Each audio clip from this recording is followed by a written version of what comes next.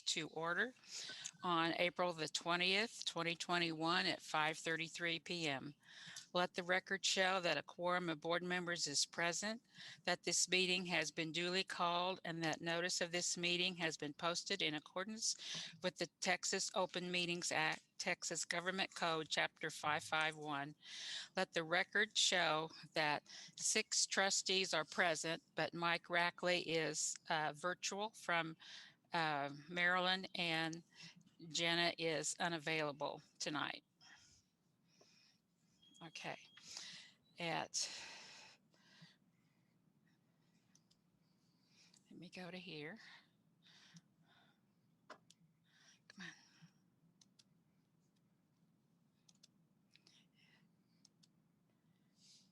And it's not working.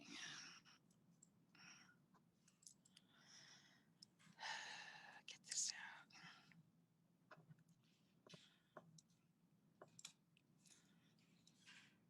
It's not advancing.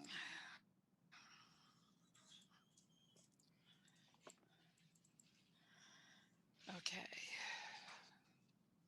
It's not, okay, their invocation and pledge, but it's not letting me do what I need to do. Well, I need to see the agenda over here to keep, yeah, it's half on this side, half this side's the way it's supposed to be. But this is what okay, here, the call to order. That's what I wanted to do, but if that's working on that side, that's okay. I'll use that side and not worry about that side. Okay. Pastor David Salazar from Iglesia Bautista Hispana Ridgecrest will be giving the invocation, followed by the Pledge of Allegiance.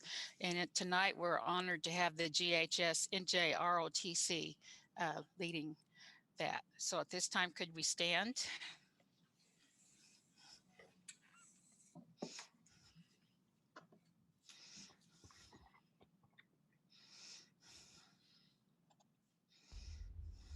Hi, my name is David Salazar, and I am the senior pastor of the Ridgecrest Baptist Hispanic Church here in Greenville, Texas. First of all, I want to say thank you for this opportunity. Thank you for the opportunity that I have to lead you guys in prayer. It's an honor and it's a privilege to me. Thank you so very much. Let us pray. Oh, Heavenly Father, thank you so much for all the things that you do in our lives. Father, thank you so much for all your blessings. Thank you for your love. Thank you for your mercy. Thank you for your faithfulness in our lives. And thank you for your grace. Father, I present myself to you because we want to get to you through prayer, Father, to ask for all these petitions. Father, I want to ask you for this place. Father, I want to ask for this reunion so that you might bless each and every one in here. Father, I want to ask that you might bless, Father, each and every one of the teachers. I pray for the school board. I pray for the principal of this school.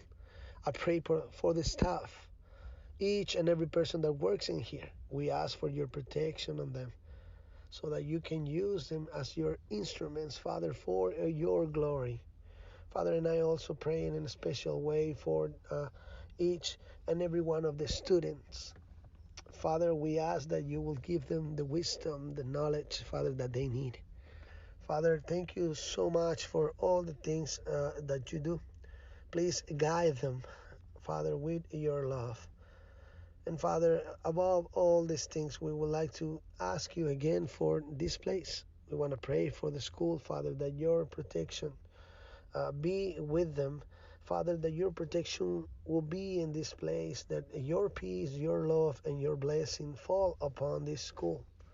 And Father, we ask for all these things in the precious name, the glorious name, the name that is above all names, the name of our Lord Jesus Christ. Amen. Padre, te damos gracias, Señor, en esta hora. Me presento delante de tu presencia, Señor, para darte gracias por tu amor en nuestras vidas, tu fidelidad, tu misericordia, tu gracia. Padre, pero me presento también a través de la oración para presentar y llevar ante ti estas peticiones. Señor, quiero orar en este momento por este lugar, por esta escuela. Padre, queremos poner delante de tu presencia a cada uno de los maestros, las maestras. Padre, queremos pedirte por el principal, el director de esta escuela, Señor, para que tú lo guíes. Señor, para que le guardes. Queremos pedirte por el personal, cada una de las personas que trabajan en esta escuela. Señor, para que tú le des tu bendición, para que los uses como instrumentos en tus manos, Señor, para tu gloria. Padre, queremos pedirte de una manera especial también por cada uno de nuestros estudiantes, Señor, que tú estés con ellos, que les guíes, les guardes, que les des la sabiduría, el conocimiento que ellos necesitan. Y Señor, por encima de todas estas cosas, una vez más pedimos por tu bendición en este lugar, que tú derrames de tu bendición y que caiga tu bendición en este lugar por cada uno, Señor, de sus estudiantes una vez más. Pedimos que tu protección, Señor, que tu amor, que tu paz, que tus bendiciones caigan sobre este lugar. Y te pedimos, Señor, cada una de estas cosas en el precioso nombre, el glorioso nombre, el nombre que está sobre todo nombre, el nombre de nuestro Señor Jesucristo. Amén. Thank you. We were doubly blessed tonight. That's neat. Okay.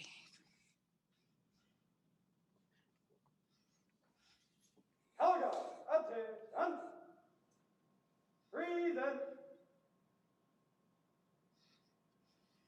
Helen. Present. Arms. I pledge allegiance to the Flag of the United States of America and to the republic for which it stands, one nation, under God, indivisible, with liberty and justice for all. Helen. order. Arms. One. Dismiss. Okay. It's good to see the NJROTC, even if they're not in person. Okay. Next on our agenda is a recognition of the GHS VEX robotics team. President, Oh, okay, Helen is, okay. yes. Sorry, I'm having some laptop issues, so I'm on my phone. Can y'all see me okay? Yes. Yes, ma'am. Okay, great. So President Stafford, Dr. Liggins, and members of the board, the timing for this meeting is perfect because it just so happens that our robotics team is in the middle of practice. So we are joined by the Director of Robotics, Adrian Emerson, the VEX robotics coach, Corey Bankston, and their team. So Adrian, why don't you introduce your team and show us what you all are up to? Sure. Thanks, Helen. And thank you to the board for having us here tonight. I want to congratulate our VEX robotics teams from the high school. We had 3 that qualified for the UIL state championship. And at the UIL state championship, we had 1 team that won the Excellence Award, which is the highest award that you can win at the competition, and also qualified them for the virtual World Championship. So they are at practice right now. If you can hopefully see them on their screen. Giovanni is there, and he was one of the winners of the Excellence Award, and he's just gonna say a few words and show you his winning robot. Hi, so I'm Giovanni, and I just want to first of all thank y'all for making this all possible and making the most out of this year. We have had our challenges this year, but we've made the most of it. We've had lots of fun. Even if everything is virtually, we've still been able to really enjoy everything. And thanks to our amazing teachers for making this all possible and for helping us do everything that we've done this year. And then I'll show you all the robot.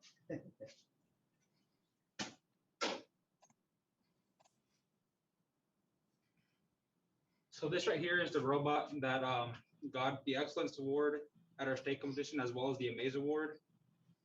And then so I guess I can now show you it driving a little bit and show you what our program's all about.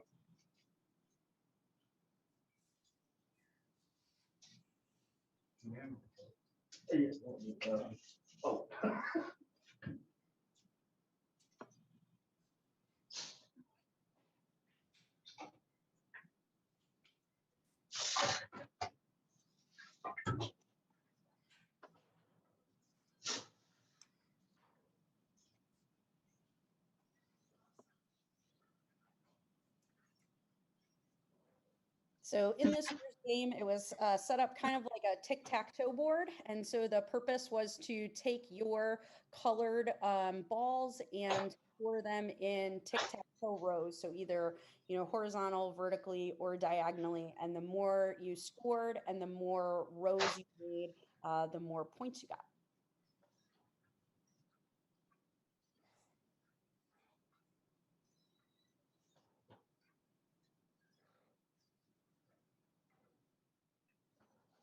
Perfect.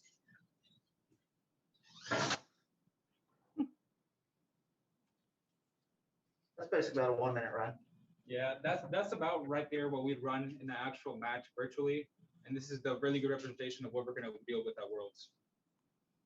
Awesome. Mhm. And I don't have to say much because their actions, I mean, everything they do speaks volumes for me. So, but I will add that the middle school also had a very nice weekend. 2148A is also qualified for Worlds. But when the design, both of these teams, their notebooks are unbelievable. And she's sitting right there, Mary. You'll wave. Mary's absolutely one of the most brilliant as far as when it comes to notebooks, and just the hard work in general from these kids is absolutely amazing. I mean, makes my life a whole lot easier. And I've been doing this for 20 plus years.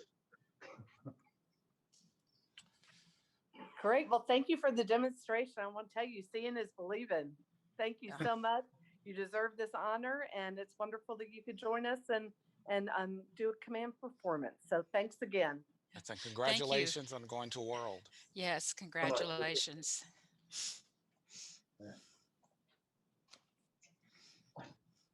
For the Hero of Hope, I'd like Helen to continue. And next we have our Hero of Hope for April.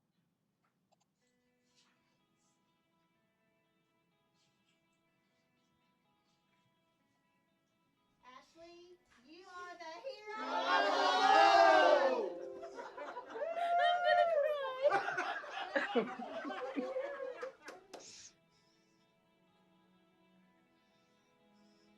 I think I'm the hero of hope because I always work really hard and try to help out everyone the best I can, both in my department and throughout the district. I try to come in every day with a brand new outlook and just want to start fresh, be happy, joyful, and do all my work to the best of my ability.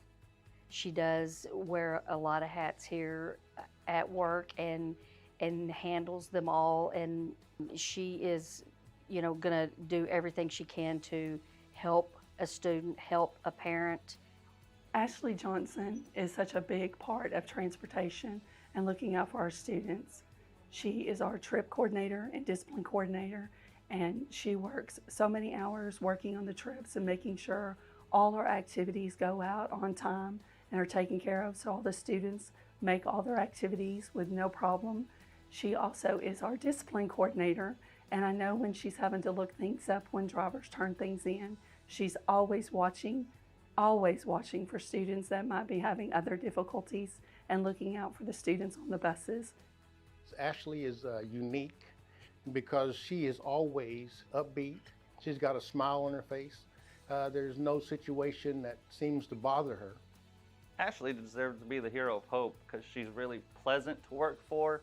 She's always children-minded. Everything she does is for the kids and about the kids. Just walking into a room and seeing Ashley smile brightens up the day every day. Smiley, I would definitely call her Smiley because not only does she smile, but she is going to make sure that you smile as well. I think that is a beautiful quality for somebody to have. She is definitely an asset to the Greenville ISD. People of Greenville ISD should be proud to have someone like Ashley. Ashley, we're so proud of you. We think you are such an asset to our department, and sometimes I don't think you realize what an important role you make with GISD. The recognition actually means a whole lot to me because I'm a worker bee, and sometimes you do a lot behind the scenes and don't know if people notice, and I just feel really appreciative that people have noticed the work that I do. Thank you. Thank you, All right, Ashley. Yes. Ashley, are you there? Would you like to say a word? I just wanted to say thank you so much because it really did mean a lot. It still does. I hung the cape up in my office and I look at it all the time, and I'm just really grateful that somebody noticed me. Awesome. Well, thank you for all that you do. Thank you. Okay. And that wraps up the recognition. Okay. Thank you, Helen. Mm-hmm. Open forum and public comments. Do we have anyone that wishes to speak or has sent in any comments? No, ma'am. Okay. Moving on, comments from the board. Is anyone on the board wish to make a comment? I do. Okay. Okay. So I went ahead and typed it up because I kind of digress sometimes whenever I'm talking. So I reviewed our, I reviewed board book over the weekend, and then I've been thinking about a lot of things over the last few weeks. And I just felt like I needed to go ahead and say something about things that have been on my mind. So it's actually a couple of things. So I'll start with the first thing. Over the past few weeks, I've spoken to more teachers and parents than I can count. This is not because I've reached out to them. These are conversations that occur when I'm in the grocery store or at the park with my kids or walking on my street. I don't mind these conversations. In fact, I love the connections that I have with people in our community. However, I'm very concerned because the nature of the conversations are normally depressed, unmotivated, fearful, angry, stressed, anxious, and I think you can see the trend. They are over different subjects, but there's one that is consistently standing out, and it's probably a conversation that my fellow board members have also had with public or people in the public. The theme that stands out is teacher burnout, student losses, and parent frustration directly linked to COVID protocol in our district. More specifically, our elementary teachers are burned out. As COVID numbers continue to decline over the state and significantly here in Greenville, it is my strong opinion that we need to do away with online learning at the elementary level. It's time to bring these kids back into the classroom completely and not stress our teachers out any more than they already are. The students that continue to learn online are not only a distraction to the students in class, they are often not held to the same standards as the students in class. What is a teacher to do with a student that consistently shows up at 10 minutes before attendance and doesn't return after lunch? If the teacher does try to discipline the student online by verbal correction, then the in-person children will take advantage of this and the class then becomes disruptive. It's a vicious cycle and extremely stressful to our teachers. I know that I wasn't able to place this on the agenda this week because I missed the deadline. However, I do want a discussion about this and a possible vote to bring elementary students back to school 100%. So if it cannot be discussed and voted on today, I'd like it to be added to the next week's agenda. So that's the first thing. And I'm sniffling because I was crying because the hero of hope was crying. I'm a sympathetic crier, so I apologize for the sniffles. The second thing, you all know me to be passionate about our teachers, and even more so for teachers that have been invested in our district for years, who have children that have gone through the ranks and families who have supported our district throughout the years. Every year that I've sat on the board, we've discussed teacher turnover, which has been over 30%. And Dr. Liggins has alluded to the fact that we will probably have higher turnover rate this year as well. If it is at 30% or more, you can easily add these percentages up to see that we have had 100% turnover. Maybe not in every single job, but in many of the jobs we've had 100% turnover many times. Every district in our state will have turnover to some degree, but we are consistently above the state average by 10 or more percentage points. I'm not really worried about what other districts are doing. I would like to focus on what we are doing. And I want to be sensitive to what we will hear in a later presentation today, classified as subjective. Relationships, culture, climate, and treatment, because these are what I feel are the biggest reasons why we are losing so many. You know, what's not subjective is that we are losing teachers at a higher rate than many districts across the state, and that's just a fact. We continue to be told in our board meetings that this is loss. This loss is due to receiving bonuses from other schools or discipline because of our 70% socioeconomic depressed students and teachers want to leave the district because of that, COVID, etc. If every year the excuse changes, but the problem doesn't, at what point do we realize that there is an internal problem? And that's it. Thank you. And okay, on to reports and discussion items. Have the superintendent's report. Thank you, Ms. Stafford. We've had so far, we've had 2 Thursdays where we've actually had pre-K roundup, and so far we've had 165 families come through. It's been a drive-through only, and they don't have to get out of their car, and we are excited to have so many students coming back. As you know, pre-K was one of our largest grade levels where students did not come this school year.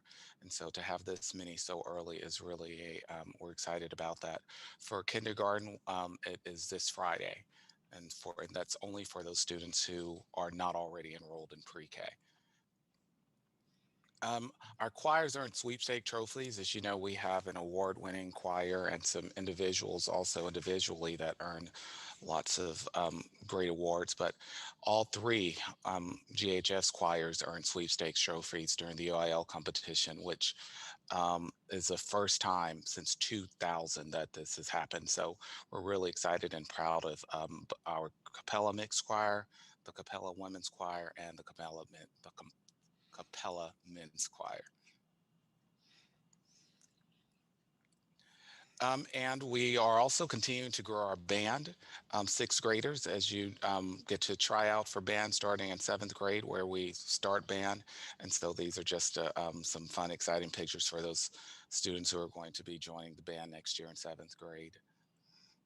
And I had the distinct pleasure and opportunity to sit down with, there is a new,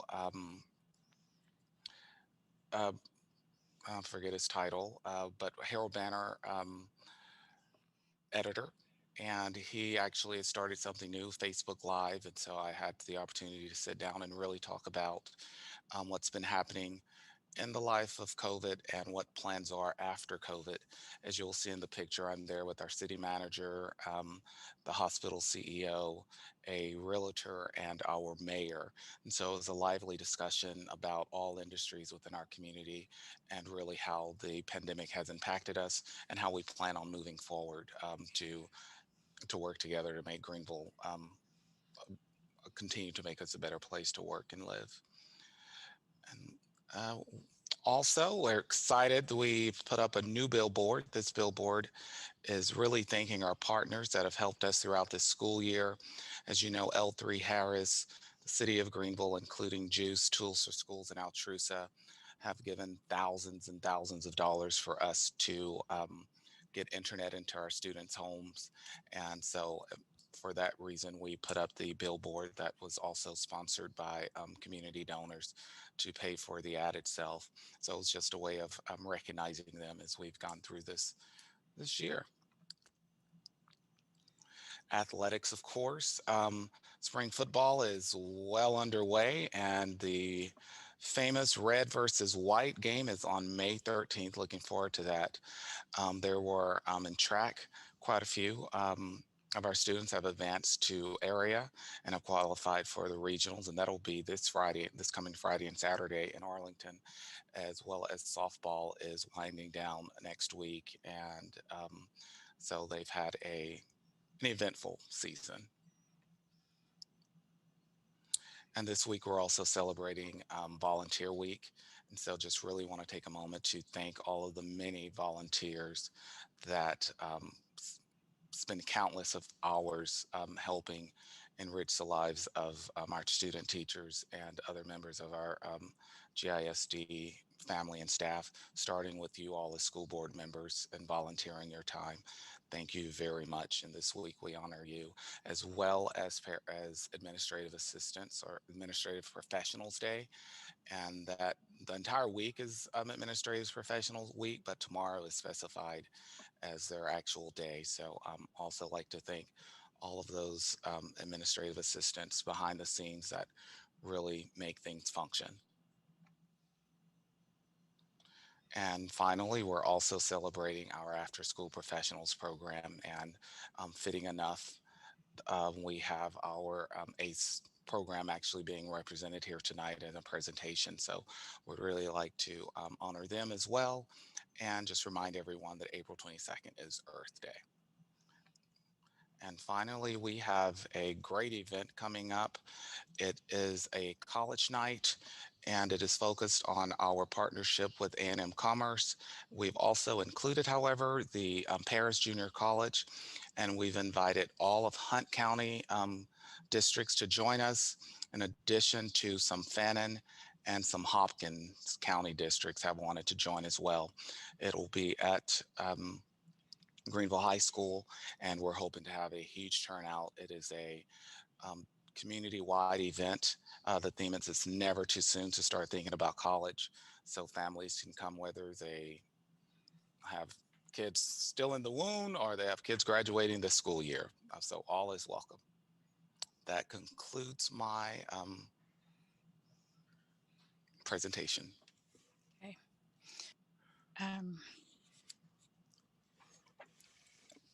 Do we go on to the ACE presentation now? No, the next one is discussion of legislative issues. Okay, that's next. Learning loss due to COVID. And for that board, we have several representatives, state representatives, and there, I saw that Senator Bob Hall is online. We have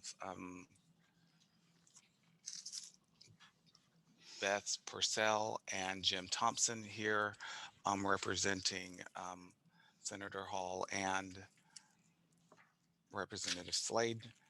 And you have all been given a red folder as a reminder of some of the GISD and Hunt County legislative issues. And this was requested by a board member to be placed on the agenda. And it's really an opportunity for you to ask questions, to give your opinions, and to state your stance as school board members and what's best for our community and school district. So. Well, I think we need to say thank you for agreeing to do this. I think this is the first time this has ever happened. So I believe Ann was the one that asked that. So thanks for asking to have it put on the agenda. I think everybody's first question is, when will we get stimulus money that was promised to us by the federal government?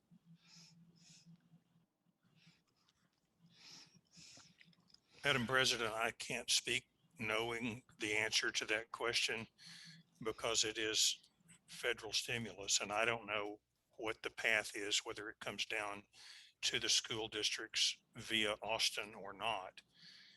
I did learn today that the American Rescue Act money is going to start showing up. I don't know if that's the same funding that you're speaking of, but it's going to be apparently coming down the pike very quickly. I know that Hopkins County, which is my home county, is supposed to get just over 7 million, and they're working out the final stages of what the protocols are for using that federal money. But the fact that it comes originally from the Fed, as you probably well know, places a lot of strings on when it can be, how it can be, what it can be used for. And I would have to say that I am ignorant of the real answer, but that when you're dealing with the federal government and funding issues, you need to be patient. And I'm sure y'all are aware of all of that, but I don't know that there is a clear-cut answer. Okay. It was my understanding that the CARES Act, the first $1.2 billion was sent to Texas, and then they deducted that money from what they were giving to the districts. So in essence, they kept the federal money. So we didn't receive anything from the feds. And then we haven't received the second round, and then the third round is due. So, we're trying to start budget work, and it's very hard to make a budget when we don't know whether we're That going to have 19 more million dollars or whether we're not, which makes a certainly huge understandable. difference. I deal primarily with constituent service matters on an individual level. I don't follow the legislature as closely as some staff members do because I'm here at in the district, not in Austin. But your concerns are warranted. I wish I was in a better position to speak to the question, but I'm not. And I would rather tell you the truth than dance around it. This is Bob Hall. I'll make a comment on it. Can't say that I know much more than what Jim has said, uh, because all of what's going to be distributed is really, it's like everything else that's happened during this uh, pandemic disaster. It's all controlled by the governor's office, and the legislature has really not been brought into it, participating in it. But I do say, what I do know is that with all of the federal money that has been coming, the ground rules on how it's used, when it's going to be distributed, everything about it has been in a constant state of change since it was first talked about. Eligibility, everything you can name has been continuously changing. The one thing I would say is to caution you, is that whatever it is the federal money, and you're talking about budgeting for things, recognize that this is a one-time event. Uh, in the past, when there's been federal money made available, entities have assumed that that was going to be an ongoing thing. And so they hired people and did things expecting to get the same amount of money later on, or next year and the year after, which wasn't the case. And I doubt that it will be the case here. So just, use it wisely, but not in a way that you set yourself up so you expect it to come again next year.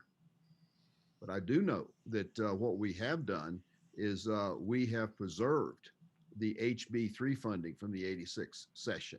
That was one of our top priorities for the budgeting. We are short here in Texas. We don't have the money we had last time. But what I do know is that the funding for the schools was met. The commitment that we made in HB3 has followed through, and it will be in the budget that we will probably be voting out within the next 2 weeks from the Senate. We've already voted the Senate budget out that fully had it in it. Next, will we get the reconciliation with the House. I haven't seen the House budget, but I do believe it's pretty close to what we have. It's not too far off. But the main thing is, please don't treat that money as an increase in funding for school that you would expect to get year after year. No, we realize it's a one-shot deal. Right. Well, I just bring that up because the last time this happened, there was money available that went to the cities and counties, and they started hiring people and creating new departments and other things, thinking, well, somebody will come again the following year, and then they were very disappointed. And then we got accused of cutting their budget. It was before I got here, but the legislature was accused of cutting their budgets when all it was did not. There wasn't that follow-on funding. Those one-time Obama funding that came out. So You're not on speaker.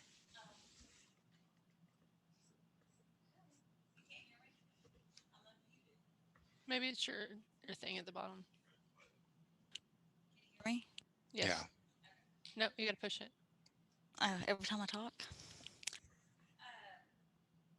40 other states. Mm-mm. Hear me? Now we can. Can you hear me now? Yes. Okay. 40 other states have already received their federal stimulus money. So I'm wondering why Texas has not received theirs, and what y'all are doing to make sure we receive ours in a timely manner. I mean, if 40 other states have already got it, I don't understand why Texas hasn't already received it, or if we have received it, why it hasn't been distributed.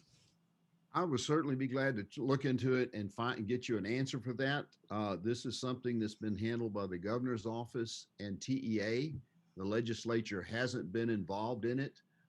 They may have already received it and may be working on trying to figure out how they can distribute it and what the ground rules are.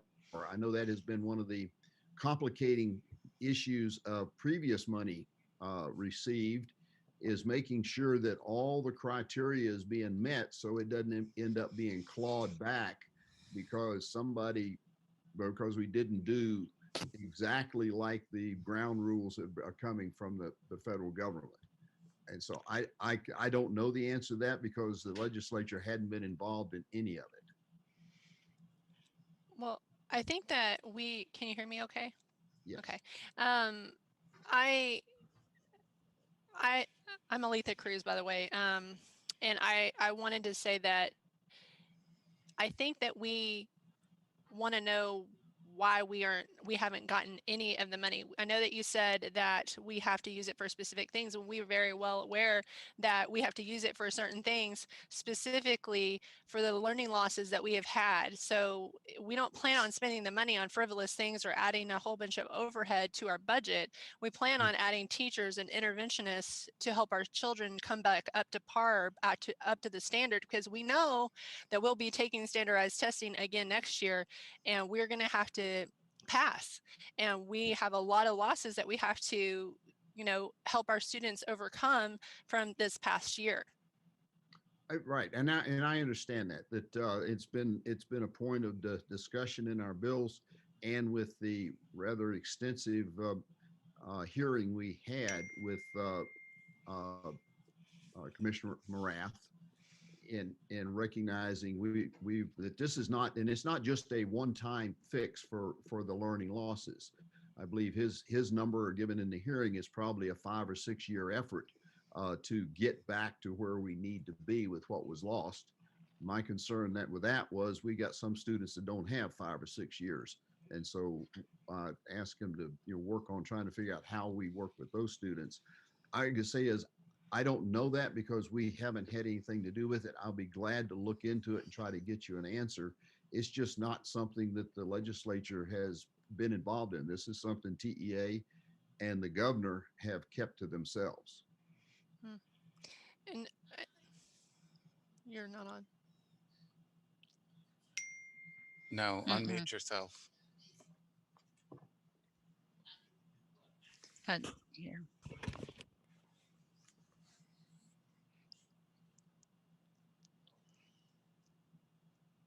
Okay, can you hear me now? Yes.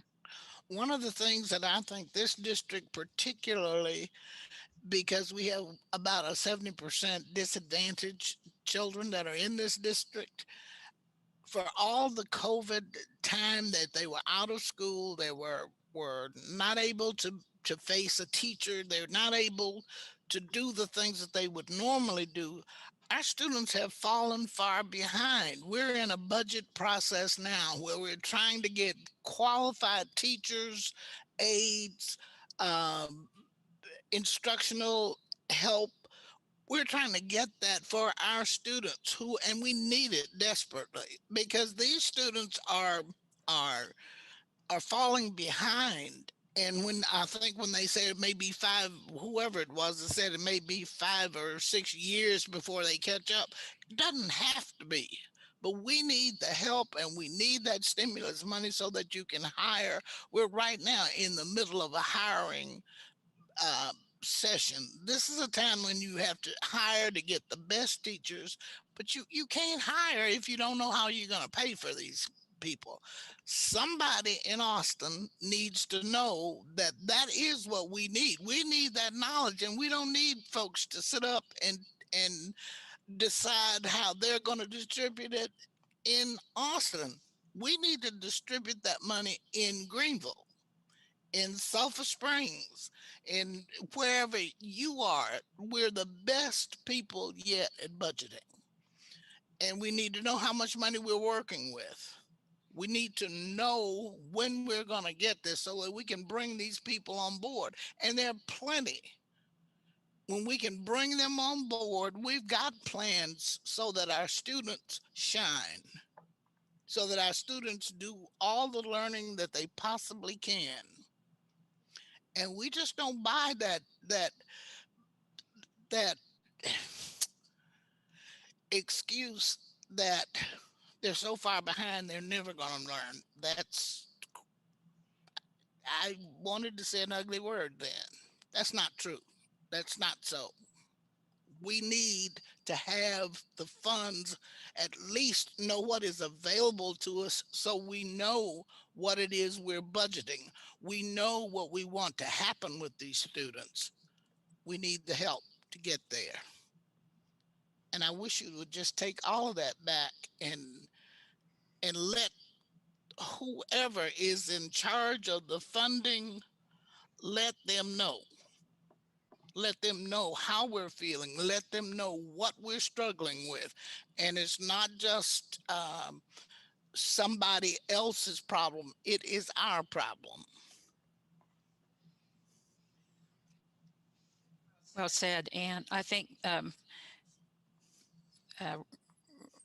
Mr. Hall, you can obviously hear the frustration in all of the board members that have spoken tonight.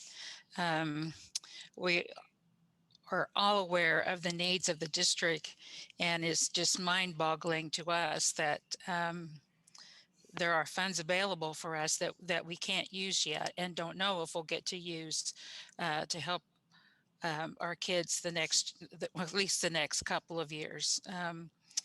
You can't imagine how hard it is to teach kindergarten through Zoom and make sure that the kids know how to use a pencil in the correct manner. It's, you just don't have that teacher being able to come around to each child and show them how to do it.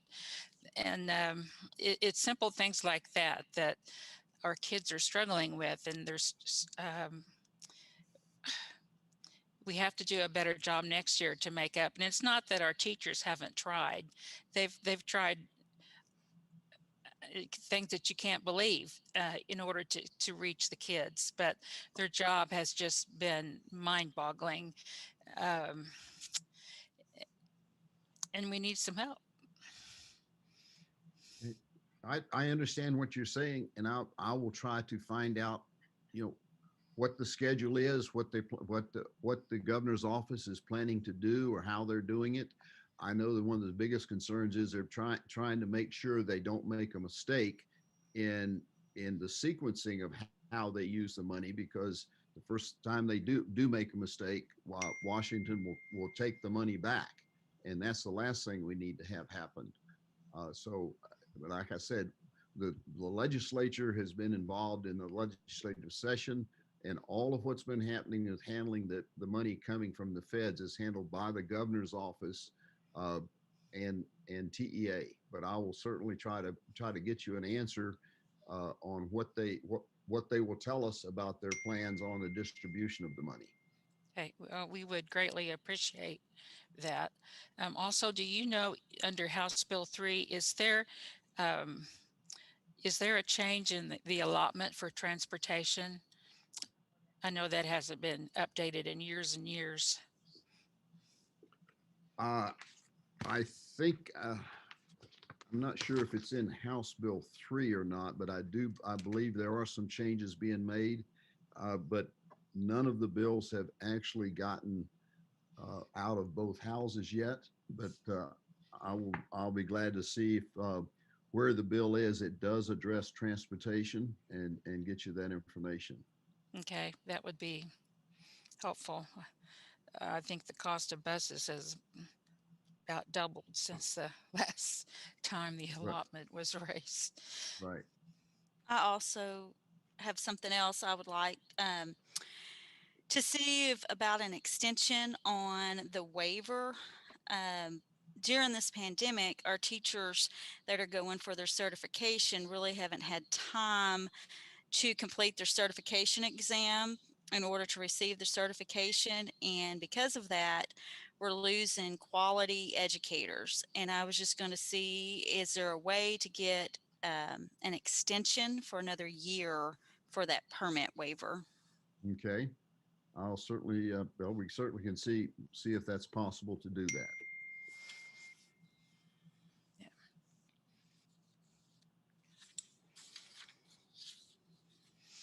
Is there anything else that you need to tell us about what's going on in Austin at the current time? Well, I can tell you that the issue of what we do about trying to recover from the pandemic and recognizing that the problem is different all over the state. We have schools that vary from those that shut down almost completely to really stellar schools like Peaster over near Denton, who never shut down, never went into lockdown, never wore mask, continued with in-person teaching that has lost very little in this time frame because they recognized that they could continue the way they were. And so we're trying to address the full spectrum to how we recover from this thing. And like I said, we have the funding for schools. It's in the budget. Is HB3 was well protected in it. We're recognizing some of the issue with our special education students and the services they are entitled to and they need to make sure that gets covered. And broadband is right at the top of the list to make sure we do get broadband so that if we need to go back to remote learning, that we do have good broadband capability throughout the state, addressing it for both the rural and the cities areas. We're also looking at doing what needs to be done to make sure that our virtual school capabilities, that the best practices and techniques that were used, that were effective, that the information gets out to everyone so they can take advantage of it and make it so that those students, and the bill has not gotten very far. It's only got, I believe it's out just barely out of the education committee, but setting it up so for those students that learn better with the virtual learning framework are able to do that, working on the parameters that would be involved, which would include requiring the STAR test and the schools needing to be at least a C rated on the brick and mortar side to even offer it, and other aspects of it to make sure that we have a consistent virtual learning program across the state. We're looking at SB 226 with teacher training to recognize that teaching through distance learning is different than teaching in the classroom, and coming up with the training to make sure that we have teachers that know about and have exposure to the best practices that make it most effective. I think SB 1063, looking at adding a program on personal financial literacy that would be an option for the current economics course. It's a half credit and it would be 2/3 instruction in personal finances literacy and 1/3 in economics. And the idea behind it is to make sure kids are equipped with a good financial literacy tool when they graduate. There are other things in SB 1356, particularly looking at trying to combat the learning loss, trying to use the state's nonprofit teacher organizations and tutoring programs to help students with more tutors and more people coming back into the workforce that may have been retired. And I would say that's kind of the, let's see, that's really kind of the highlights of what we've done here on the Senate side. The main thing is to maintain the HB3 as it was passed last time, to make sure that all the elements in it are covered. Okay. Well, we appreciate that. Um, That was helped by the increase in property tax revenue, correct? I mean, we were able to have a lot more funding than what was expected at the beginning of the COVID crisis. It was a mixture. Oil and gas wasn't as bad off, and the franchise tax wasn't as bad. I was kind of all the way around that the economy uh, rebounded enough so that all the way around we were not as short as what we thought we were going to be going into it. And whatever was short really was that burden was put on all the other state agencies except for education. The bill that got out of the Senate, the education was the only one that actually maintained its funding. Mr. Hall, I have a question. Is there have funding in Texas, the federal funding, stimulus funding from the the December bill as well as the March bill? Has any other industry within Texas received their federal funding? Because it had a lot more than just for education. Or is education the only one still waiting? It's like the rest of it, Demetrius. I can find out. Again, the industry was I mean, all of that money was handled by the governor's office. And I do believe that I've heard businesses talking about having received some of their money. How much of it, I don't know. And I hate to sound like a broken record, but the legislature has been cut out of all of this. It's all been handled by the governor's office. I remember we're still under a disaster declaration, which gives him the ability to operate totally by himself. And that's what's happened. The frustrating part, if I can speak for superintendents or myself in general, is late last spring when the first stimulus fund was done, they figured out quite quickly that they could supplant it and not provide it to districts. And now we're 5 months later from the last stimulus from the administration, and yet they're still trying to figure out these funds, which I think the U.S. Congress did catch on and said that they had to go directly to the districts, and maybe that confused them because I'm not sure, but it's extremely frustrating. Believe me, I'm just as frustrated as you are. I think the legislature should have been involved a whole lot more than what it has been in 90% of what's going on. So I share your frustration. Could you talk a little bit about, there is a law currently on the books that allows after an emergency declaration for school boards, or not just school boards, I guess any voted board, that taxing entity, to raise copper pennies without going to the voters. Is something being done with that? I haven't seen any legislation that's changed anything. Whatever was currently in legislation that there's nothing been done in this session that would change that.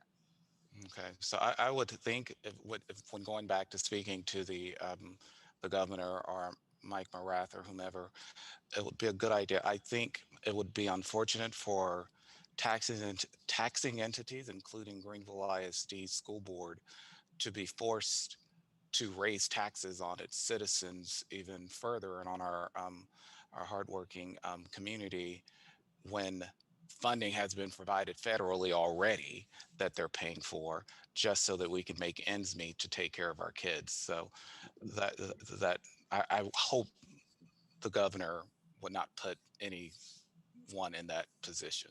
Okay, I would hope not. And I have heard no talk from any of the folks that are on the finance committee or in budgeting that has talked about that being necessary in order to meet funding, school funding levels. But I'll certainly look into it and see if there's something that's in the governor's office with regard to that. But I have seen no bill or anything in legislation that would do that. Yeah, and I'm speaking more to, I appreciate the fact that education has continued to be funded at the level that it was increased to in the last biennium, but I'm speaking to the additional things that will be needed due to COVID. Having House Bill 3 is great if we're in a normal school year. That just will not suffice with the learning gaps that we're seeing at this time. Right. No, I understand. I understand that. And all of the bills that have been passed so far have had funding tied to them, where we're talking about providing extra help for special need kids and things like that, because no bill is being heard that does not have full funding in the budget. So everything that I've That's talked good. about here, the teacher training, all of that.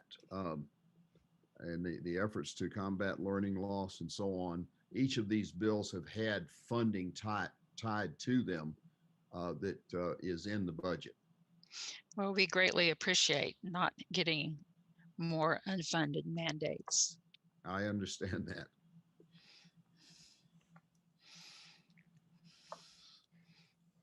Is there anything else you think we need to? Does anyone else have any comments? Well, just let me say this to maybe to close it is quite often questions come up. I mean, I can always remember the teacher saying, anybody have any questions for tomorrow's test? And I didn't ever have any until the test started. And then I had lots of questions. So, but I will tell you that if you have one, call us. I mean, Demetrius, we're here to serve you, to serve. And so we can't get answers if we don't know the questions. I don't want you sitting out there frustrated about wondering what's happening here. We will do our best to get you the information if we don't have it right at hand. I've got a staff that understands that our primary job is serving our constituents in whatever their needs are across the board.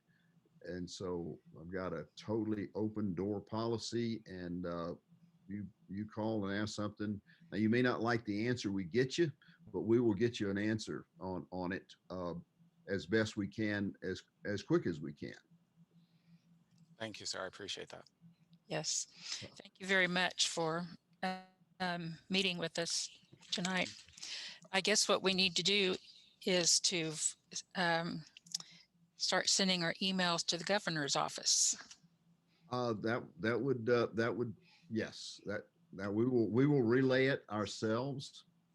And I'm going to tell you that I also share your frustration about getting the kids and the teachers all back in the classroom and getting back to where kids really learn. I mean, I learned firsthand with having grandkids in school. I saw what they were going through, and I saw their frustration. And I've lived it with the teachers that are in the neighborhood where I live. There's nobody that wants to see us move back to where we need to be, or is more sensitive to the fact that we've lost a year. I mean, we have lost a year, and we've got kids out there that we've got to do all we can to get them caught up as soon as we can. Yes. And recognizing it's a challenge that none of us has gone through before. It's different than what any of us has seen before. And so it's going to take some creative work and some dedication. And I know that it's out there in our teachers and our administration to do this. And so and I think it's also going to take like you and others to be a voice for the districts and to push Governor Abbott to, release that that stimulus money that is due to the districts. Right. To be a constant on them to get this taken care of as soon as possible. Yep, and we will be doing that. I'll follow up on this, and we will get you some answers. Thank you. Yeah, I know there's so many ways that kids have been affected.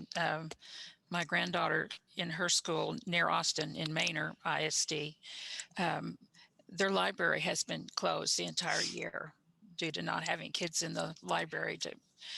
Well, that's just great. Kids need those kind of services. So Grammy has stepped in and made sure she had plenty of books to read, but there's just so many things that have been done over the year that have affected our kids in so many different ways.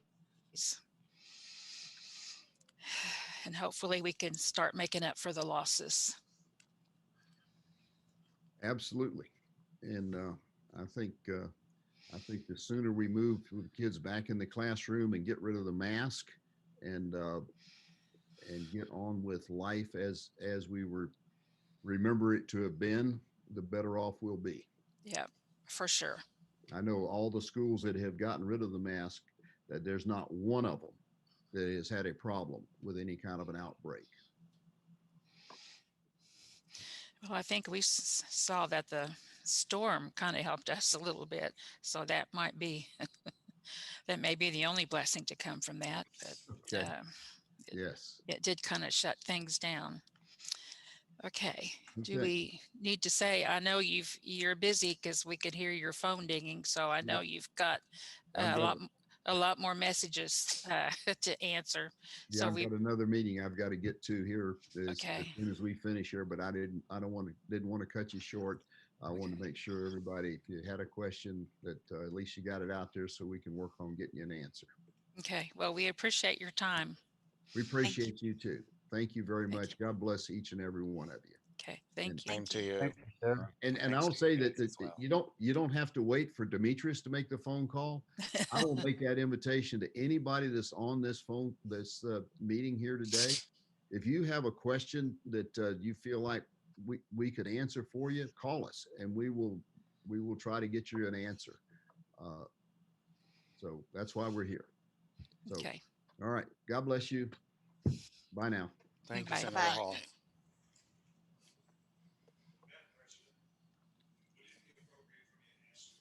Could you are you on mute? Yeah.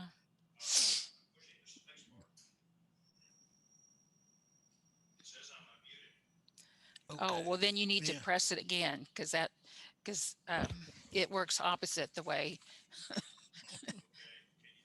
No.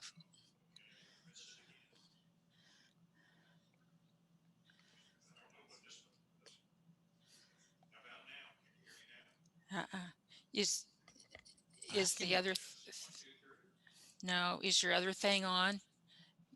Check the red button. About now? Yes. Yes. Okay. No. You shouldn't have to do that. No, Let go of it. let.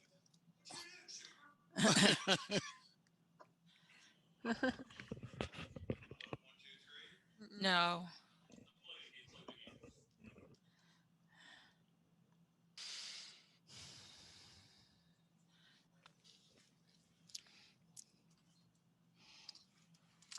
Is he unmute at the bottom?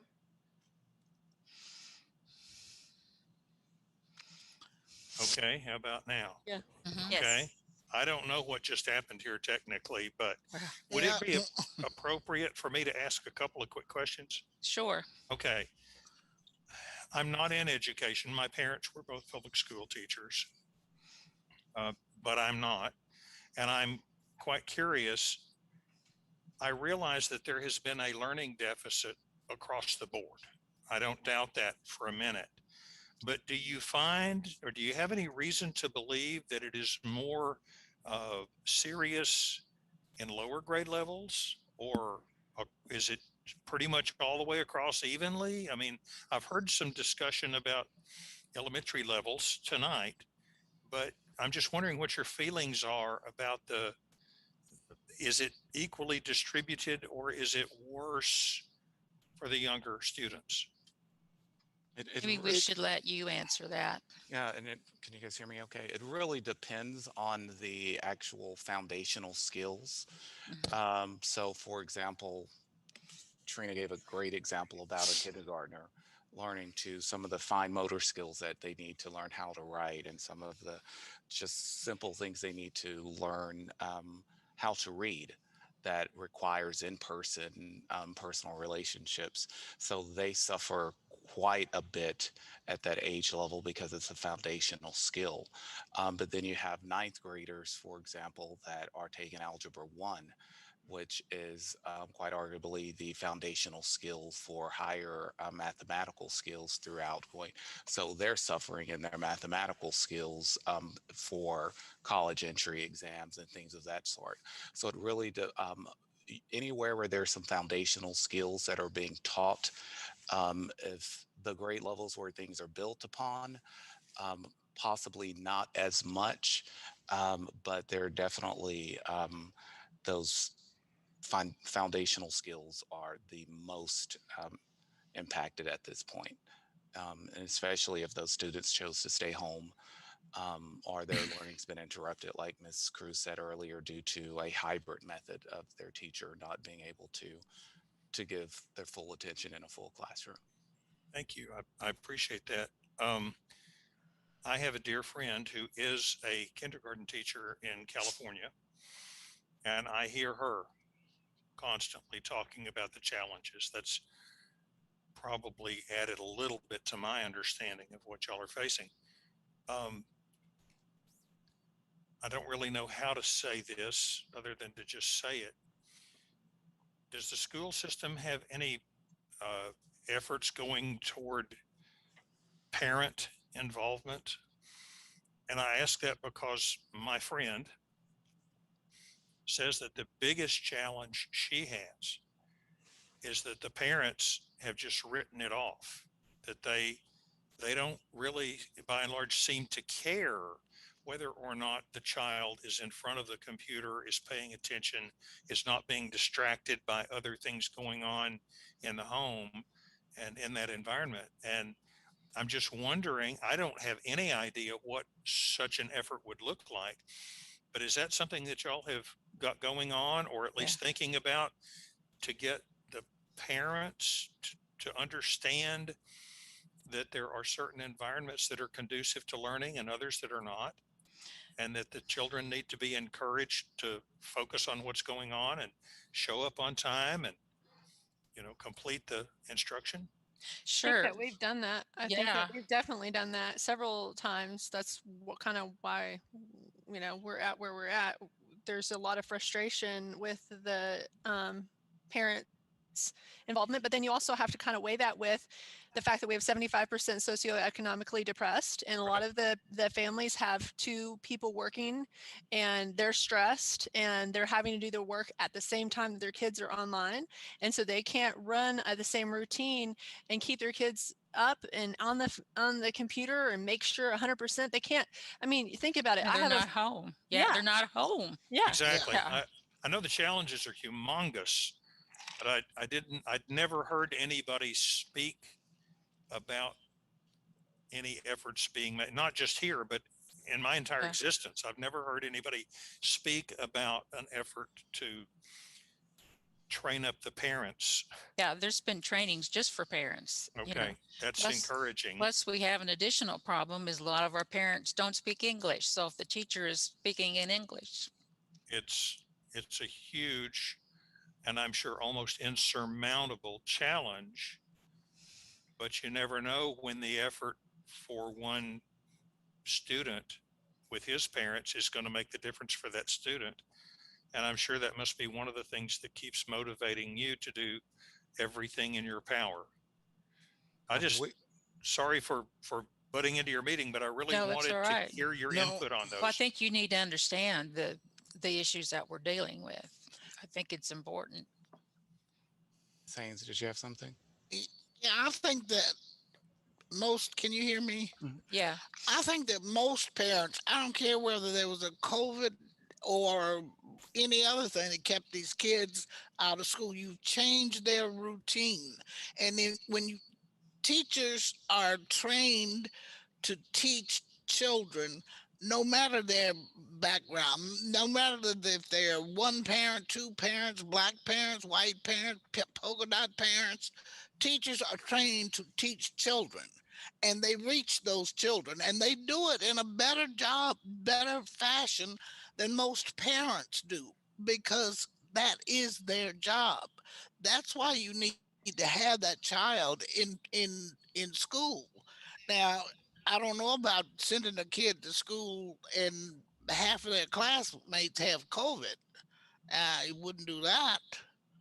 But you have to realize that these people, most parents aren't equipped really to teach third grade math. No, but what I do believe is that parents are, at least by and large, capable of backing up the educational process, supporting the educational process rather than just neglecting it, and backing up the efforts of the teacher, especially in a COVID time when that teacher has to be limited only to what can be done on the screen. I don't I don't suggest for a minute that the parents ought to be doing the teaching. They're not trained for that. In some cases, But they have to do that yeah, though. Parents have to but do that. They will have to go ahead and do that.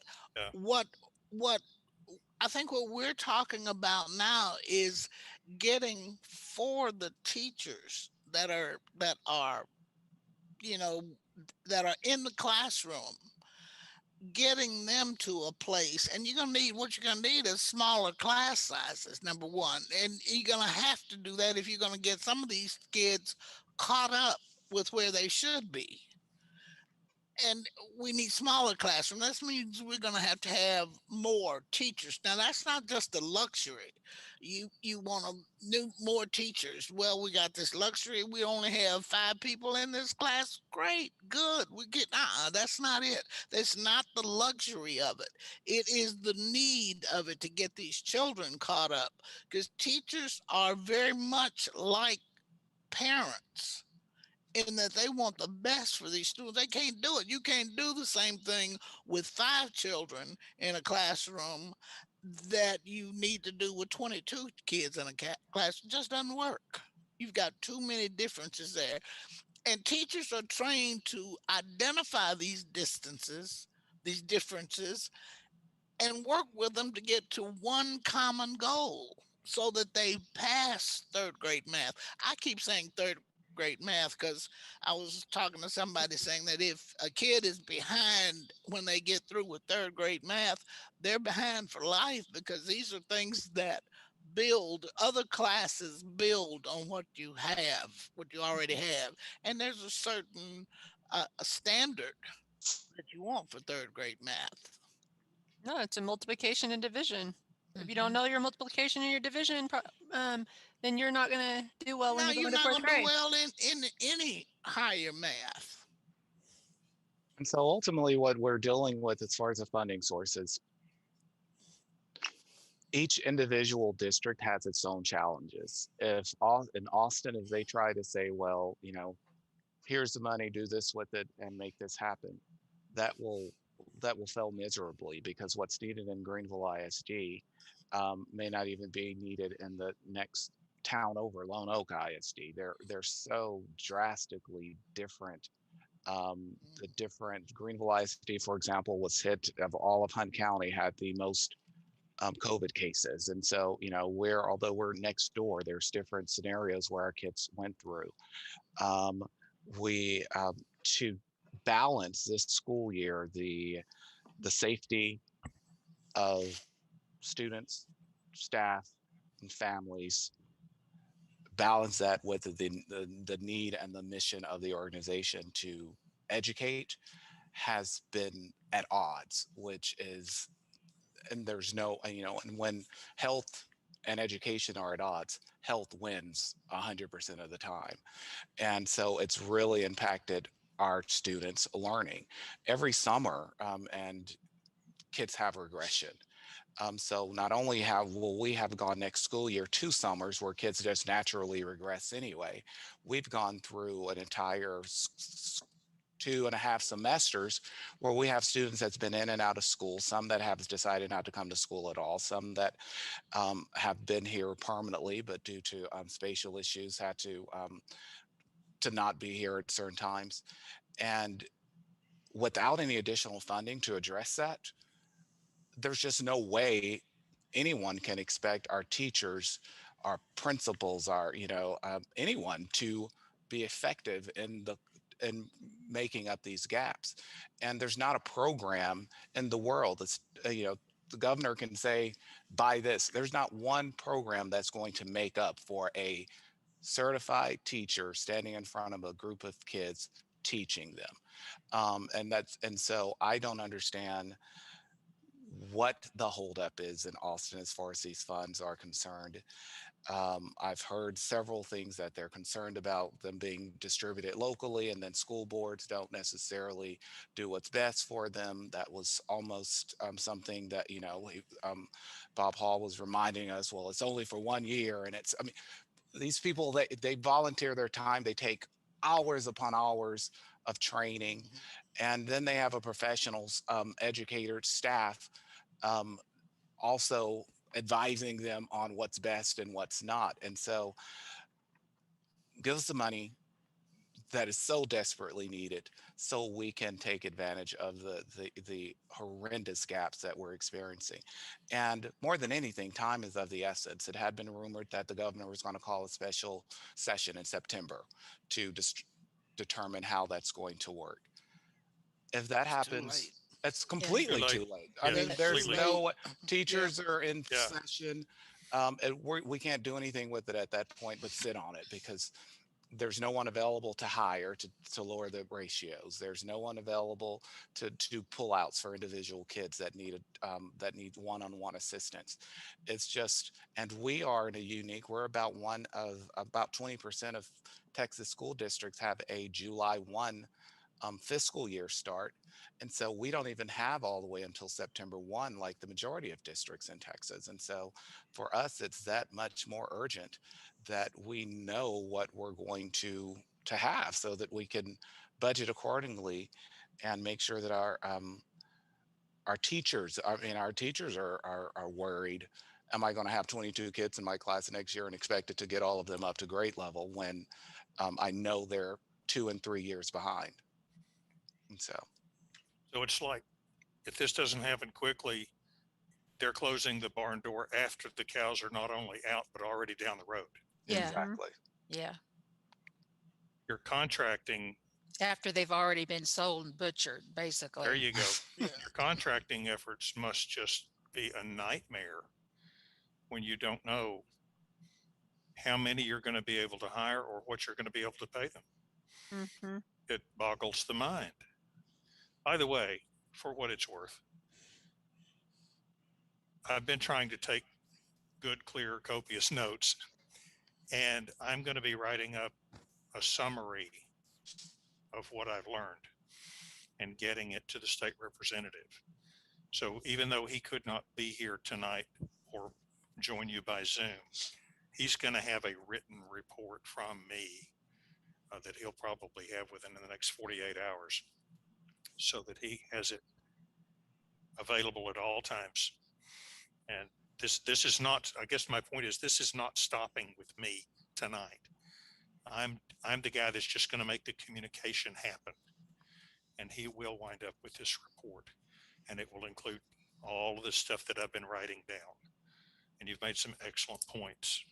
Some of them I was aware of, some of them I was not. So thank you. Thank you. Thank you very much. Thank you both for being here. Yeah. Yeah, we appreciate your time.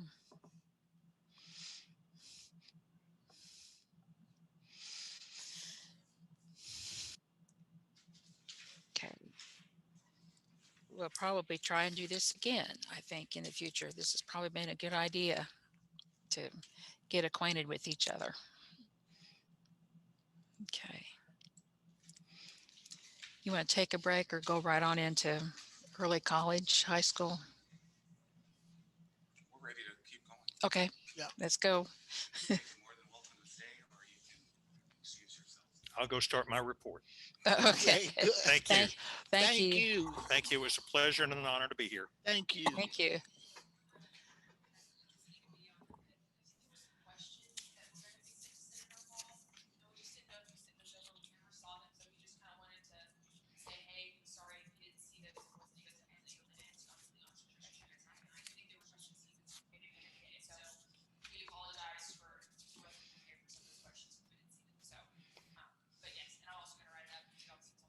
Okay.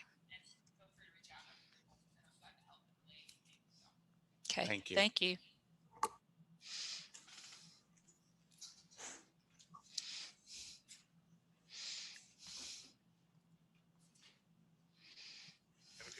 Okay. Thank you. For the early college high school update, we are starting with a video and then we will go to the chancellor of the school.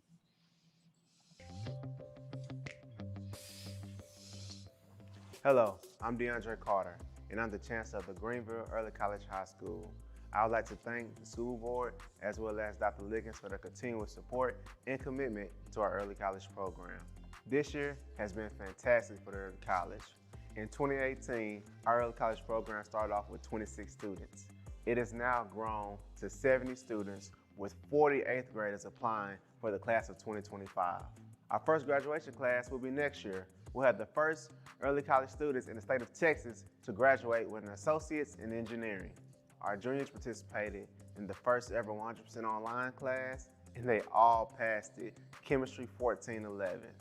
3 of our juniors got accepted to the Paris Junior College Honor Society, Miranda Hines, Diana Vega, and Jenny Gonzalez. Congratulations to those students. Recently, our juniors got fitted for the academic letter jackets. As a school, all of our students got to vote on the color scheme for their jackets. They chose a red body with the white sleeves. We've started several programs this year. One of our programs is the Student Advisory Board. Each grade level gets 2 representatives to sit on the board, and they serve the early college with me.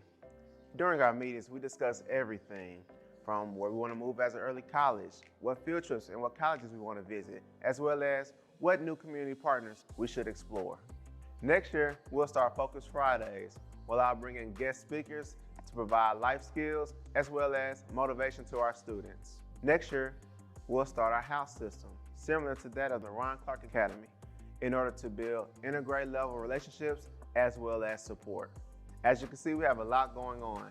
Thank you for your continued support of the Collegiate Lions.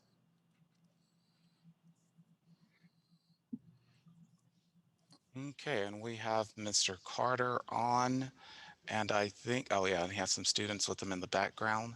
So, do you guys have a prepared statement, or are you just prepared to take questions from the board, Mr. Carter? We have prepared statements. I'm going to let the students talk first, and then I will take questions from the board, if that's okay with you, Dr. Liggins. Absolutely. Thank you, sir. Okay.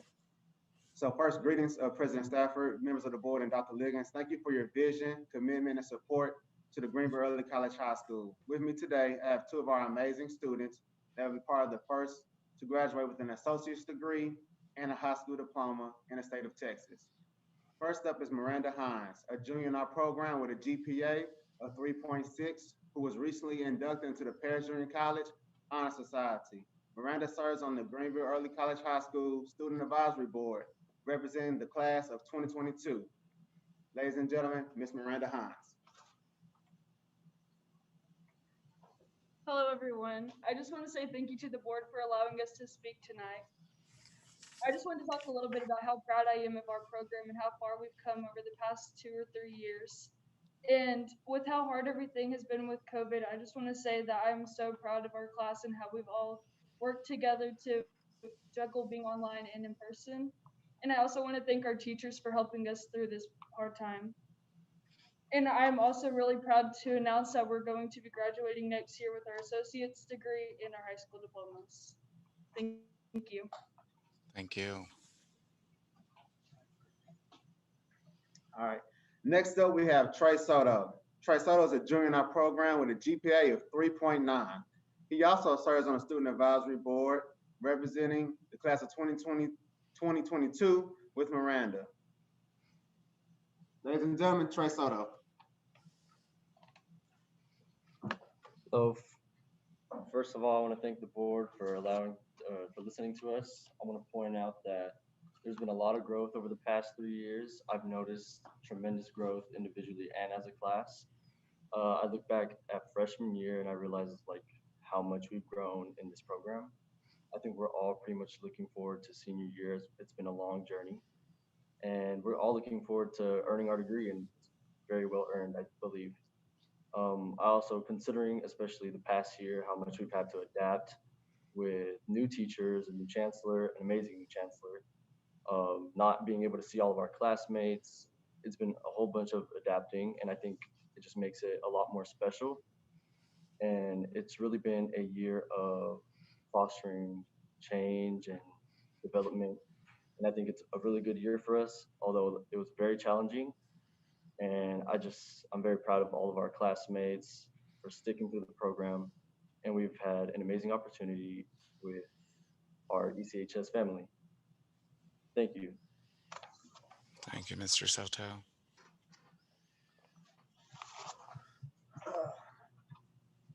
All right, at this point in time, I'll take any questions that anybody would like to ask about the early college program. How was the kids, the 8th grade students now? Did we have a lot of applicants for next year?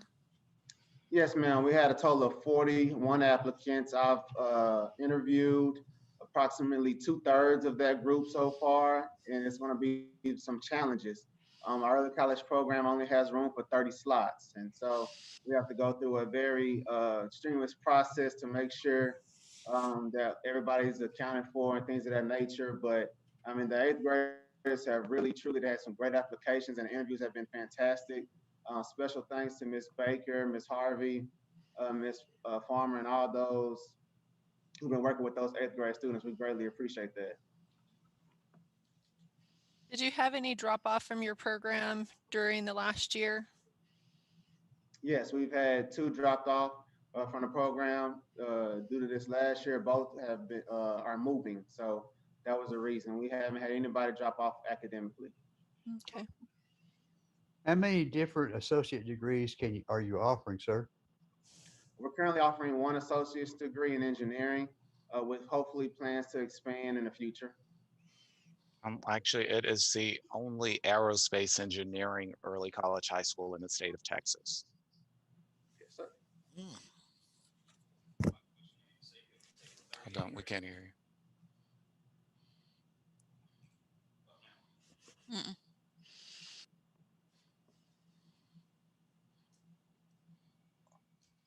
What about now? Have there ever been any plan to be taking 38th graders, then they extend that number out to more than 30?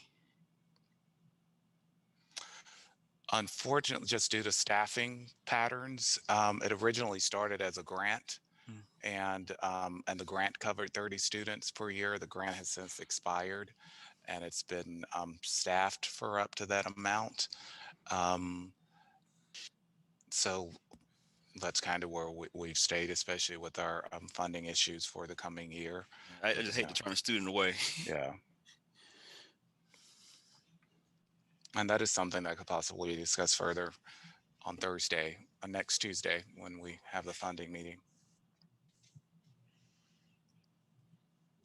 Is there a way he can hold off then making that decision about the other extra 10 or? Yeah, I think the deadline that is in May sometimes where those students are informed. Is that correct, Yes. Mr. Carter?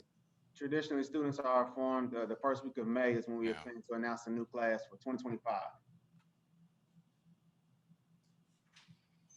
So yeah, so we have time. We can't hear you, Ms. Stafford. Ben. There you go. Okay. No, that still doesn't sound like I'm. You're on. Am I? Okay. Are their GPAs weighted? Yes, the GPAs I gave you were their non-weighted GPAs, but their GPAs are weighted because all of their high school courses are honors and pre-AP courses. And so both students behind me, as far as they also have a PJC GPA. Both students that represented today have 4.0s at PJC, which is, the highest you can have, which is a honor roll or all A. So we're doing very well as far as academically in the program. A lot of students are striving. Good, good.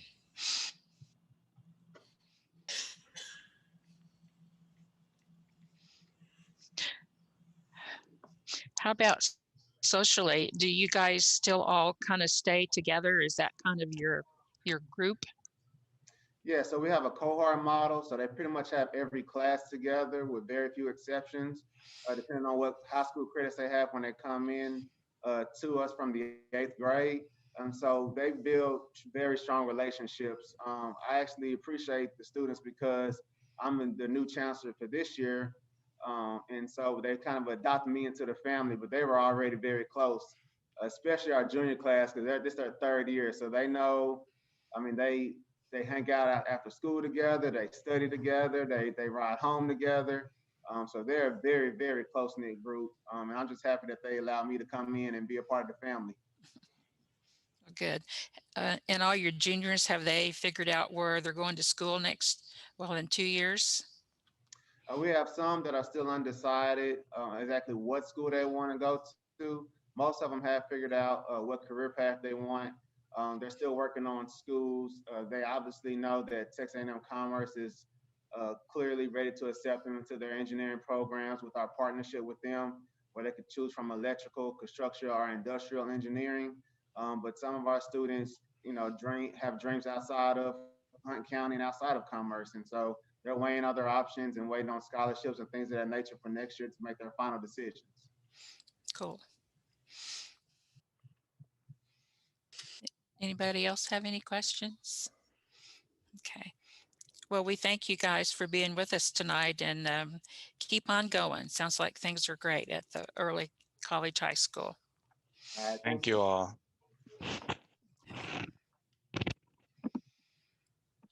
Okay, moving on now is to the ACE program overview. Yes, for this portion of the meeting, I would like to call Johanna Friedel, who is our ACE director. Good evening, Dr. Liggins and our board president and esteemed board members. It's a pleasure to be here this week, and especially during After School Professionals Week. It's kind of a coincidence. So if you'll advance the slide, this is your ACE team. And as you look at the different folks on and this is our core team. In addition to these folks, we typically have between 80 to 100 other folks working for us in the capacity of aides and school day teachers that work for us. So we have a really good team of individuals that help out with the after school program, all district employees. And I don't know if you got a chance to, but I hope you enjoyed looking at the math carts, the art carts, Mango Math and Leapfrog. These are just some of the things that we use for our academics. And of course, I showed you the art card as well, and for summer ACE, as well as during the school year. So basically tonight, I'm going to talk briefly on what is a 21st Century Community Learning Center grant, which is a federally funded grant. How do we implement it? And I'll talk a little bit about the project measures, which are all aligned with the board's strategic planning goals. And then a little bit about summer ACE. And ACE stands for After School Centers for Education, but it always also stands for Academics, Career and College, and Enrichment. So the 21st Century Community Learning Center grant, as you can see, is federally funded. It's been around since the Clinton era, so it's been around for quite a while. The money comes down from the federal government, distributed to the states, and then they run grant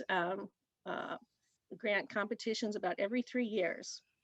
And these centers, the after school centers, are made to supplement but not supplant programming for students. And they could also create new programming. And again, in January 2021, we submitted another grant for the next 5 years, as our grant will end. This 5-year cycle will end at the end of the summer. And so we have applied for another one that would last for another 5 years if we're awarded, and really hope we're awarded, and we've got some really, really good chance that we will be. So this is our theory of action, which is also aligned with the board approved strategic plan. And specifically, you can, if you look on the plans, the teaching and learning, it aligns very well with goals 2, 3, and 5. And those deal directly with attendance, academics, populations of high need, and career and college readiness. So we do think a pretty good job of aligning with our, not only our campuses, but the district and the board directives. So how do we implement a 21st Century Community Learning Center grant? We are currently granted for 720 students. Our ratio is 1 to 15, as you can see there. My expectation for our students is 60 days because research shows that students that attend a after-school program that is aligned with the district for 60 days make the best progress. And so we aim for the best, not just the minimum. Over the years, we've had 2 grants, and we have been commended over the years by the state and auditors of good practices relating to utilizations of funding and of training and of programming. And we achieve this by really aligning and utilizing the district training. And in addition to that, we take advantage of free programs from NASA, Y4Y, which is the federal training and resource for the 21st CCLC. I also sit on the committee for the federal government that looks at programming. WestStat, which is the state contractor for ACE, and I sit on several committees for the state. We've also worked with Facebook, Empatico, Floor, the Floor Challenge, Franklin Institute, the National Library Association, and Project Wild. So let's look at some of our progress measures. So I was looking forward to getting a Cycle 11 grant, which would be the next grant we got. And so in anticipation and hopefulness, I did a little tweaking of our project measures. So our basic project measures, progress measures that we always look at are attendance, academics, behavior promotion, and graduation rates. And then we have others as well. And you can see these are some measures of term 1. And we can see that we are on target with our attendance, and that 5 campuses can now be changed to 6. So we have 6 that have already met the state minimum, and we are on target with number 7. So that's very good. And we stress voice and choice, and you can see that students in ACE choose 100% of their non-academic ACE activities. That should say non-academic in there. As far as other measures, we logged for term 1, this is just term 1, 3,416 tutoring hours. And we know how much stress our school day teachers have been under. These tutoring hours don't count hours that the aides help the students. This is just our school day teachers helping our students above and beyond what they're doing virtually and during the school day. So our district teachers should be commended for that. In addition, 92%, and these are term 1 measurement again, of our 60-day students passed ELA, math, science, and social studies. Those are their classroom grades. We had 0 in an alternative education placement, the GAUP, the Greenville. We're all on target for promotion and graduation rates. And we've conducted our safety drills monthly, safety self-assessment, and also we've been doing our Weichert supervision model. Okay. So these are some of the newer progress measures that I'm looking at. The quality assurance is a new state initiative, and it started a couple years ago. Just for the first one that we had this year, which was in the spring, we got the highest rating on 10 indicators for all of our 7 campuses. We use a Weichert observational tool. This is aligned. I chose this specifically as our observational tool for after school because it was the most professional, and it was the one that was most closely aligned with all of the objectives from our campus improvement plans, our district, that have all been vetted by the board. And that was one of the reasons that I chose that. It's very closely aligned with T-tests. We utilize the STAR testing when our students are getting tested on STAR. And you can see some of the other measures as well. And you can see some of the things at the bottom, the Weichert observations measure. The one that we really focus on is academic skill building, because that's very much in line with what we're doing as a district. Okay, so let's talk a little bit about summer ACE components. A lot of people wonder what we do in the summer. Well, we do a lot of the same things that we do during the school year. We focus on our academics, career and college readiness, and enrichment. We provide transportation Monday through Friday, 7:30 to 2 o'clock. This is very unusual for ACE programs across the state of Texas. Most of the ACE programs in the state of Texas only operate 4 days. From the very beginning, I've insisted on 5 days a week. Most of them only serve 4 hours, and we serve 6.5 hours. And most only do 4 weeks, and we do 6. So we in Greenville really believe in just serving our students as much as we possibly can. And there you see some of the STEM or some of the themes for the summer. You can also see that we have 2 Saturday events, and I want to explain that the Saturday events provide 2 purposes. The first purpose is it gives the kids a chance to sample 6 to 7 different areas of STEM. We kind of call it a STEM sampling. The second part of it is to train our ACE aides and to get them ready for the next year. And Mr. Vangeloff is our STEM specialist, and he and I have worked over the years together. We've presented for the Department of Education. We've presented for the state. We have presented for across the country at different conferences. In fact, when COVID hit, we were the first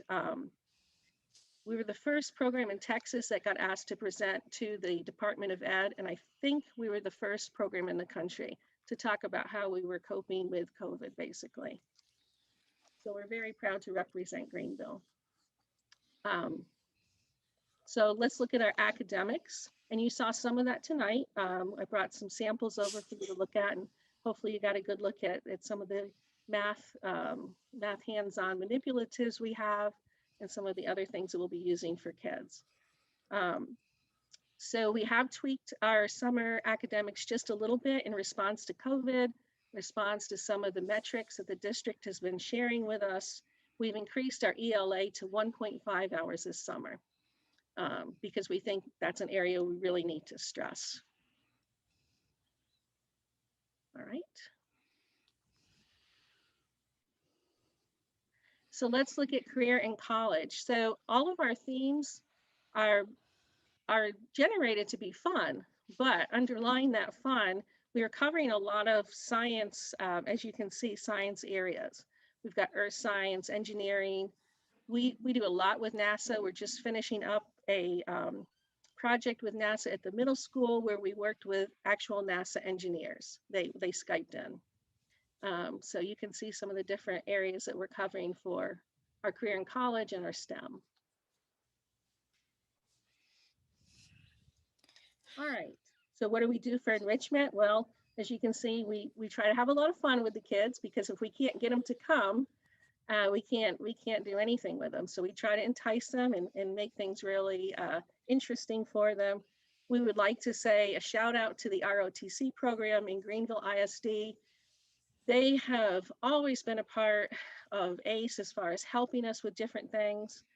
They've always come to our celebration of after school at the beginning of the year, and they do a lot of mentoring with our students. They teach our kids to help take the flag down at the schools during ACE. It's just wonderful to have had a relationship with them over the years. They're just a wonderful part of Greenville ISD. So then I just like to share, we do surveys, satisfaction surveys twice a year. These are some of the folks that we survey. I really like the first one because, you know, we're really concerned about our teachers this year, and the students notice that. They know how hard our teachers are working. Down at the bottom, I'm really pleased that the parents, we got a lot of good response from our parents to how we responded to COVID, our flexibility, and also sticking with the district guidelines. So I was kind of happy to see that one. And our next slide, we see, I really love the second one from the ACE aid because we really put a lot of effort into working with Commerce, A&M Commerce, and recruiting folks from the teaching department over there into ACE so that they can get a little bit of a leg up on what it is to work with students. We do a lot of work with them on behavior. We've had great success pushing them up through the pipeline. When we were talking about attrition before, I'm real happy to say that the folks that I've lost in the ACE program have been mainly due to the district and them moving on to teaching and STEM careers in the district. We've even got a couple now that are going into administration. We've been around for the last 10 years, and that's pretty great. So if I have to lose them, I don't mind losing them to our district, because that's what we're doing. We're trying to help out and support the district in that way too. I also like the comment from the principal, because it just really shows how team oriented we are in ACE. And I was really happy that that principal noticed that. And the last one, and I love that picture of one of our little guys. He just looks so happy, and I just love that one. That's like one of my favorite pictures. Sorry about that. Again, we had a really nice comment from one of our other principals. We really try to, the ACE coordinators, we have one on each campus, really try to communicate well with the principals, the administrators. The counselors work great with us. Our nurses are fantastic, especially this year. The nurses have been phenomenal. And I really love it when I get feedback about the ACE coordinator communicating well. And the parents, I mean, with everything we've gone through this year, I really do think the parents do appreciate what we're doing. We had a lot of positive comments. This is just a sampling. And when they say everyone who has a hand in this program, I just want to say that goes from central administration to our bus drivers. The cafeteria staff is great. Anytime we need to make a change, especially in summer, they're just amazing. Just all the departments really have a hand in this program, and it's just amazing to get that support and to know that everybody's working together for these kiddos. So at this time, I just want to say thank you for trusting us to serve your community. We try to do our best. We're not perfect, but we really do try to listen. The folks that I hire, I really try to find folks that have a good heart for kids, that love kids. And so we just want to say thank you for giving us this opportunity, because we really do love what we're doing and we love serving you. Are there any questions at this time? I have a couple of questions. First of all, I want to say I love the ACE program, and I'm glad that it's here in Greenville, because I utilized it with my daughter, my son, and now my niece. However, I have noticed over the this last year, and maybe it's because of COVID, the freedom of them to use their devices while at ACE. And so I think I brought that up at my campus, which is Lamar, and I did notice that there was something that went out that said that the kids were no longer going to have their devices out and on them, and that they were only going to have them for emergencies, basically, to contact their parent. Is that something that you're implementing across all the campuses, or is it something that is even talked about? Is it because of COVID that they have their devices more often? Yeah, that's always been our policy. And so it's not something new, but just as there's lots of policies out there, sometimes things go a little awry. And I'm so sorry that that happened, but we're trying our best to address that. We have had more talks about it. And hopefully you've seen some improvement. Yeah, no, I have. I don't think I didn't even tell my niece that I was the one that said something about it, but I was approached by a couple of parents because their kids were on TikTok at school, which was really, it's not appropriate. And some of the parents don't allow their young elementary kids to be on that. And I was thankful that, whoever made that, communication go out to the parents, I was thankful for it. One other question I had for you is, do you ever have your ACE coordinators or the ones on campus discuss bullying? Because that's another issue that seems to be very prominent this year, is some bullying at the school. And I don't know if, and it's not during school, it's actually only after school. And so I wondered if there was a way to have some kind of education for the students on being kind. I know that they get that all the time during school. I know that we have things in place with the teachers and all that. I just didn't know if it could be reinforced or if it was reinforced at ACE. Sure. Yeah. Ever since I've been project director for the last 10 years, we have implemented a social emotional program. We do three levels. It's Tribes is our community building program, and I mandate that they do that twice on every campus. In addition to that, we do skill streaming. Skill streaming is something that we do. We interview the parents every spring for the next fall. And basically, we're interviewing the parents and asking them, what do you think your kids need the most help with, or what they would benefit from? And those surveys go out and are put out by Amber Pampa. And then in addition to that, when we do have students that struggle behaviorally, or we hear about, different incidents like bullying, we make an effort. If I hear it at one campus, we do it on all campuses, not because I'm trying to mandate things on all campuses, but typically if you hear it, it's starting to rise.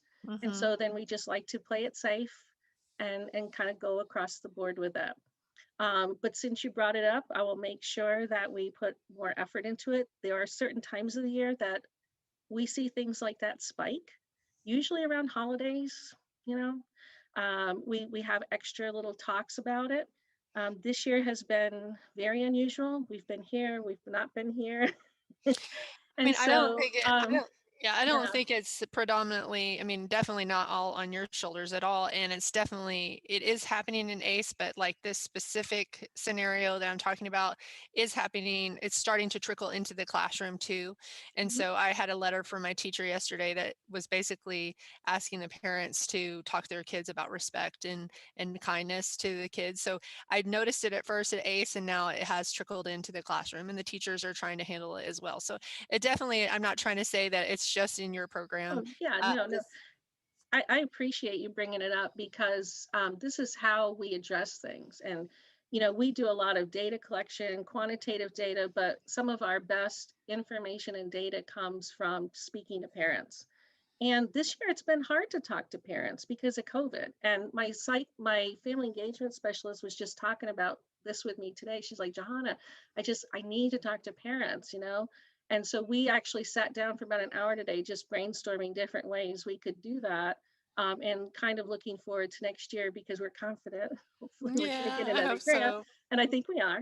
But when I hear things like this, I appreciate that, because I'd rather address it now. And my team's really good as well. And I would encourage folks to always get to know your site coordinator, talk to them. They're great people. And hopefully I've chosen them wisely. You have a great staff. Yes. I think Yeah. that Well, every person thanks. I've ever met and with dealings with ACE, and I know some of the teachers you're talking about that were ACE coordinators originally, and now they're teachers, several of those.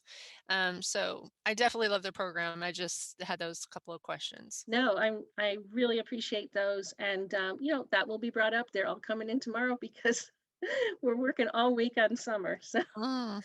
So we'll definitely have a conversation, and thank you for that information. Thank you. You're welcome. My only comment would be is I wish we could have more kids involved. It's just a phenomenal program. And I appreciate you. I'm sure you could go elsewhere at this point and do something else, but you're staying in Greenville, and I appreciate that so much. Yes, we Well, all do. Yeah. yeah. Thank you so much. It's a mission for me. It's almost an hour drive right now because there's construction. But our mission statement is we grow people. And when we hire folks, whether they're an aide, whether they're site coordinator, family engagement, we talk about that this is a mission and it's not a paycheck. And I really feel like that's indicative of people in Greenville, not just the ACE program, but the other programs in the district, that I think we're here in Greenville because we see this as a mission. And we love these kids, we love these parents. And it's very energizing to help and to be appreciated for it. And we feel that in Greenville, and that makes us want to help even more. So I've loved the last 10 years. So And Johanna, I think you mentioned several times about how you've been called on for the Department of education. And I just wanted to iterate that that is the U.S. Department of Education that's been calling on Greenville, Texas to share what's happening in our ACE program. So kudos to you and to your staff. Yeah, it's a team effort. I'm just the talking head at points. Well, you're making Greenville proud. So, are there any other questions or comments? Well, it looks like you can get off the computer now, so and go on with your evening. We appreciate so much your time. Thank you so much, and thank you guys for volunteering to do this. This is a very difficult job, and we appreciate you all. Well, next time you need readers, please call on us. As a matter of fact, I do for this summer, so I will be calling you. Okay. All right, thank you. Okay. If it's okay with the rest of the board, A&M Commerce staff are waiting. So it's, I hope they haven't waited since 5:30, but if we could go to their presentation and item A, we'll do that now. Yes, for this item, I'd like to call Helen Williams. Thank you, President Stafford, Dr. Liggins, and members of the board. We've had, over the last few years, a growing relationship with Texas A&M Commerce that really benefits our students. And joining us this evening are Nichelle Bonds, the Vice President of Enrollment Management, and Abby Harper, the Director of University Partnerships, representing the President's Office. We have our March 11th event coming up, and moreover, we have just several partnerships that will be updated in the Memorandum of Understanding. So Ms. Bonds and Ms. Harper, we're so glad that you're here. Thank you. You have been on since 5:30 because I've seen you. My. So thank you for your patience. That's wonderful. Thank you for this this opportunity. We enjoy learning more about the wonderful things happening in the district. So it's been a wonderful view in some of your worlds. But thank you so much for this opportunity. I know Abby has been a constant source of connection between the university and the district. I'm a new face probably for all of you. I am very new to A&M Commerce. I started on the second week in March, that Monday, and by Friday we were headed home for COVID. So some of us call ourselves the COVID VPs just because we got there, new in the role, new in the position, and everyone left. But I know it's been a very interesting year. Hard to believe it's been a year, but we are all persevering and pushing through and giving our all. So we just appreciate the opportunity to continue the partnership. I do apologize. I do have slides, but I didn't realize I needed to submit those ahead of time. So I'm going to lecture just a little bit, but I will keep my remarks brief since I don't have that presentation to kind of support. But certainly we are very committed to continuing our initiatives with the district related to some very key programs that we sort of came to you all last year and maybe several months before, just to say, hey, we need a way to really ensure that we're providing access to your students. And we wanted to be very good partners in that. So I'm proud to just say that we've continued on with our Forever Alliance, President's Promise, that particular scholarship we are still offering and awarding to your students that may have need based on completing the FAFSA application and based on just the determination from entering into that financial aid and support program. So, but with the President's Promise, it is a tuition-based scholarship. So if a family does do the FAFSA, they are determined to be eligible for any amount of Pell Grant. and their adjusted gross income from that is about $50,000 or less. Those students come to A&M Commerce tuition free for 4 years. So it is renewable. We do ask that they maintain good academic standing by achieving at least a 2.0 in order to do that. But many of your students are excelling in that in under that program. It does pay for all of their tuition. So the only thing left for families that fall with the President's Promise is if they decide to live on the campus, then they would have their housing costs and then any fees associated with being a full-time student. But again, their tuition is covered after their Pell Grant and any of their other state grants. A&M Commerce picks up the rest. So that is still our promise to you all and to your students under the President's Promise, and that's renewable for 4 years. Some of your students may decide that they may want to do a 2-year college experience before jumping right into a 4-year university. And so we do also offer the President's Promise for students who start at the community college and transfer, and then it's renewable for an additional 2 years where they're coming to Commerce for tuition free. So, in addition to that, this summer, our Rising Lion program, we've kind of done some things a little bit differently with that program. It will be face to face this summer, so we're officially open as a campus as of June 1.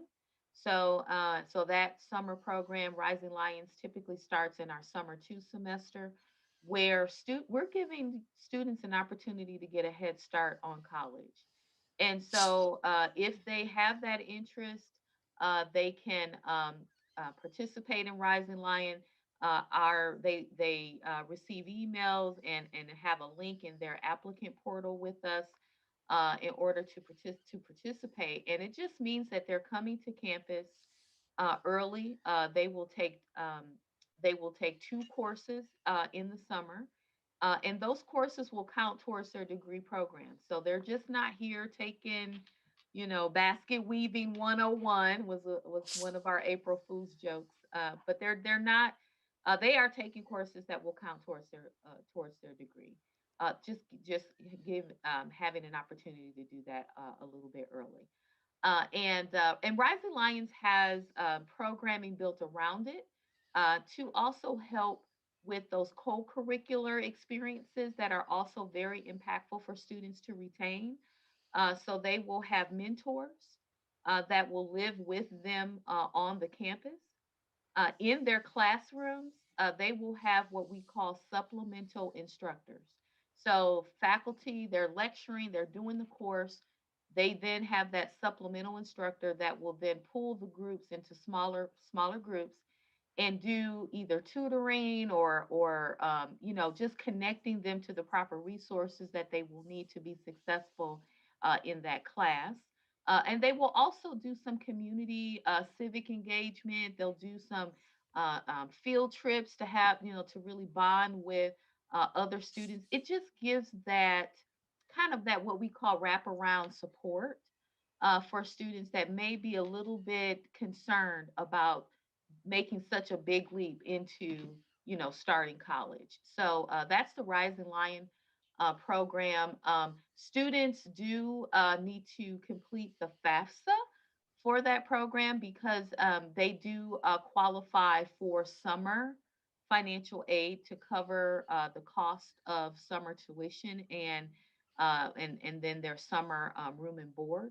So families that do want to consider Rising Lions, they do fill out that summer financial aid, the summer FAFSA form, and then we work with them to make sure that they're connected to funding resources to help them to cover any costs associated with that.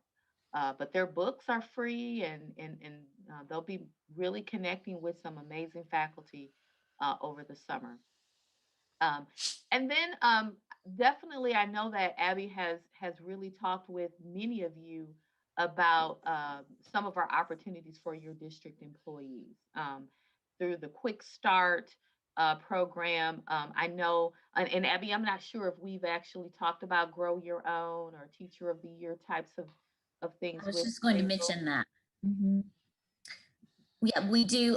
So we have many opportunities for your teachers and your paraprofessionals that we can really speak to Dr. Liggins and Ms. Booth and his staff about. We can really take your paraprofessionals and get them through a program to where they can get their teaching certification in a short amount of time with taking all of their credits. So we'll be happy to share that with you more, Dr. Liggins. This is something new that we just kind of got the green light on actually last week. We could really move full force into that. And along with our Quick Start grant, that of course is for any of your teachers that want to go back and get their master's or their doctorate degree. That's $500 to $250 each semester. We gave y'all a free ride last year, so we were happy to see that y'all gave that away. So we're here to talk partnerships on all levels. We want y'all are in our backyard. We want you to really be our partners in anything. So if you have any ideas, any questions, just throw them at us and we'll be glad to explore options. But we do want to share more about the Grow Your Own program that we have, along with some other opportunities for your teachers to go back and get some extra certification.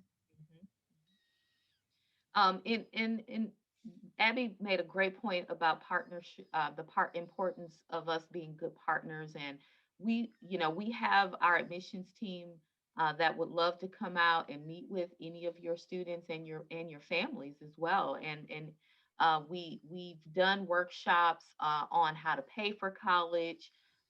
We've done just college exploration presentations where we kind of just talk about college 101 with students, and as well as career planning types of events and things of that. So we want to be a resource, not just to talk about, hey, come to A&M Commerce. We love that.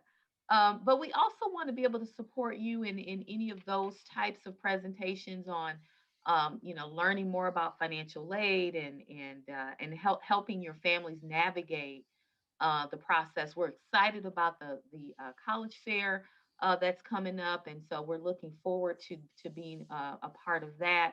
But definitely, like Abby said, use us as a resource. We certainly want to be able to lend whatever assistance and support that we can to be very good partners, strategic partners with you all. And so with that, I will end my remarks, and I'm available for any questions as well.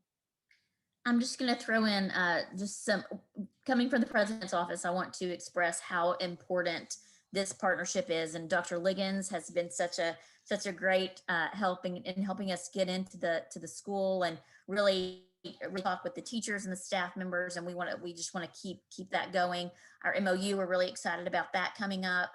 We're going to do an event, a signing day. We want to invite our alumni.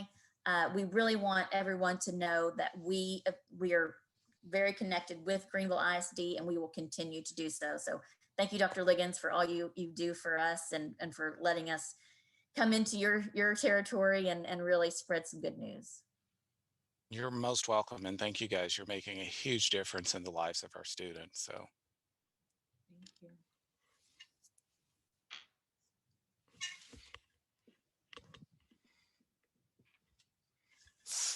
So this, Madam President, is an action and discussion item. So the action would be to approve the MOU with the Texas A&M University Commerce, which includes all of the programs that you mentioned previously. Okay. Do I hear a motion on this item? So moved. I will second it as well. Okay, so we have a motion by Tish and a second by Mike. All those in favor, please say aye. Aye.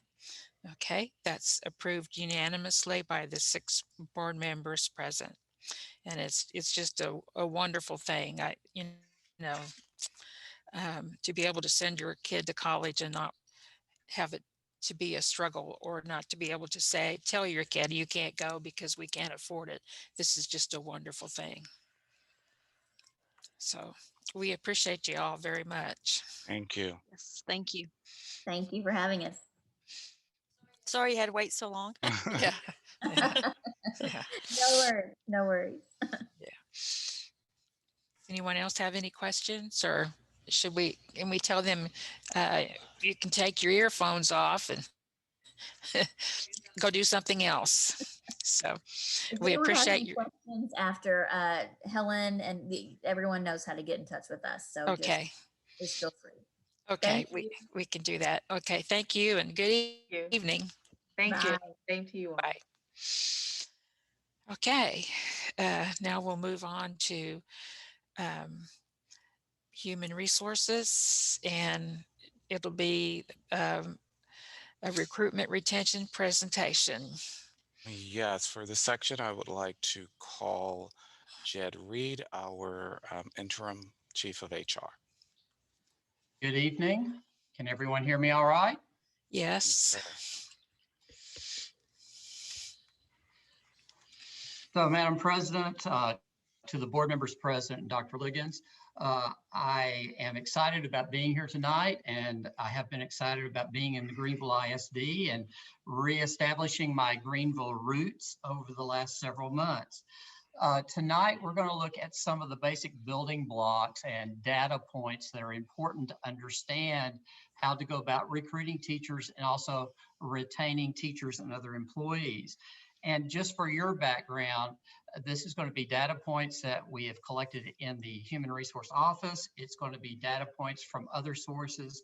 And it's also going to be reflections that I bring to that data based upon my 18 years as a classroom teacher, my 20 plus years in public school human resources, and my 5 years of experience as a school board member.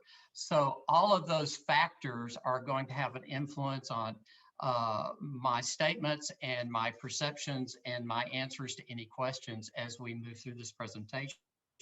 So let's look at the next slide. The objectives are to look at and understand the Greenville ISD district profile.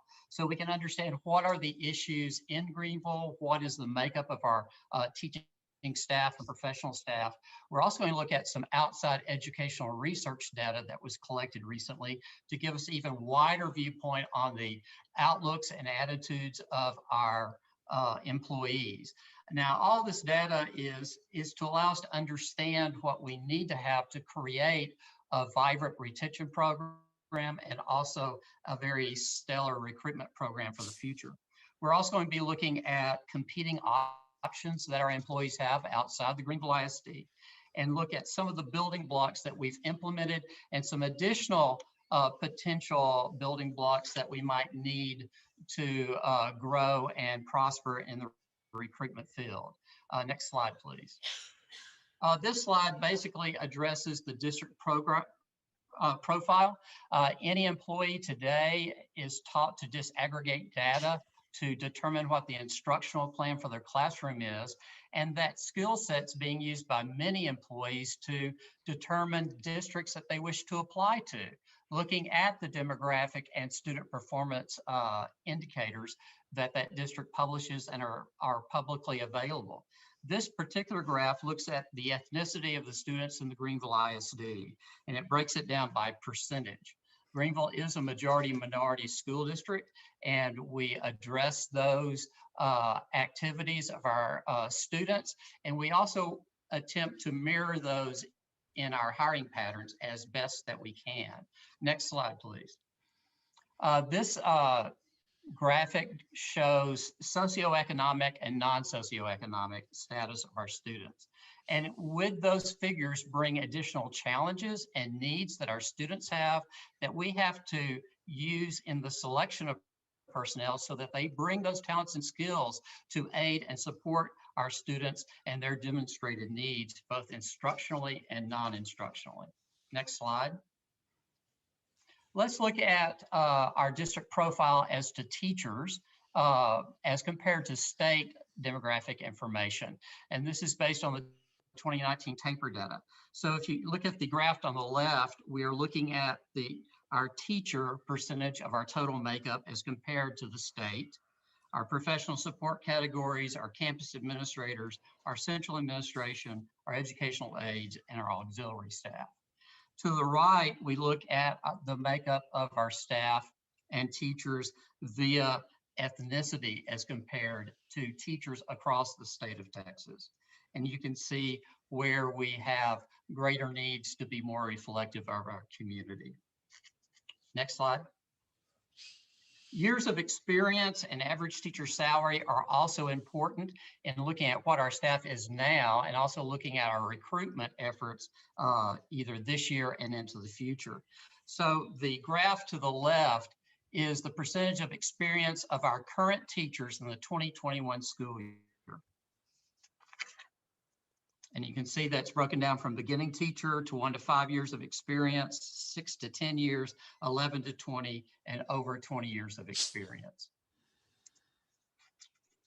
Next slide, please. This takes our new hire teachers for the class of 2021. And it shows out of the total, 47 of our new hire teachers had 0 experience. 14 had 1 to 5 years of experience, 6 to 10 years, we had 10, 11 to 20 years, we had 9 new hires, and 20 plus years of experience, we had 3 new hires. This is based on our own internal tracking information. These numbers will be important as we move through the program, as we compare options that they may have in the future. The next slide, please. One of our own members of the Human Resources Department, Dr. Matt Spivey, as the basis of his dissertation with Baylor University, dealt with the topic of factors influencing teacher job selection in a rural school district. In a sense, he was using data from the Greenville ISD to help determine why did teachers come, why did teachers stay, and some factors of why teachers may leave a small rural school district. And so we wanted to include some of those data points in this discussion because it is anecdotal and it's also from a different source and a different point of view. And it also comes from an anonymous series of surveys to provide that data import. Of the 63 were returning teachers to the Greenville ISD, and 15 were new teachers to the district. So let's look at more specifically, what did this study reveal? Now on this page, we do have these categorized based upon Dr. Spivey's dissertation into subjective, objective, and critical content areas.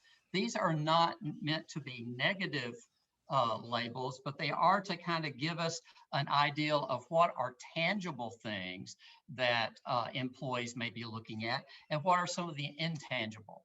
As we all know, as employees in any organization, many individuals believe that the intangible parts of our job, our interaction with our fellow employees, our interaction with our supervisors, the climate of the organization is as important to some employees as the more tangible things are, such as money, benefits, day off, working conditions. So this is just a way to categorize these elements. The column to the left, based upon Dr. Spivey's research, are things that are positive influencers based upon the surveys from our teachers to show some of the items that are positive in their view of the district and their view of their job. And you can scan through those very quickly. On the right-hand side are areas of challenges. Some of the things that were brought up in the survey as areas of concern by the employees in the survey, or areas that they would like to be addressed or improved or resolved in some cases. And so this gives us a benefit of a view from employees' point of view of what the organization is, what the benefits are, what the climate is within the district and within their own individual department or campus. So this is important in making these decisions. Next slide, please. So how can we use some of this information as hiring managers? And by hiring managers, we're talking about a broader group of people than just the 4 individuals in the HR office. We're talking about our principals, our assistant principals, our department heads, all those individuals who have teachers or employees reporting to them. And some of the positive influencers for our managers which would be a point to brag on, would be relationships with their colleagues, students, and supervisors, explicit job descriptions and communication, and the distant or location to the employee's home or the proximity of their job. Now, some of the challenges that were laid out as a result of the survey to our hiring managers are the most obvious ones, and they're objective or material or tactile in a sense, and those are salary, benefits, and training. We're seen as areas that could improve to enhance and retain our employees. So what are the perceived challenges for new and returning teachers in the Greenville ISD? For the new teachers, those whom we are recruiting to come to us, it would be salary, benefits, and training as compared to what other districts may offer. And returning teachers report that facilities, professionalism, and the application process are also seen as challenges. So these are things that from various different partners within the school district administration and organization, and also from the point of view of a board member, need to be addressed so that we can recruit and retain those teachers into the future. So let's look at the next slide. So why do teachers leave? Now, we gather this data from many different sources, and up until this year, when a teacher departed, they submitted a statement, a very simple statement or a note or an email saying, I'm going to quit or I'm going to resign. Looking at those situations and looking at the differentiation of what explanation they may give us in that email, and they may say to their supervisor or may even say to you in the community as they see you, have a difference. And so we've instituted a required resignation form in which the teacher is asked reasons for your departure. And I believe that Dr. Liggins has been given some copies of that exit form that he can share with you as we finish this presentation, so you can see the actual form. And so when we're asked, why does a teacher leave or why does an employee leave, either by you as a school board member or Dr. Liggins as a superintendent, or from an employer in another field or at another school district, we will now pull that form from their file and we will read to them the explanation for their departure, because that is the employee's form. And those are the reasons that we use in making decisions along the line. But for the purpose of this, our accumulated data per 2020 exit survey, 7 left for advancement, 11 left based upon salary, 13 left based upon job dissatisfaction, 18 left for what they described as personal reasons, and 11 left for retirement. Next slide, please. So of all the people who leave, where do they go? And how in the world do we know where they go? Well, the best way to track where they go is when we receive a service request from a neighboring or a distant school district. That gives us a great indicator that they are hiring a former employee. And so these service records carry not only their years of experience that are used for calculation of salary, it also is a data system for the transference of their accumulated state sick leave.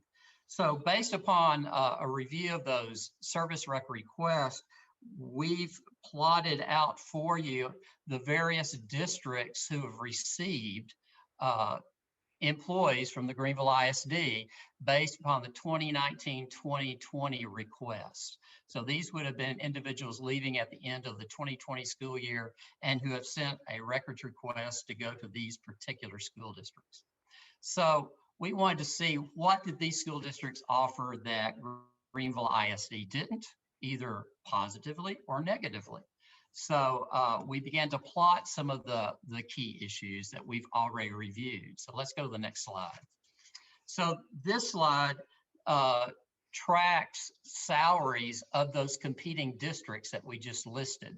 And the red line represents the Greenville ISD salary schedule from 0 years of experience to the 25th step where our schedule tops out. Keep in mind, our starting salary is $47,600. And you can see that there are a number of districts plotted above us from the very beginning, and there are a number of districts that start out lower, but over time exceed our salary schedule. And you can also see that many other districts extend their salary schedule all the way up to 30 years. Next slide, please. Now, this is a more specific representation, and this takes the published salary schedules of all of those districts we mentioned that some of our staff went to, and it compares that to the Greenville ISD staff salary schedule.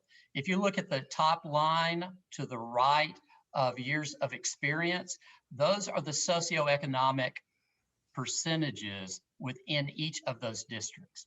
The green represents where Greenville ISD is higher.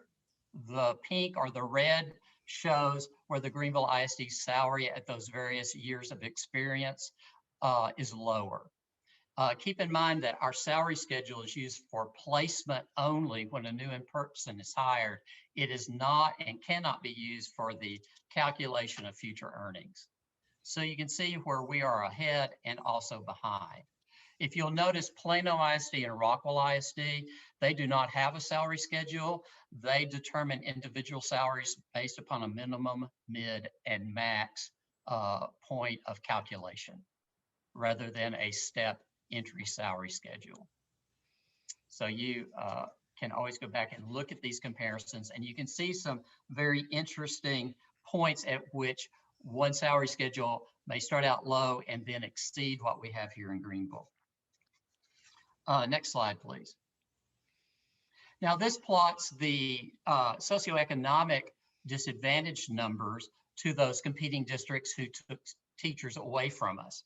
And it starts from the highest on the far left-hand side and goes down to the lowest as you move to the right. Greenville is number 2 in this calculation at approximately 74%, Mesquite being higher, and then you can see how the other districts fall. Now, at this point, I would like to interject that teaching is very, very hard. Teaching disadvantaged students brings additional challenges. Teaching in the pre-COVID period in Greenville is much harder than teaching was when I entered the classroom in 1973.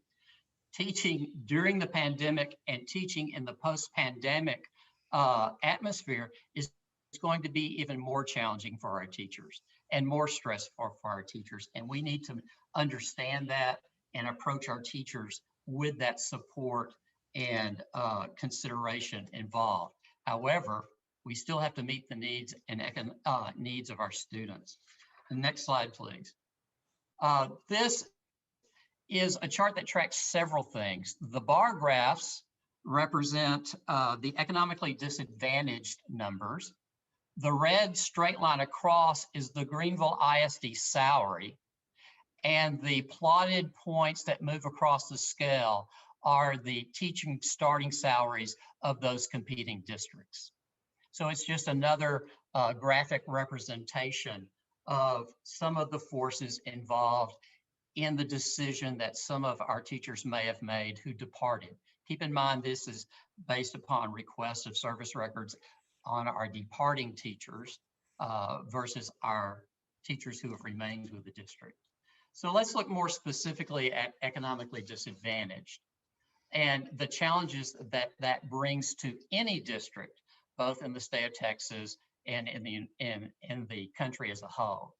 This data is based upon state information. It is not comparative to Greenville. It just gives you statewide information to let you know that where Greenville falls. So the green represents economically disadvantaged students statewide, and the blue represents non-economically disadvantaged students.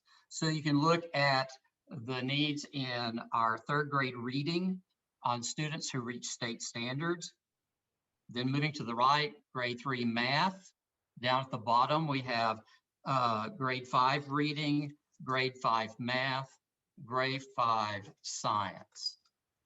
Comparing the challenges and successes of our disadvantaged versus our advantaged students. Next slide, please. This would be dealing with end of course exams. ELA 1 Moving to the right, ELA2, teacher students who reach the state standards. You have your U.S. history test at the high school level, biology, and algebra 1. Next slide, please. Now, across the state, discipline is becoming more and more of an issue, and disproportionality in the administration of discipline is very in the news in many districts across the state. And so as we look at the majority of our students, keeping in mind that that is 74% economically disadvantaged, let's look at discipline data and just look at what it is on the state level. And you can see that discipline interaction with economically disadvantaged students is higher than with advantaged students, both as to total referrals, in-school suspension placements, out-of-school suspension placements, and DAEP placements. So next slide. How can we tie all of this information together? First of all, let's kind of summarize the impact of economically disadvantaged students in the instructional setting. Economically disadvantaged students perform at a lower level than non-economically disadvantaged students. Essentially, poor kids on average generally have less academic success than more affluent students. Now, there are always exceptions to that, but we're looking at statewide comparisons. State trend data shows that a significant percentage of economically disadvantaged students are referred to or placed in discipline settings than non-economically disadvantaged students. Plainly put, poor kids on average generally have discipline issues more than more affluent kids. And discipline is a skill set that a teacher learns over time. It is not necessarily a skill set that is taught in educational preparation programs, either at the university or through alt-cert programs. And many times it takes a teacher a number of years to truly understand a discipline management system and to truly, with equality and equity, administer discipline or maintain discipline within the classroom. And so these are things that are not only impacted by what the student brings to the classroom, but also on the skill sets of the teachers who are placed in those classrooms. In comparison with competing districts, GISD has the second highest economically disadvantaged student population. And we have to factor that in as we hire teachers, that they understand this, that they have the skill sets that are necessary to instruct students of great need, who may come to the classroom at all different types of levels of knowledge and capability. And it's only going to be exacerbated by the COVID shutdown.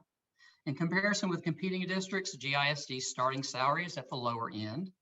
Meeting the needs of economically disadvantaged students requires greater skill sets and efforts by the teacher as compared to districts with a smaller economically disadvantaged population. It's hard work. And we have to acknowledge that it's hard work. And it's harder, as I said before, today and into the future than it was 10, 15, 20 years ago. Teachers may choose competing districts with fewer instructional challenges for higher, the same, or less salary and benefits. So let's look at some of the things that we have done to establish some building blocks in the GISD. Next slide, please. Well, as I said before, we've implemented a required resignation retirement form so we can more accurately determine why teachers leave. Now, as I said, what they put on the form is what they wish to tell us.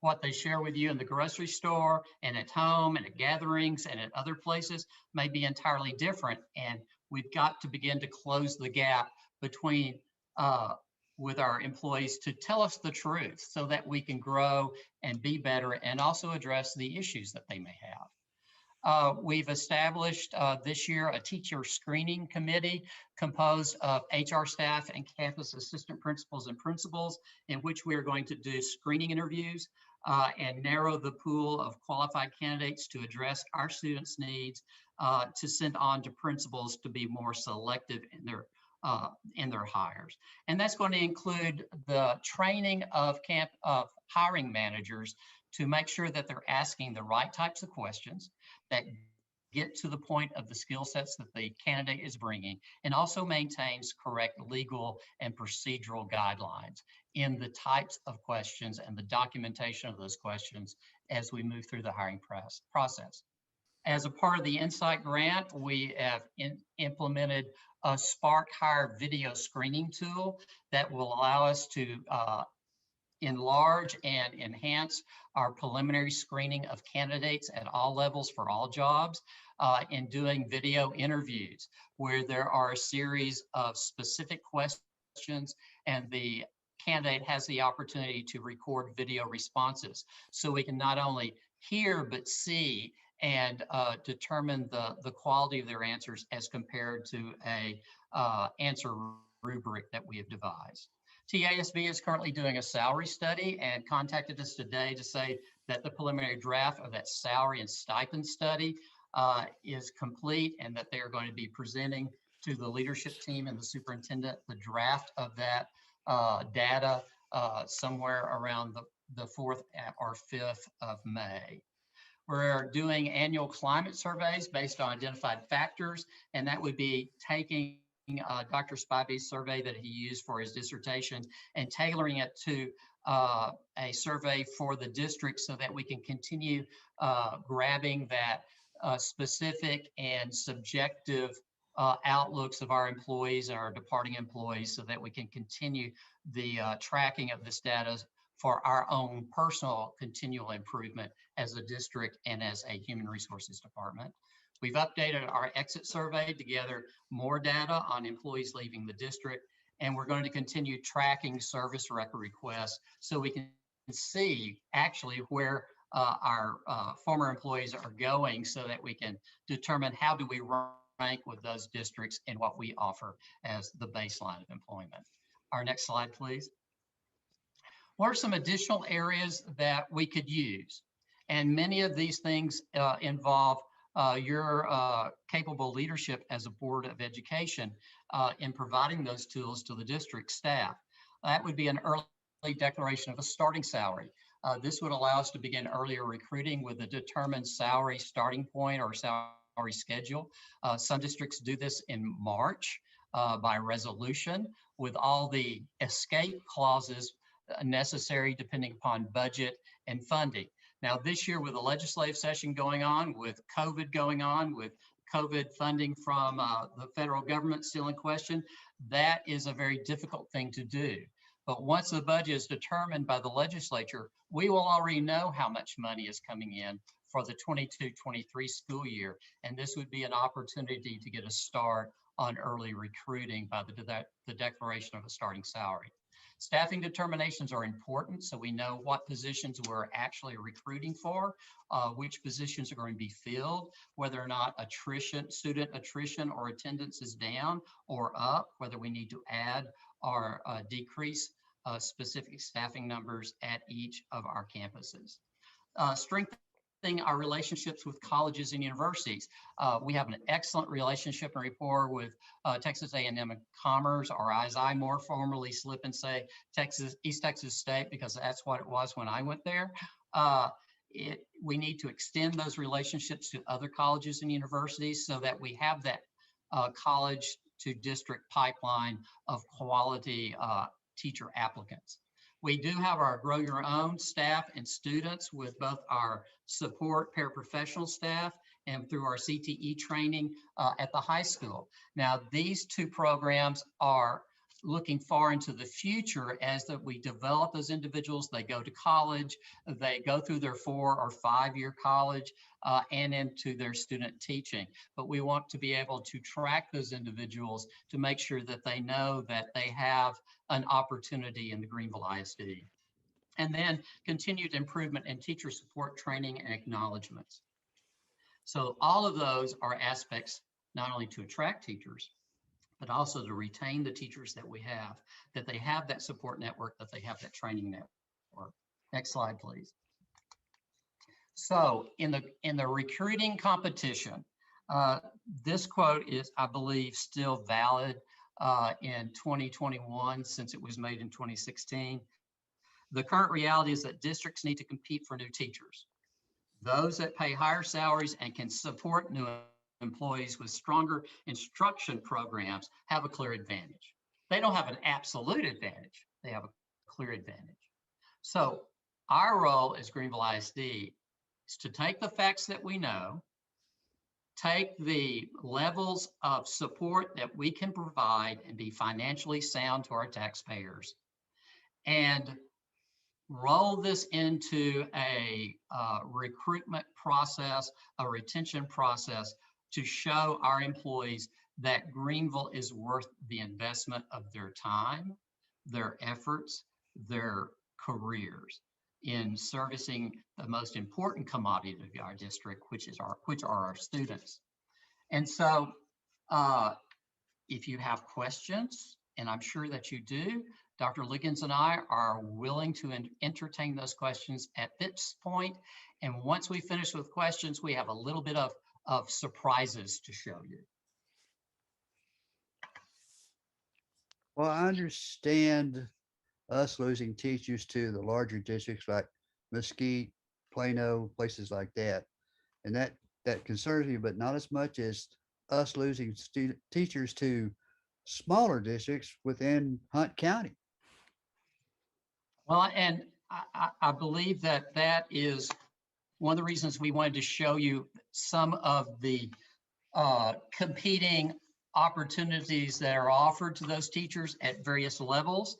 And many of those things may have to be addressed over time, but those are budgetary activities and really fall within what level of action the board may like to take. Can you go back up, Shannon, to the slide for, keep going, keep going, keep going. I think it's one more, that one right there. This is something, this really this was eye-opening to me when I first saw the report, because one of the districts that we here recently folks have been going to Caddo, and it's been our experienced teachers. And I was like, what, obviously Caddo has 30% economically disadvantaged. Their student population isn't as challenging as ours. But I was looking at our starting salary and saying, but we pay so much more than they do. And then when seeing this, yeah, we do for the first 5 years, but right when we get to the money spot, I mean, for our most experienced teachers in this area, they're leaving to, and they're getting a lot. So they're basically getting a less challenging population based on economics, and they're getting a higher salary.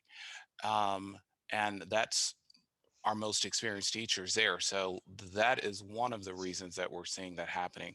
That's something that we plan to discuss with the board next week in the budget workshop to see if that's something we can fix. Some of these salaries, we just can't compare to. I mean, you have Forney starting out with 53,000, and Garland with 54, and Melissa, and some of them just across the board are well above us the entire time. And so it's really a matter of we can't change our students. Our economically disadvantaged is what it is, and but we want to make sure that we're at least making financially it's worth the teachers the extra challenge that they're going to receive. Well, looking at, can you all hear me? Mhm.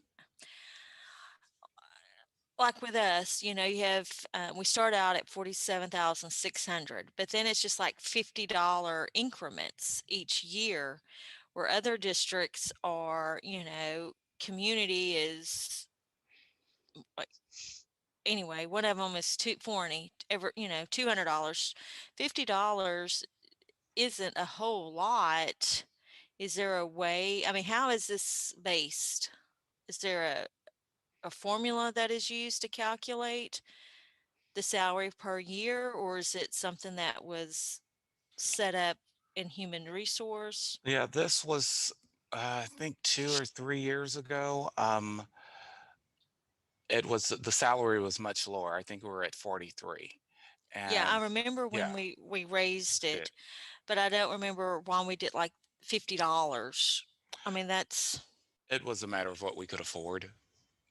Actually, I had Jarvis do a calculation for me today that if we start at our starting salary next year at 50,000 and went up just a year based on our things, it was within the millions that it would cost to make that happen.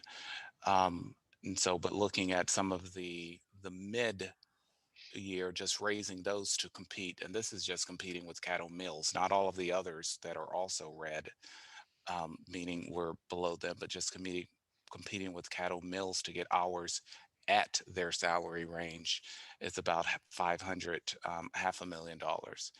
And that still doesn't change the fact that our student demographics are more challenging. So if I can stay here and make the same thing I can make in Caddo, some teachers will make the decision to say, well, it's an easy, it's a less challenging student population. I'm making the same. And so it's a matter of, and then the funding formula for Texas is a little different when it comes to fast growth districts. Caddo Mills has finally made it to where they're considered a fast growth district, so they get some weighted funding. So they're getting a lot of additional funding that Greenville ISD doesn't necessarily get. The same thing with Royce City. And so hopefully we will get to the point where we're getting those additional fundings based off of fast growth, but we haven't been determined to be at that level yet. And so, Dr. Liggins, if I could add, yes, keep in mind that for the 2021 school year, there was no salary increase given to the employees. It was a bonus.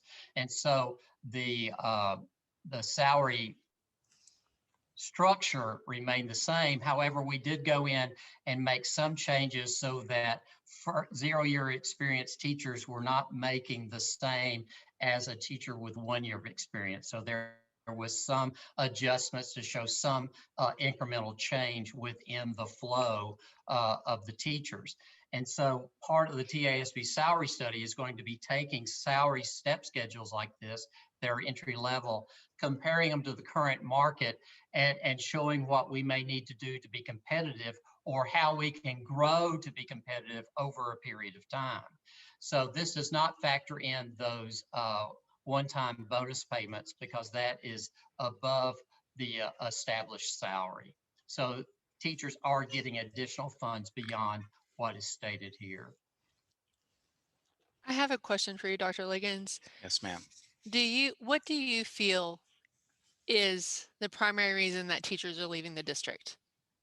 Like, legit, what do you think is the highest reason why teachers are leaving this district? I think there are a few reasons. I don't know if it's necessarily one in particular. I think the level, part of it obviously is pay. Teachers, especially our more experienced teachers, when they get to a certain level, they're looking at retirement and making $3,000 to $4,000 extra a year will impact their retirement. $3,000 to $4,000 extra. And so that makes a huge difference there. I think we definitely, I think the campus principal is the number one. I just don't think that's research will tell you the campus principal is the number one determinant of determining the culture on their campus to make sure that teachers feel warm and fuzzy and wanted and part of the team. I think our demographics, I've heard a lot of people say, well, I have more support in this other district. And when asking what that means, it's from what I've heard, it's lower expectations. And in a lot of instances, when you hear the school district they're going to, the expectations can be a little lower because the demographics aren't as challenging and you don't have to be at a level constantly as you do here. I think it's truly a wide range. We have some teachers that are extremely passionate about working with majority poor kids. And there's nothing you can do to change that. They wouldn't go to another district that didn't have that as a majority because that's where their heart is, that's where their passion is. And then you have some others, and even some of those are they have to look at the economics. So some of the things that we're definitely looking at that we can control from a board level is really trying to make sure our salaries are as competitive as possible. Continuing to create environments where our teachers feel supported and loved and appreciated, obviously, and also just making sure that we are continuing to look at our instructional programs. And we've done quite a bit to support teachers without lowering the level of expectation.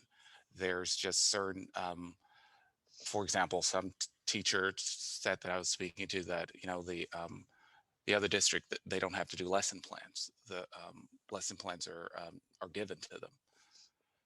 Well, that was, if y'all were here around C-Scope, that was the biggest issue with C-Scope. Teachers hated the lesson plans being given to them. And so we've even started doing our scope and sequence to where teachers can just pull some stuff out if they feel, especially this year more than ever.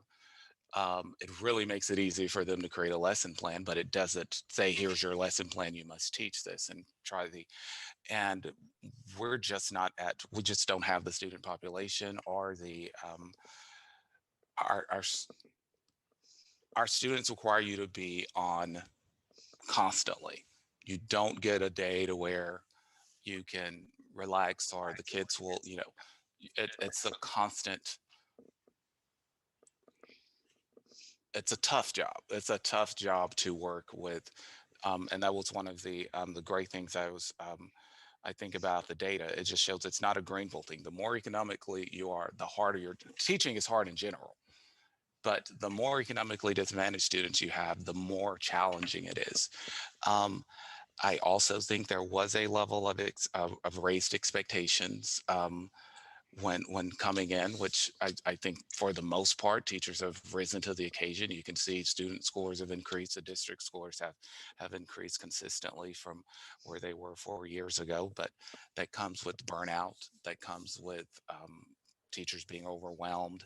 And then when I think you add the factor of if a teacher doesn't necessarily feel 100% appreciated and they can go somewhere else and make a few thousand extra dollars, it's worth their risk.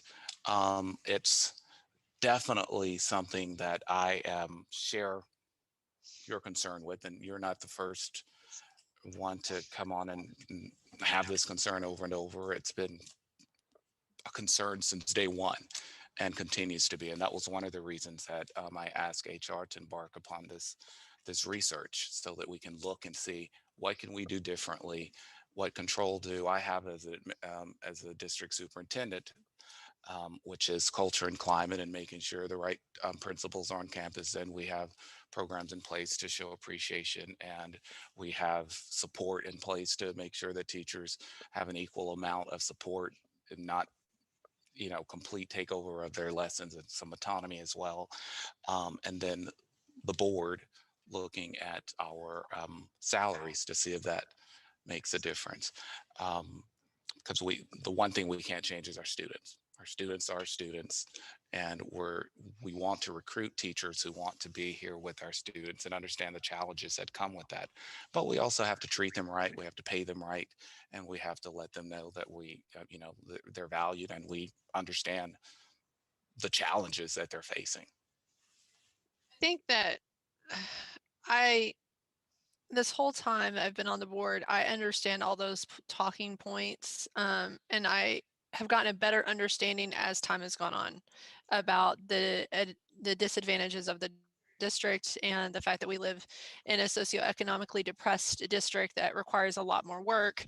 We don't have as much money as other districts to, but we do a very good job with what we have, as well as tap into all the grants. I also know that, in my opinion, obviously, just going to tell you my opinion, I look at the teachers leaving in a percentage, and the state average is 20%. So in that 20%, in every general district, they're going to leave because of salary. They're going to leave because of, not being able to get advanced, and then they can go somewhere else and get in a higher position. They're all similar to what you're saying, and there are other socioeconomically distressed districts out there with the same problem. Why is it that we have this 10 to 15% above that average? Where is that coming from? There has to be something, and in my opinion, it is culture. It is something to do with the culture. It is principles. It is the direct contact that they have and feel as far as being understood and the issues that they're facing and the struggles that they have. And so I don't know how to correct that. You know, I have a business of my own, and I know that when I started out as a manager, I was green and I did a lot of things that I made a lot of mistakes and I didn't pay attention to the culture. It was all about pay and work. And as time has gone on, I realized that it doesn't really matter about the pay, it matters about the culture.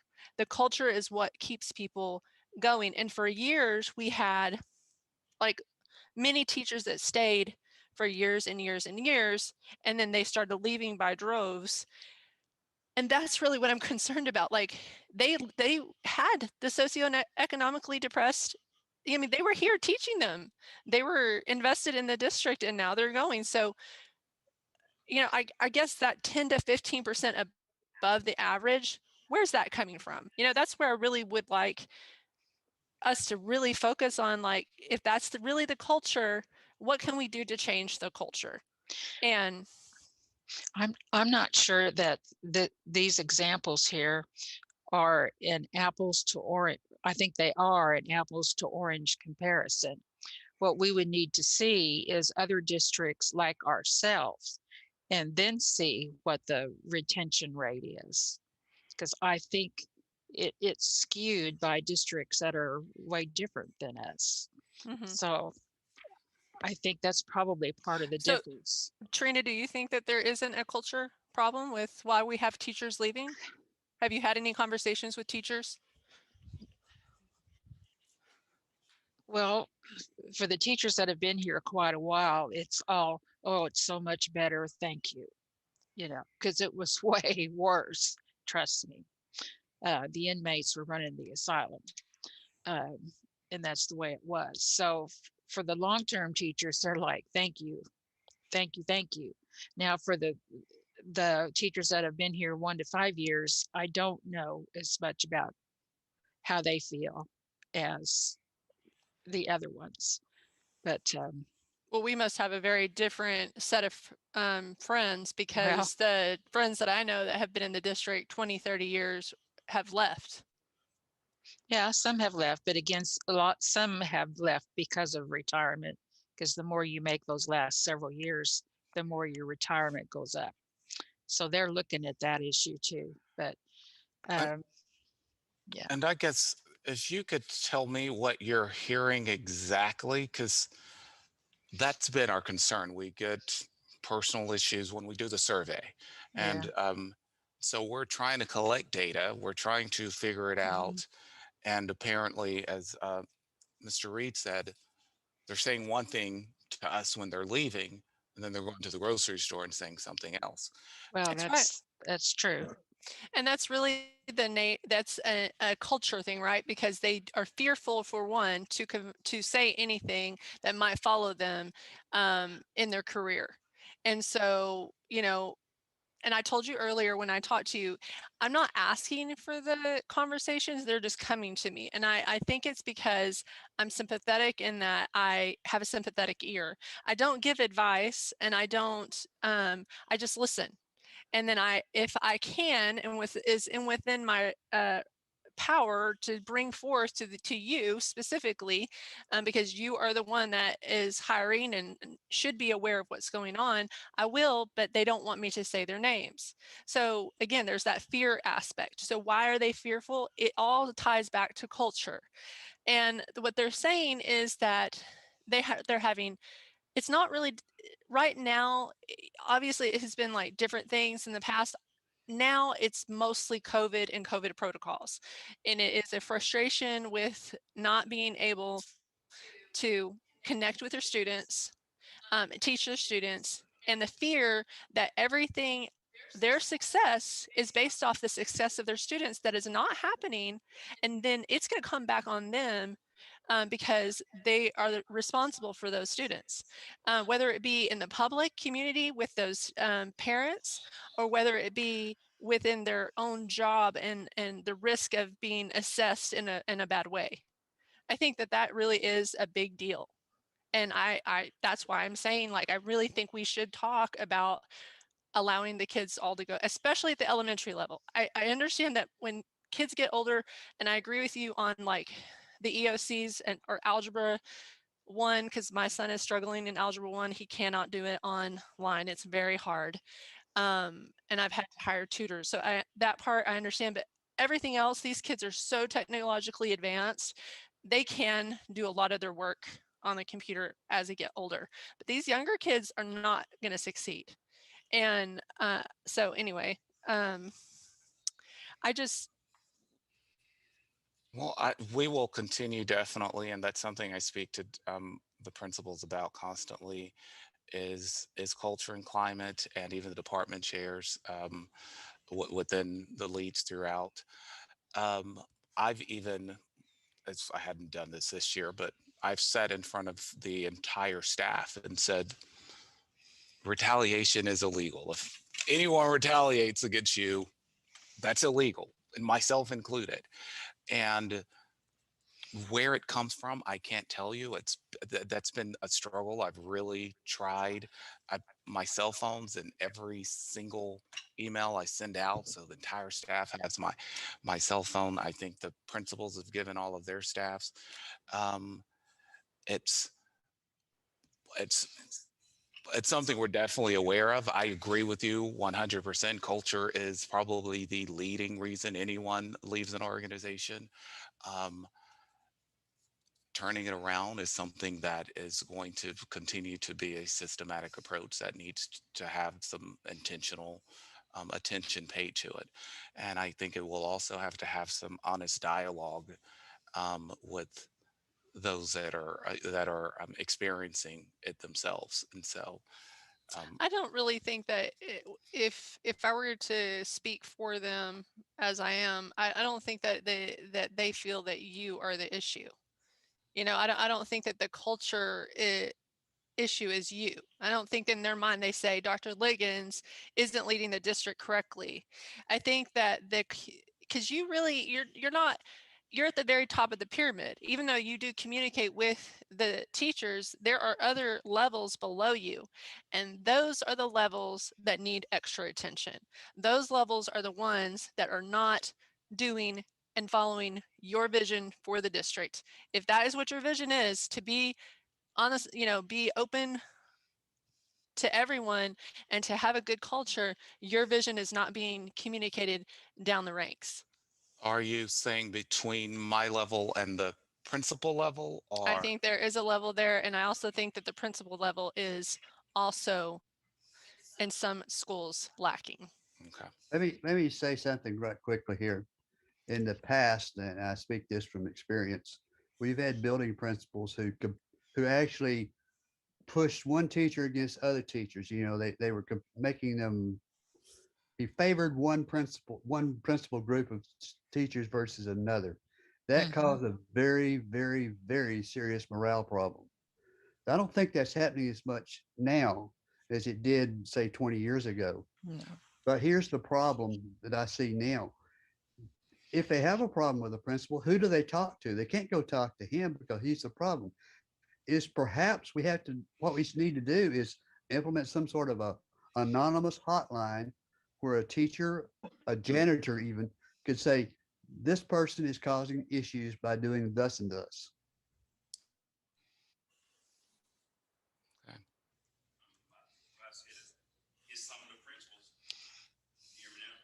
No. No. What about now? Yeah. The issue with what I've seen is a lot of the principals ain't doing what you expect them to do. They have certain little groups of teachers who they praise on one end, and some teachers over here they can care less about. Because me personally, I've seen it. I've had a principal tell me to take my kid out of one class and put her in another because he put this other teacher on a pedestal. And I'm like, I thought all the employees are treated equal. And there's just some principals out there that are like that. And some of That's them what I'm are talking about. apathetic. That's Yeah. that's what was happening before, and it may be happening again. Or It's still going on. Are we having, oh, am I unmuted? You're on. Are we having more teachers leave? Are there campuses that have more teachers leaving than others? What campus has the most teachers leaving?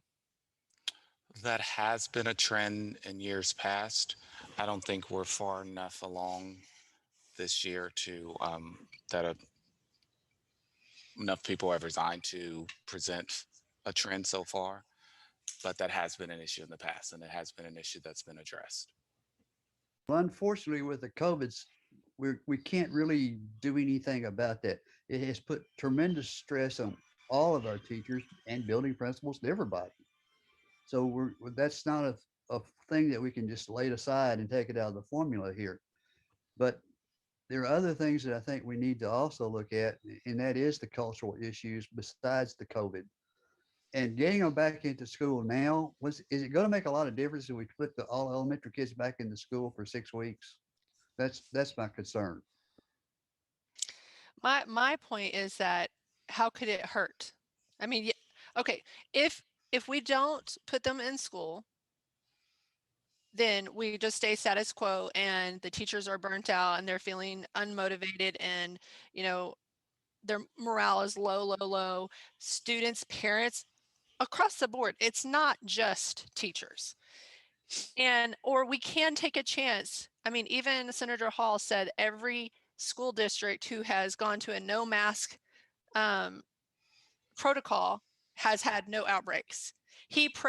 Whether he meant to praise Peaster or not, he said stellar, that stellar district. And just the way that he said that, he believes, and that's why I was like, kind of like, I'm not sure he would be able to help us because, what we've done and why we need the money isn't obviously something that he thinks, Peaster didn't do that. But if we were to go back to school and we had an outbreak, we would just go back to doing what we have been doing. And I'm going to put that topic on the discussion as requested next week. So we can discuss it in detail, and I'll bring back some data for you as well. Okay. So we can do that. But I've heard you loud and clear. I think we are,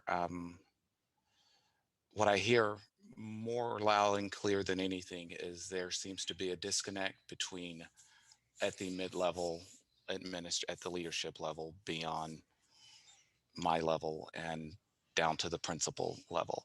And so duly noted, and it will be addressed. So thank you all so much for your feedback.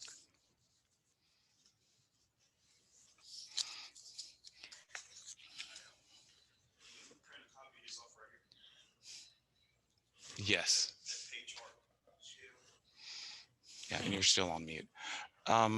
Yes, could you print this PowerPoint out for This I would like for just to- everybody. Yeah. for the board? Mr. Reed, please. Yes, sir. We will get that taken care of tomorrow, and we'll give it to Karen or yourself for dissemination. Dr. Liggins, if you'll let me put my board hat on for a moment. Sure, go for it. I just wanted to share with the board members as a person who's been on school board, and I'll tell you where it was, and that was Garland ISD. Our board had the same discussions that you're having right now. They had the same passions.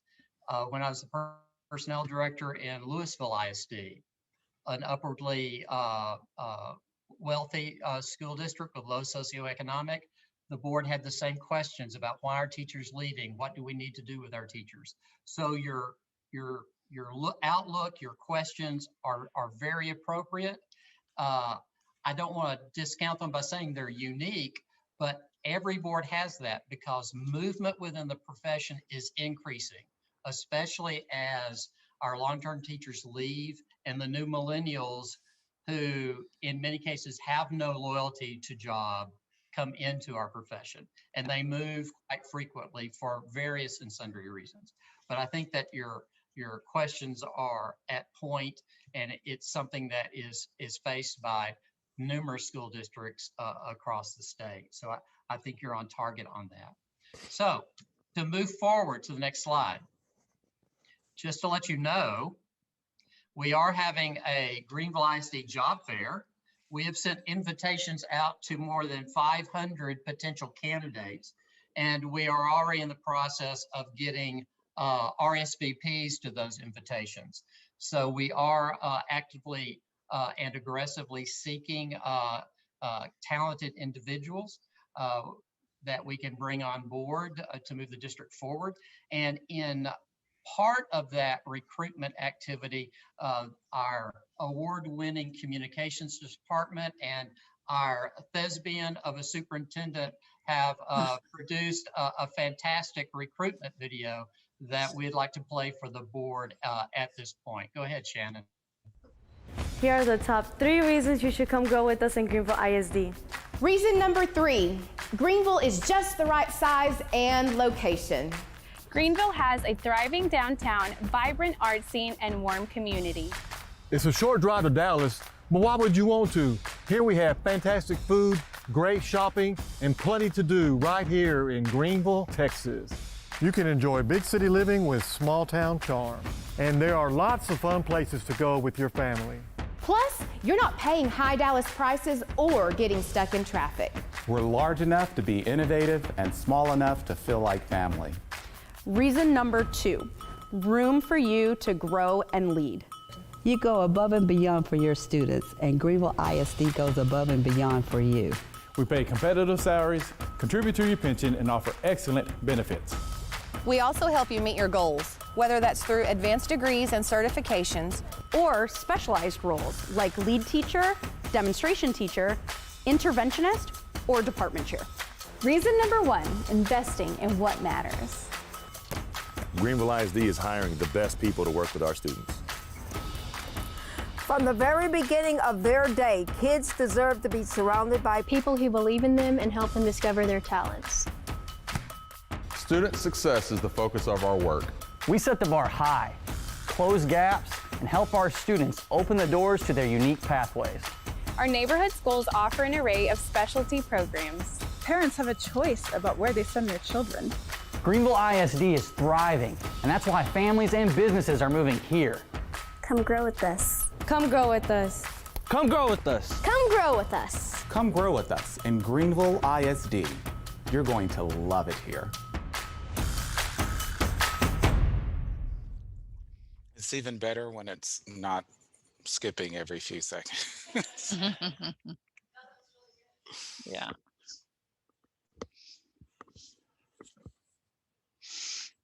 Well, it's certainly a step above the past few, it's getting better every year. Okay, let's move on to the board officers report. What we have here is the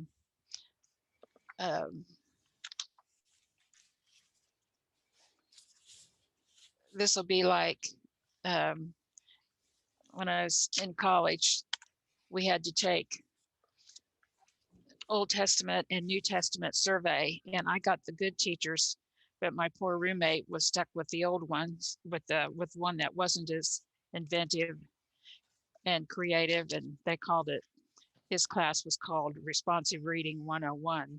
So this is what this is going to be without the response from you guys. So it's just style or monologue. We are required to give all the continuing ed credits every year. So this is what we're going to do. This is the first one is for April 2019 through May 2020. Okay. Under the State Board of Education, completing the annual required continuing education each year is a basic obligation and expectation of any sitting board member. Okay, please let the minutes reflect the continuing education requirement information for the time period of April 2019 through May 2020. As board president, I am required to announce the name of each member who has completed their required continuing education, has exceeded their required continuing education, and is deficient in meeting their required continuing education. The requirements for training are measured as of the first anniversary of the date of the trustee's election or appointment, or a 2-year anniversary of his or her previous training as applicable. There are 7 training areas for board members' continuing education. 1, local district orientation. 2, orientation to the Texas Education Code. 3, post-legislative update to the Texas Education Code. 4, team building. 5, additional continuing education. 6, evaluating student academic performance and setting goals. 7, identifying and reporting abuse, trafficking, and other maltreatment of children. To the extent applicable to board members, I will announce the completion or deficiency as to required training. For members who still have time remaining to complete required training, I will announce those board members who have scheduled timely training and those who have not yet scheduled the training. At the conclusion of this announcement, I will announce any board members training in excess of the continuing education requirements. Local district orientation. Remember, this is for 2019. The following first-year board members have completed the local district orientation training. Aletha Cruz. Orientation to the Texas Education Code. The following first-year board members have completed the orientation to the Texas Education Code training. Aletha Cruz. Post-legislative update to the Texas Education Code. Following board members have completed the post-legislative update to the Texas Education Code training. Ann Haynes, Aletha Cruz, Roger Livingston, Trina Stafford, and Tish Woodruff. Team building training. The superintendent and the following board members have completed the annual team building training. Ann Haynes, Aletha Cruz, Roger Livingston, Trina Stafford, Tish Woodruff, and Dr. Demetrius Liggins. That was Tier 2 team building on October 29th, 2019, 3 hours. Following board members were not members of the board at the time of the annual team building training and therefore did not attend the training for the year. Mike Rackley and Janice Stevens. Additional continuing education. The following board members have completed the additional continuing education requirements.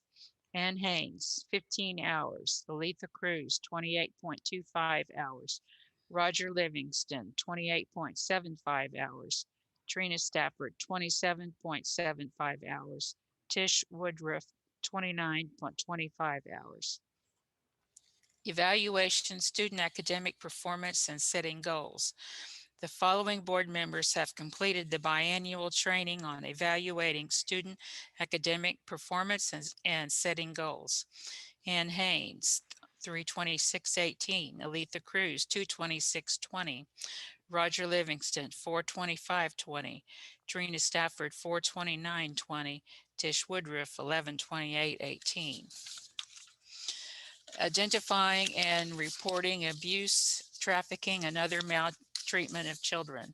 The following board members have completed the biennial training on identifying and reporting abuse and trafficking. Ann Haynes, Aletha Cruz, Roger Livingston, Tish Woodruff. The following board members have scheduled training to timely complete the biannual training on identifying and reporting abuse and trafficking. Trina Stafford completed 6/27/2020.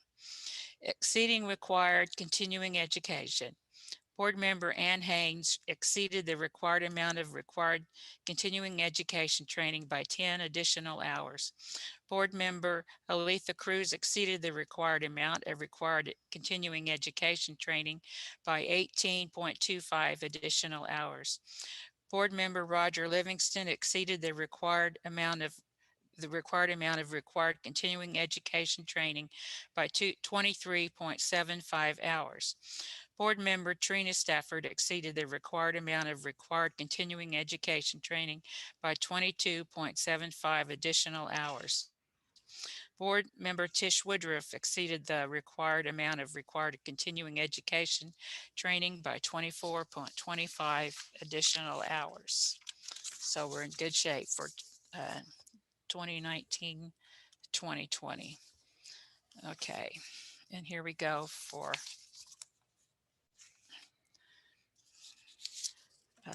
the next year, this year. Okay. This is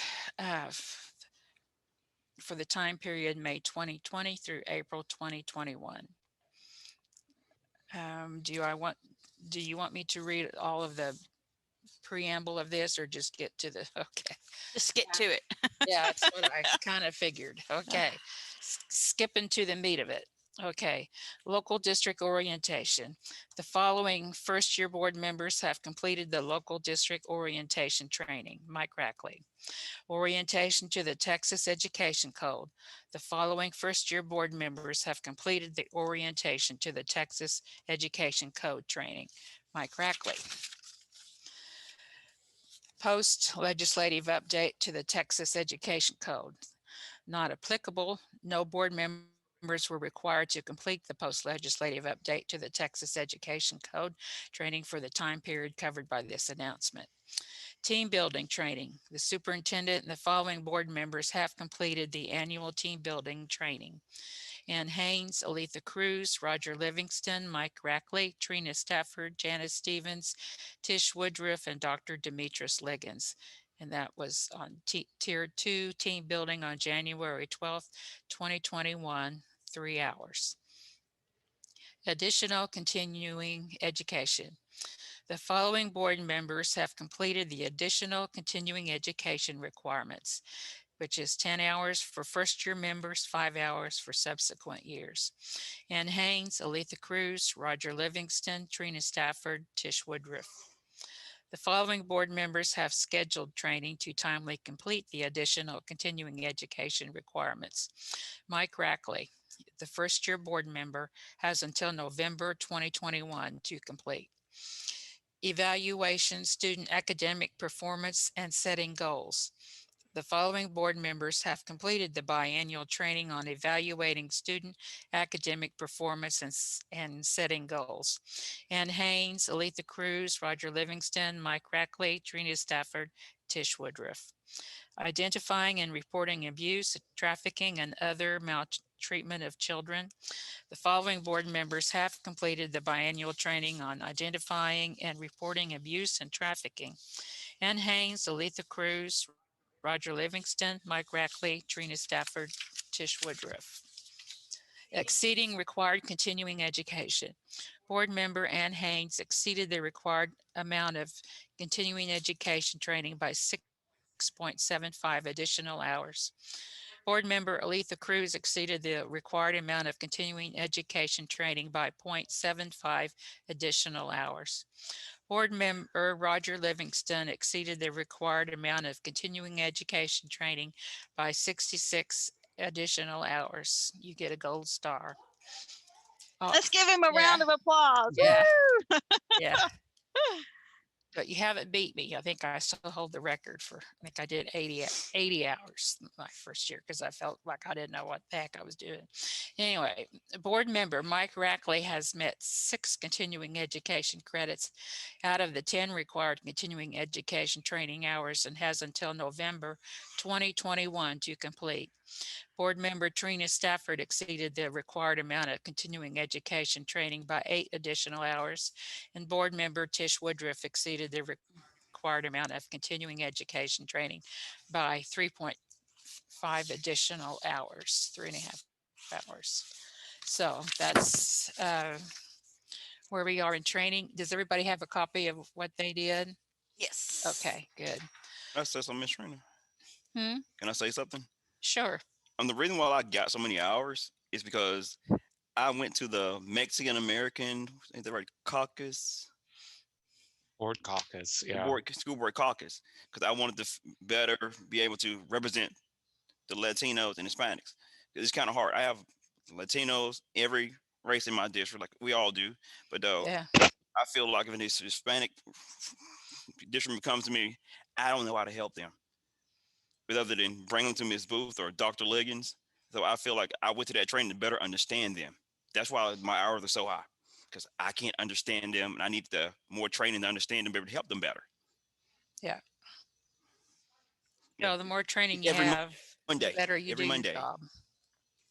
So, yeah, it helps you understand what your role is. Okay. I don't want to open this on my file. On the revised board officers report action. I guess we have completed that. Okay. Now we can go to action and discussion items, and we've already approved the MOU Texas A&M Commerce, which is a great thing. Okay. The next is consider possible amendments to district operation during COVID-19 pandemic.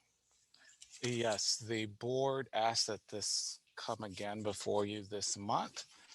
And so we're bringing it, and I have Miss Noelle Bars. I don't see her on, but she should be. There she is.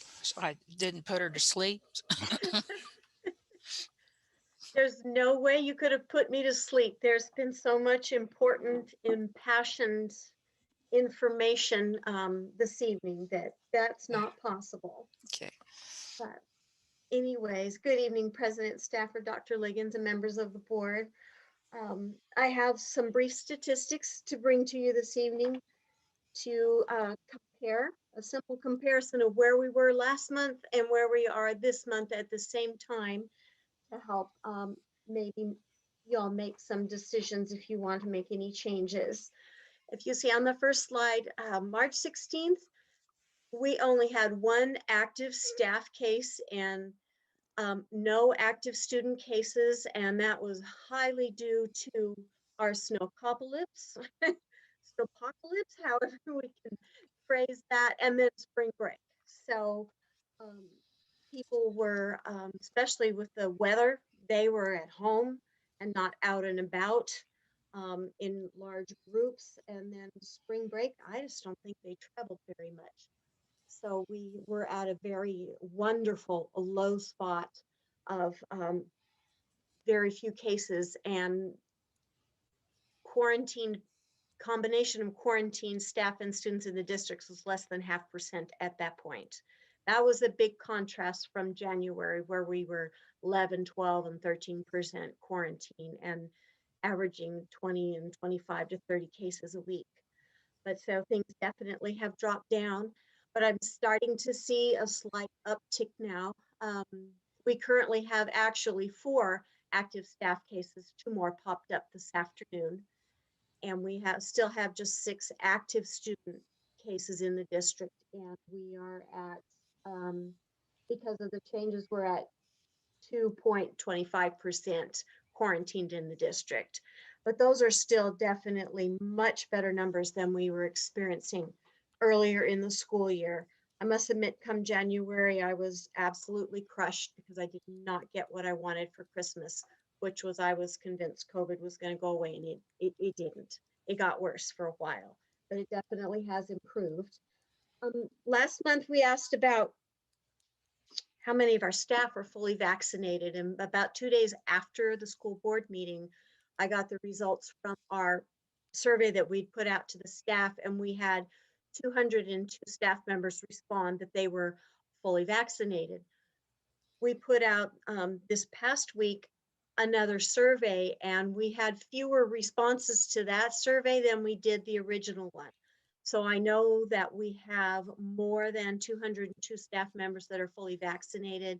We did have one clinic that we had at the middle school where 30 more staff members were vaccinated. So I know we're at 232 plus, because some have gone and become vaccinated at other events. So that is coming along, and I'm pleased about that. Next slide is our Hunt County snapshot comparison, March to April. And as you know from reading the paper, and you can see there have been no updates to Hunt County data as far as cases in the last few weeks because the Hunt County COVID Task Force has been disbanded, and we are waiting on the Texas Department of State Health Services is supposed to be reporting our data from the county, and there just seems to be a lag in them getting that together. I expect that'll hopefully be corrected soon. In March, we had 17 people that week that were hospitalized due to COVID, and I called and spoke with Rose Hayden at the hospital, and she says right now we're currently just averaging about 4 hospitalizations a week. So that is wonderful, wonderful news in the community, showing that things have definitely improved. I fully believe that things have improved because of the things that everybody has been doing, because of mask wearing, because of social distancing, because of hand washing, and because of becoming vaccinated. All of those things, we're doing the right things, and they are helping. They are helping decrease our caseload. What I'm really excited about is the fact that we have twice as many people in the county that have been vaccinated in the last month as we had last month. And more vaccines are available across the community. Walgreens, CVS, Graham Dental, the Medicine Shop, the Super One Pharmacy, all of these places are starting to have more and more vaccines available to our community. So that is really helping us keep our cases under control and start to offer some protection. I think the main reason that we are having this discussion is to discuss our current quarantine protocol. Right now, our protocol for positive cases is that they are to quarantine at home 14 days from the onset of symptoms, or in the case of asymptomatic, from their test date. And then any of our staff members or students that are exposed to positive cases quarantine the full 14 days from their last exposure to the positive person. The part that is really challenging for families is if a positive person resides in the household and they cannot isolate within their own bedroom and their own bathroom, and often, that's not possible with small children particularly, then the quarantine, your last exposure is at the end of their quarantine, then your quarantine starts again. So that's that 14 plus 14, which is 28 quarantine days for exposed family members that cannot isolate within the home. So that is definitely a big challenge and a lot of time away from work and school. But again, the CDC has recommended that is still the gold standard and the safest and best way. And if you go to the next slide, I've communicated twice in the last month with the Texas Department of State Health Services and with Dr. Joel Massey. He is the COVID contact for our Region 2, Region 3. And I shared with him the protocols that we currently had in place for quarantine and isolation. And he agreed that that is considered the gold standard and recommended that if we can, that we continue with those protocols. And I also would make that recommendation. I do acknowledge, though, that the huge burden that is on families and keeping everyone out of school when there is a positive case. So, board, if this is to you, questions, thoughts? Well, do you know about how many staff members have had the first shot only? No, that wasn't a question. That was actually It wasn't a asked question on this most recent survey. The survey before there was like 55, but there's been much more since then. Can you hear me? Yeah, go ahead. Mm-hmm. Okay. My question is, are there any staff members who are refusing to take the vaccine? In the comments there, yes. Yep, there have been some. They're not comfortable with it. They don't trust it. They want to see more before they. And we also just have people who don't believe in vaccines, period. Amongst our parents and things. So. And my next question is, how long do you think that we'll be able to go without masks to school next year? I'm sorry, would you say that again, Mr. Livingston? Do you think that we have to require to wear masks in schools next year? I think that depends on what happens over the summer. Okay. With our caseload. There are other variant strains out there, as you know, in the newspaper this morning and in the news. Brazil and India are having COVID strains there that are just, rampant. So we hope and pray they don't come to the US and cause the same problem. So I think we just have to see what happens over the summer. Thank you, ma'am. You're welcome. And as far as the survey, it's all anonymous. And so we've asked everyone to participate, even if they did last time, to do it again. However, we can't make, because it hadn't been determined that it's a required vaccination. So we can't make our staff tell us if they've been vaccinated or not, and we definitely can't require them to be vaccinated. Okay, 'cause that's my same thing with now that they open it up to 16-year-old to take the shot also. What about the kids going to school next year? Are they gonna say anything about the 16-year-olds going to school? They were require them to take the shot, or? At this point, they can't require the shot because it's still under emergency use authorization. So we can't require a vaccine until it is completely approved by the FDA. And then that's when vaccines start to become required.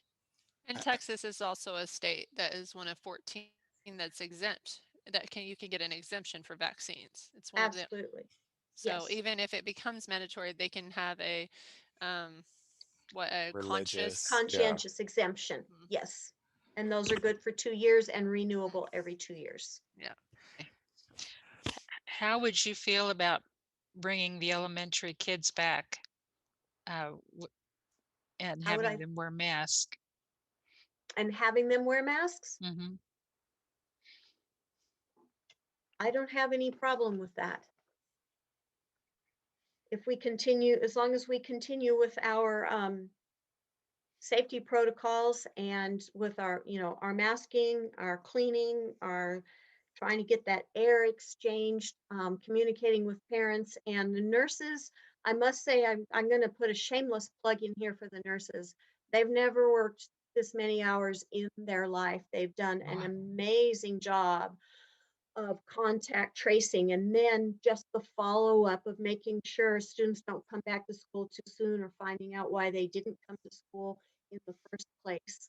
And so that would continue, absolutely. And the CDC had also put out April 9th, I believe. They talked about, that 3 feet distance instead of the 6 foot distance, but we already aren't able to maintain 6 feet in all of our campuses. No. So that's really sort of a moot point. Especially in the elementary level. Yes.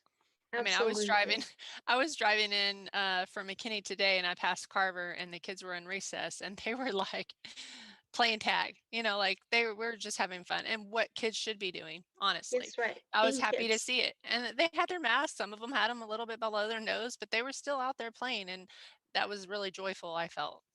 Absolutely. And their risk of transmission out there on the playground with fresh air blowing around them is minimal. Mm-hmm. So that's a good thing. At the last month's board meeting, I think it was last month, or was it in February, we said, let's wait until after spring break to see where we are on the cases about changing the quarantine time from the 14 days to, I believe you said the CDC said you could go to 7 or 10 days of quarantine. Is that correct? That's correct. You can go to 10 days without any testing required. If you go to 7, then they have to be COVID tested with a laboratory test, not a rapid test, on day 5 or later in order to return at day 7, or they would return on day 8. Okay, so Quarantine of 7. so we haven't really seen a spike. We just have between students and staff just 10 active cases. Correct? Like the 2% of our. Yes, ma'am. We have not seen a spike. We have not seen the spike that I thought we would after spring break. That is true. So could we not do the 10 days instead of the 14 days? If And that's what the board about, would- and like Aletha, I think, had mentioned earlier about the mask, could we not make that, I guess, personal choice? Do they have to be mandatory for the remainder of the school year? The reason why I had brought it up right before the meeting was that I got a message that Caddo School Board had voted that they would be no masks starting, I guess, this week, maybe next week. And so I just brought it up, and so that's why we were talking about it. Well, I would say that one of the benefits of the mask, besides COVID, is we've had essentially no flu season this year. So it does show the benefit of wearing the masks. I am a believer in that protective piece of it, very much so. One issue I also have with the mask, I don't know that I've mentioned this to you, Dr. Liggins, but kids that are, wearing it below their nose or whatever, some of the consequences, they tell them is ISS. Can they go to ISS for wearing the mask below their nose? I mean, their mouth is covered. That's the first I've heard of that. O'Neill, are you familiar with anything of the sort happening? Excuse me, something like that would only happen if a student continually refused to do it and maybe got argumentative with the staff member. We have had a couple of instances where it wasn't actually the mask that caused the issue. It was maybe the student became upset, caused a scene. But for the most part, students are just given a mask, and I'm there, and they just ask them, hey, they might pull on the employee may pull on their own mask saying, hey, pull it up. And the kids 99% of the time just pull it right up. But there may have been some instances where a student just refused and they've, called the parent, worked on that, and the student just didn't comply. And if they have to have the mask on. But that has been very minimal. Yes, but they can't go to ISS because they have it pulled below their nose, right? no, Or is that, we just asked them to pull it up. well, okay, so my son is at the middle school, and he's the one that brought it to my attention that he had it below his nose, and a teacher said, if you don't pull that up, you're going to go to ISS. And that's happened on more than one occasion. Oh, okay. Well, I would have to look into that. I didn't think that was the case, that they would be punished for just, I mean, they got to breathe at some point, wearing that all day, they got to get a little air, and so I thought, well, surely that's not the case, that we're not punishing children for wearing it below their nose, ask them to pull it up, like you said, but not threaten with ISS. And that may have happened. Someone may have said that, but I would need to check to see if students are actually being sent for having them. But I mean, I see them often with their masks below their nose, and someone just says, hey, your mask. Just that simple. And the kids, I mean, 99% of the time, they just pull it right up. And they don't even know half the time that it's falling down. And you just have to, just like it happens with us. And they just, I mean, because they're going like 8 hours, during the day, you want a breather. And so, unless they're walking around all day without it on, I don't, but anyway, that's another topic. But I appreciate that. We're talking about the quarantine days. So the quarantine days for the families, the 14 and the 14, what is it? Is there options on that the CDC provides, or is that the only option, Noelle? Well, this, excuse me, I am getting a little tired and tongue-tied there. They would have the same option as when we talked about the 10 days and the 7 days. So depending on what you all decide, the families would have, because the CDC still says your personal quarantine for exposure is so many days from your last exposure to a positive person. So there's always going to be a plus. It's whether it's 14-14, 10-10, 7-7. You're still going to have a plus. Yeah. So I really encourage families when they call and I say, okay, your child is 12. So can they be in their own room and not share the bathroom? And you all wear a mask when you get close to each other. Anything you can do to keep them isolated in the home as well as, from not going to school to help keep the spread. And so I just trust them when they tell me, yes, they can. And so then they do a 14-day quarantine instead of 28. But I have plenty of families that are very honest. She's 2. Of course I'm going to be with my baby. So, I've But had, that probably goes both ways too. You probably get lied yes, to as well, don't you think?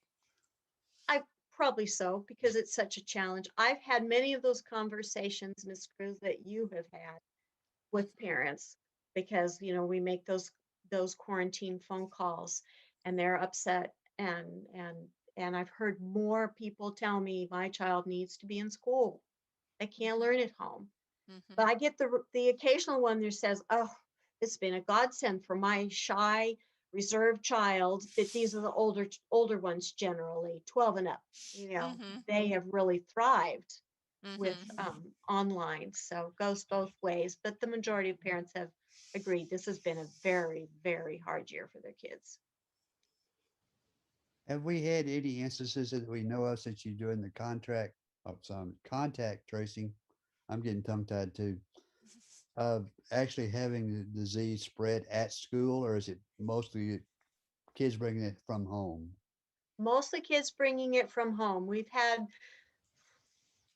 this, I'd say less than 5, because I don't have it written down right now, where we suspect it was transferred at school, but primarily it's at home. And the CDC even does say that there's not a high level of transmission within the school. It's more in other gatherings and at home. But we've done a really good job of keeping it out too. Does the CDC say that it's better for the kids to be at school? I thought that I had read that at some point. They acknowledge the deficits and the things that the children are missing, and the social engagement that they need and the social development that they're missing, and the depression and isolation that is occurring because of this. Yeah. And I see it. I even feel it myself at times. No, I completely understand.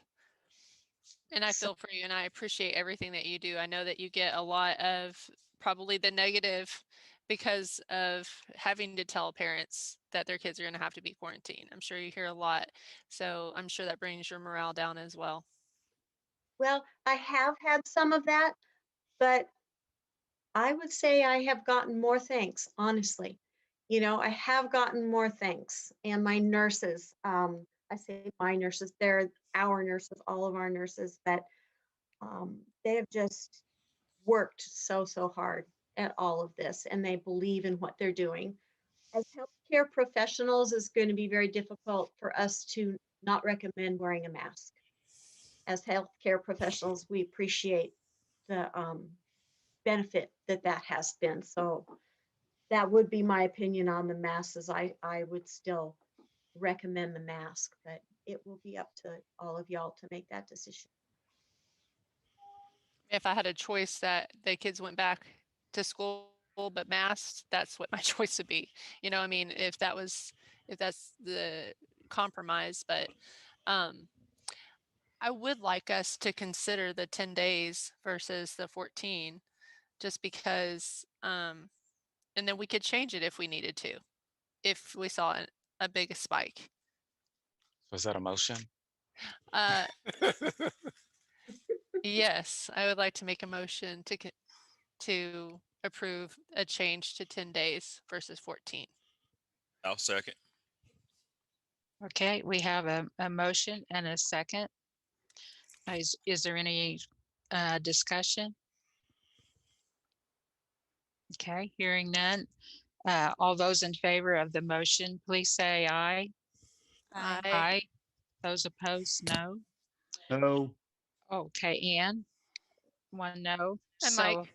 Mike said no too. And Mike said no? Okay. Yes, I So did say no. motion passes 4-2 with Mike and Ann voting in the negative. Okay. Is that right? I think so. And then next week we'll talk about on the agenda about coming back with the elementary kids Yes. wearing masks. Okay. So think about that over the next week. Thank you, Noelle, for everything you do. Yes. Oh, Yes, thank you. thank you, all of you. And I think the 10 days is a really nice, reasonable compromise that will help a little bit without, significant drop in our protective protocols. So thank you for your conscientious thoughts this evening. Thank you. Well, that'll help the families a little bit. Okay, next on the agenda is consider approval of purchase over $50,000 to upgrade the district storage arrays. Yes, for this, I would call Shannon Fulp, our Chief Technology Officer. Well, good evening, President Stafford, Dr. Liggins, and members of the board. Tonight, I'd like to bring before you a topic that we talked about during the technology update, which was in November of this year. We will have our storage array, which is essentially just a storage server that will need to be replaced. It is coming end of life. That was purchased about 6 years ago at this point, 6-7 years ago. And the company that we purchased that from will no longer offer support or assistance if anything was to go wrong with it. And so let me go to the next slide here. The need that we have is, again, that our servers are approaching end of life. This equipment is all in-house. It's here as well as both at the DR site. Both of those pieces of equipment are coming to end of life. They're the same model, so that we just can't update them anymore. We can't get any sort of support through them if something was to happen. If the drives inside of them were to fail, we would kind of be on our own to figure out a resolution. And since it uses proprietary equipment, we're a little bit limited in what we would be able to do to repair it.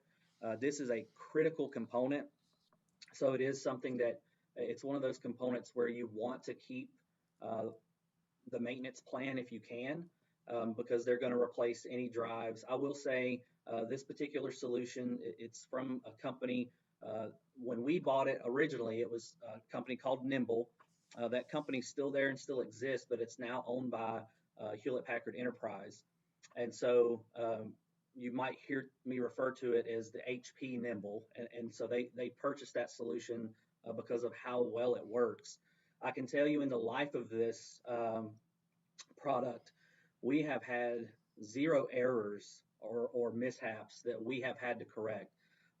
We have had notifications that happen over the weekend, and their engineers remote in and fix it, and we never really knew until we came in on a Monday morning and had an email from them saying that something had messed up and that they fixed it for us remotely.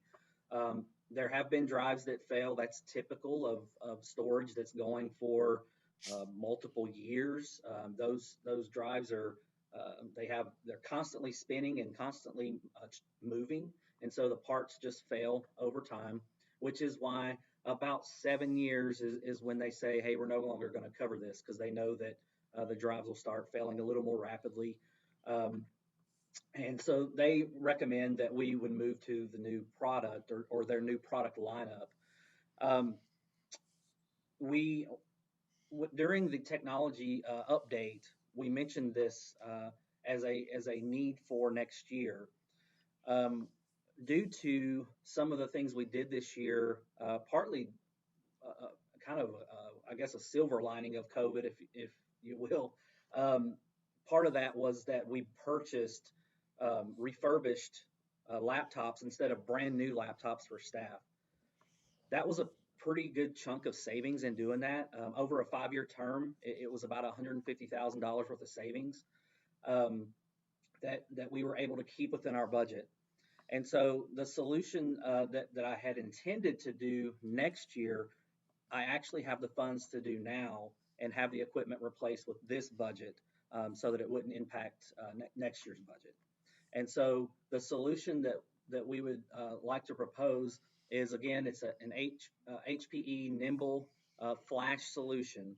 It's a hybrid flash, which all that means is that there's less moving parts. The main thing with this solution is it's enough storage for now, but it's also scalable for the future. If you looked at, I'll go back to the previous slide, this large stack, we call that an array of servers, is our production, and then this smaller stack is our backups. You can see that what they're proposing is a 1-for-1. So basically, we're taking that large stack down to one unit that has the same capacity to meet our current needs, and then the same exact unit at the DR site. And so that for us does a few things. Again, it's enough storage to meet our needs as well as grow with the future. If something happened and we did need more shelves, as we call it, we could purchase more shelving to stack on top of this if needed, so we're not locked in to any certain amount or anything. The cost for both units is a little over $184,000. This would give us basically another 7 to 8 years before the product became end of life again. We did look at some other solutions, and the reality is that before we had this solution, there were drives failing constantly, and it's just nerve-wracking for our systems teams and my staff to come in on a Monday and realize that they've had so many drives fail over a weekend. If you lose too many, you lose all the data on it. And so having a solution that's lasted for 7 years where we have not had to worry about that, when we started looking at the other products that are out there, it just wasn't worth moving to a different solution since we know that this one works so well. Like I said, the company has, I don't think I could really talk about a company giving as much support as Nimble has, just because of the way that they take pride in their product. So again, this solution is not, or this cost is not just replacing what's here, our production servers, but also replacing the one at the DR site so that they both match. Everything would match up. And if something was to happen to the one here, we could easily swap over to the next one and do that within just a matter of an hour or so, and people would continue running. To give you an idea of what these do, this houses all the data for Greenville ISD. So everything that we do is stored in these servers as far as data and storage capacity. So that's kind of why they are so critical in nature. Again, the dollar amount is able to be taken out of my budget currently. It's not coming out of any other fund. So it's already budgeted money for technology, which I think is a good use. I was able to talk with the company, and you can see highlighted here just some key points. The raw storage, that's just how much storage is in each one of these shelves. But mostly, I was able to work with them. Normally, these units come with a 3-year warranty. I was able to get them to extend that to a 5-year warranty for free, just due to the overall cost of everything.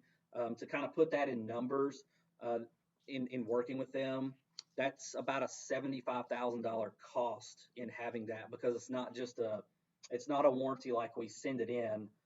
They send a technician on site and do a parts exchange support. So they're going to come in and help swap out anything that ever went wrong with it.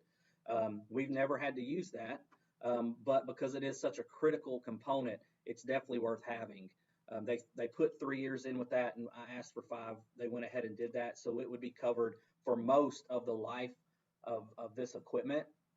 And then for the remaining 2 years, we would do just what we did with our current setup, which is we just pay for the additional 2 years at that time. If we haven't had any issues we would just continue to pay out the support for the remaining 2 years to kind of get to that 7-year mark. At that 7-year mark, we would probably be having another conversation about replacing the unit. Other approaches, just real quick, that you may hear places do is a lot of people are pushing for cloud. One of the reasons that I did not want to go that route is we no longer retain any of that data here. It's somewhere in the cloud. And also cost. They like to say that it's cheaper, and it is for corporations, but it's not cheaper for a school district because we don't scale up and scale down as much as a business would. We kind of stay at a constant level of storage pretty much year round. So we kind of know what we need. We can factor in growth if we see student or staff numbers increasing.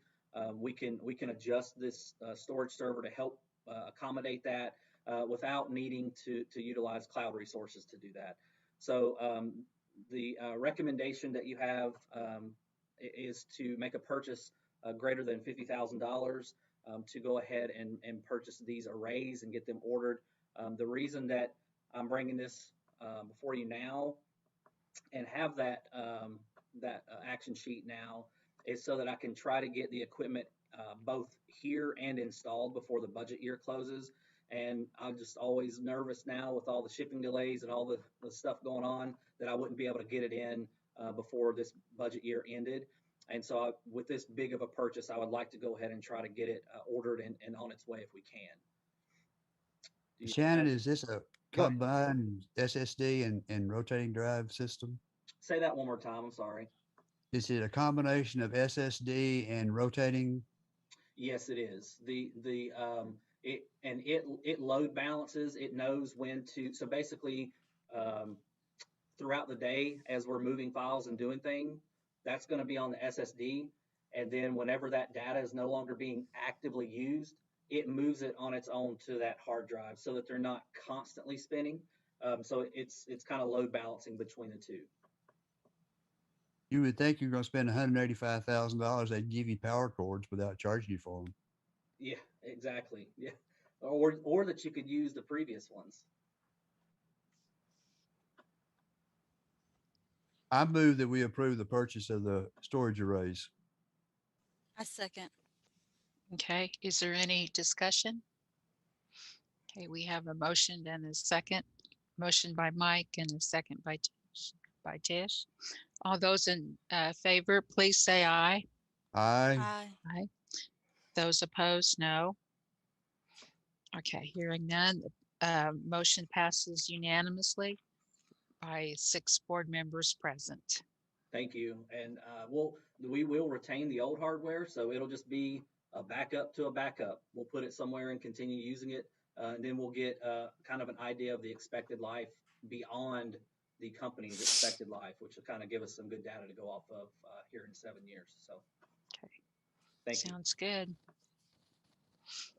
Okay, next is consider approval of construction manager at risk for RFP 21-001, construction of a transportation center expansion. Yes, for the section portion of the agenda, I would like to call Dr. Anderson. President Stafford, Dr. Liggins, board members, good evening. This evening, we want to look at the transportation facility expansion. For this, we need to select a construction manager at risk. Shannon, if you'll go to the next slide, please. If you'll recall, the board approved this process on the February 23rd board meeting. We put out a request for proposal that was developed in conjunction with our architectural firm, Corgan. The district's attorney developed a draft contract for this project, and it was put in the RFP as a sample for those that were applying. So RFP 21001 was advertised in the Herald Banner for 2 consecutive weeks as required by law. The proposals were received, open, and read on April the 8th. By that, we read the amount of money that they are, percentages that they're asking for, et cetera, publicly. Then it was reviewed by the committee on April the 12th, and the top 2 finalists were selected using the review. We did interviews with those two finalists on April the 14th. And then tonight you're being brought the top ranked finalist for your approval.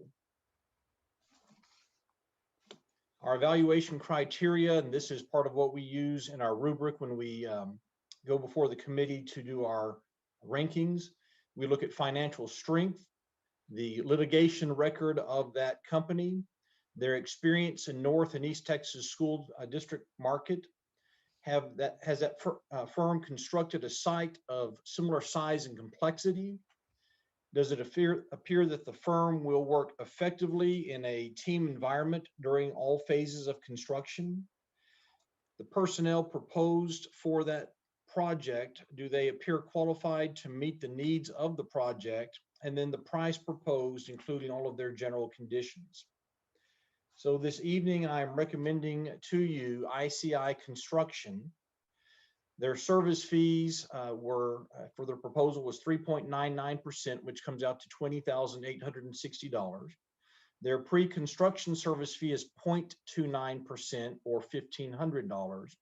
And their general condition fees, including the office staff for managing the project, is $112,712, which comes out to $135,072. Go to the next slide, please.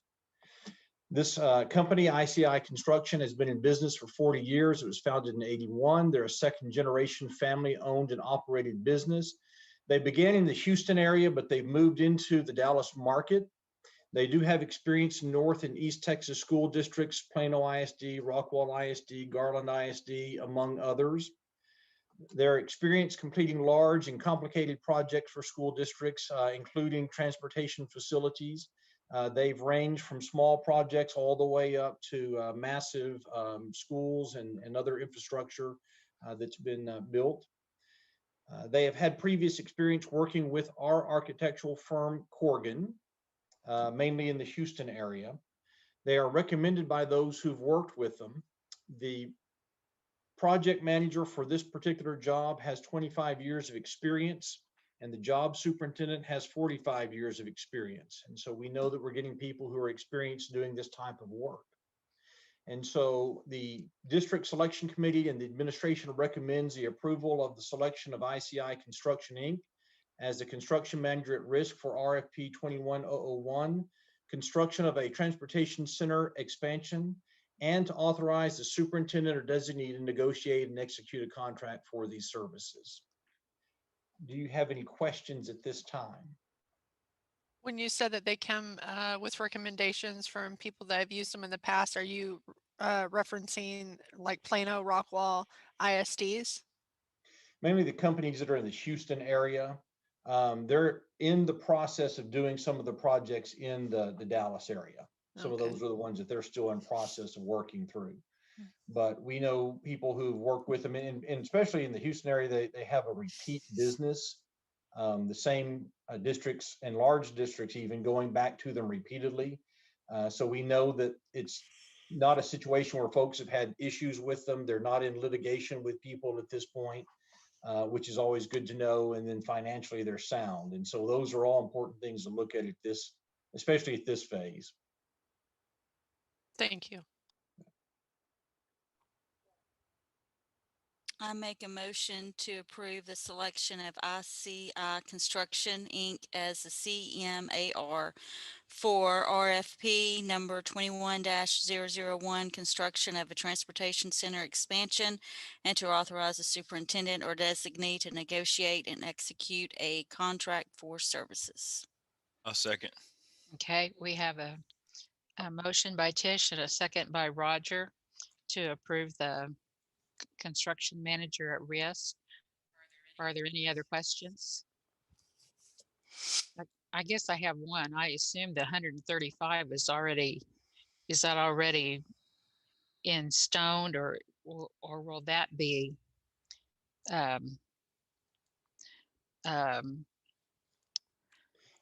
brain dead? Is that one to be negotiated?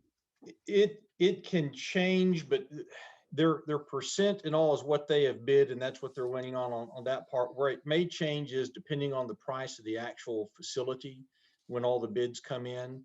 because they're doing percentages on part of it. If there's change orders and things that bring it up above a certain cost, it may cost a little bit more, it may cost a little bit less, but they will come back to us at a later point when they've done the bidding on the subcontracts, and then give to us what their maximum price, their guaranteed maximum price would be to build the facility, providing that we're not getting into change orders or unforeseen issues that didn't show up through the other process of geotechnical and engineering tests that were done ahead of time. Okay. Okay. There's a motion and a second. All in favor of approving the construction manager at risk, please say aye. Aye. Those opposed, no. Okay, motion passes unanimously by the 6 board members present. Thank you. Thanks. Okay, moving on. Consider approval of revising the termination date for Sodexo Food Services. Yes, for this one, it is the request of administration that we move the termination date from June 30th, which was voted on in the previous meeting, to May 31st. As you can recall, at the last board meeting, you voted to terminate Sodexo's food service. The relationship between Sodexo and the district since then has deteriorated significantly. We have already replaced, we've already hired a nutrition director for next school year, and we would just much rather go ahead and terminate at the end of students being in attendance daily at the end of the school year and move forward. My understanding is most of the staff for Sodexo administration is not coming back after May anyway. They were sending in substitutes for the month of June. So it is my request to the board to amend that date to May 31st instead of June 30th. I move to amend the termination date of the food service management and the student nutrition program contract between Greenville ISD and Sudoku to now be effective May 31st, 2021. I further move to direct the superintendent to inform Sudoku in writing of the board's decision. Second. Okay, we have a motion by Roger and a second by Aletha. Is there any other discussion? Okay. Just one quick question. Is Cherie being paid now at the level she should be, or is she still at the level? No, she will not transition effectively until the June 1st now. Okay. All right. Okay. Yeah. Yeah. Okay. Okay, time for a vote. All those in favor of this motion, please say aye. Aye. Those opposed, no. Okay, motion is approved unanimously by the 6 trustees present. Okay, discussion items for future action. We have, Whoops, did we lose one? yes, Oh, F. the cheeks. Okay. I'm rushing this along here. Consider approval of 2021-2022 technology and instructional materials allotment antique certification form. That's kind of important. Okay. Is Rachel doing this? Yes, I am, Ms. and I am Okay. here. Sorry you've had to wait so long. That is no problem. Thank you so much. Can everybody hear me okay? Yes. ma'am. Okay, great. Okay, well, I am here typically, and Shannon, you can go ahead and advance to the next slide, please. Typically, this certification comes to you in the form of an action item, but TEA changed their process this year. We were notified on April the 7th of a process change. So I'm bringing it to you so that you have the opportunity to ask any questions should you have them. We are required yearly to certify that our instructional materials allotment will be used to provide materials, instructional materials to students that cover all of the Texas Education Knowledge and Skills, or TEKS. Next slide, please. In the past, you may remember this. It may look more familiar to you. This is the form that we typically use. This is actually a screenshot of last year's form that was approved by the board. This year, if you go to the next slide, please. This year, PEA is collecting the information through an online system. And so we are now completing a survey outlining all of the information as to what products we're using for each of the core content areas in order to provide the TEKS to the students. So that information is not provided to TEA unless it is requested, but it is still required that the school board have access to the information and that the board approve the information. Once that's approved, then the designated representative, which I'm assuming is going to still be me, will submit an attestation that the board has met. We'll give information on the days. There will be some questions in the form for me to complete. Basically, the form is just a repeat of some similar information from the template, and then I will certify that the board has made that approval. Next slide, please. I'm happy to entertain any questions that you have.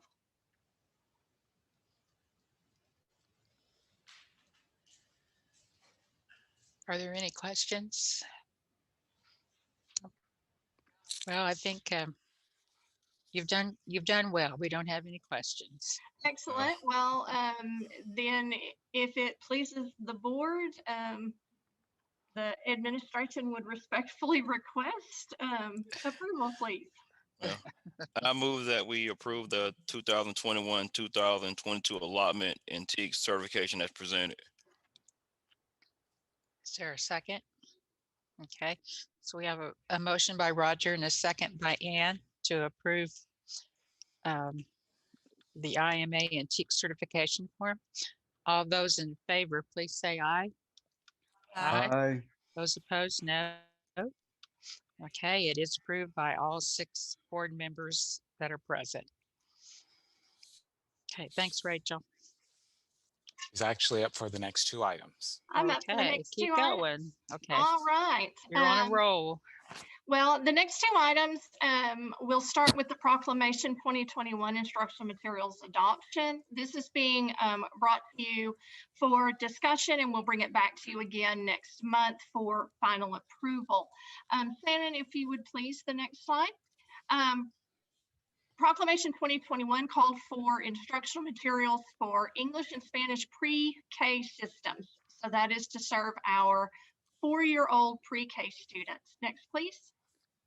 As in years past, we are still continuing to follow our adoption process. We made some slight adjustments due to COVID as far as attending vendor fairs virtually rather than in person, conducting, some different types of environments, Zoom meetings and things to have discussions around the instructional materials, but the process really remained the same. We selected a committee, and the majority of the work and committee members are on the next slide, please.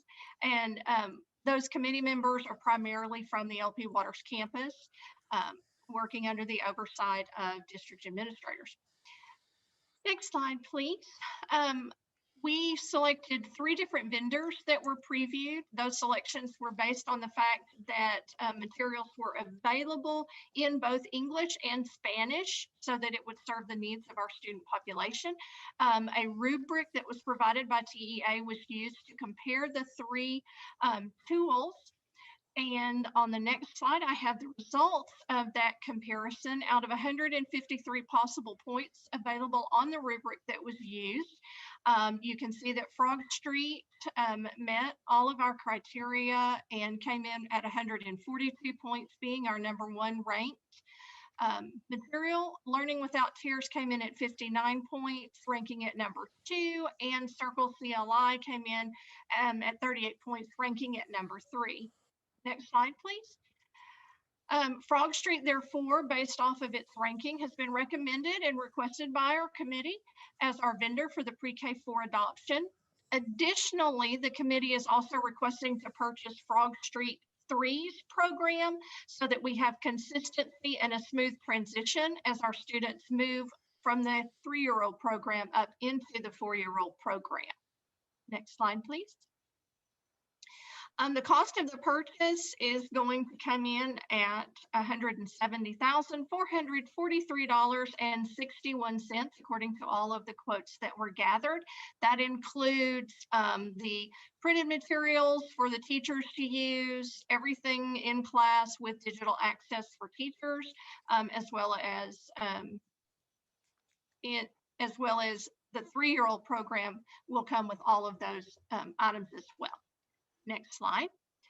The funding source for this, as you recall, we have the instructional materials allotment that was created under the 82nd legislature. We have carryover funds left from the current biennium that is going to be used, pending board approval, of course, to fund this source. We do not yet know what our biennial allotment will be coming out of this current legislation, but we do have enough funds reserved to cover the entire cost. Next slide, please. As a reminder, IMA funds, they are not a part of the GISD budget. These are funds that the Texas Education Agency holds in an account for each district. We have to make application to utilize those funds, and Greenville ISD does not make any purchases until we have that final approval that funds will be dispersed by TEA. Next slide, please. We do have currently available in our allotment $282,208.28 in an overage that can be used to cover the expenditure, as those funds do carry over year after year. Next. Any questions?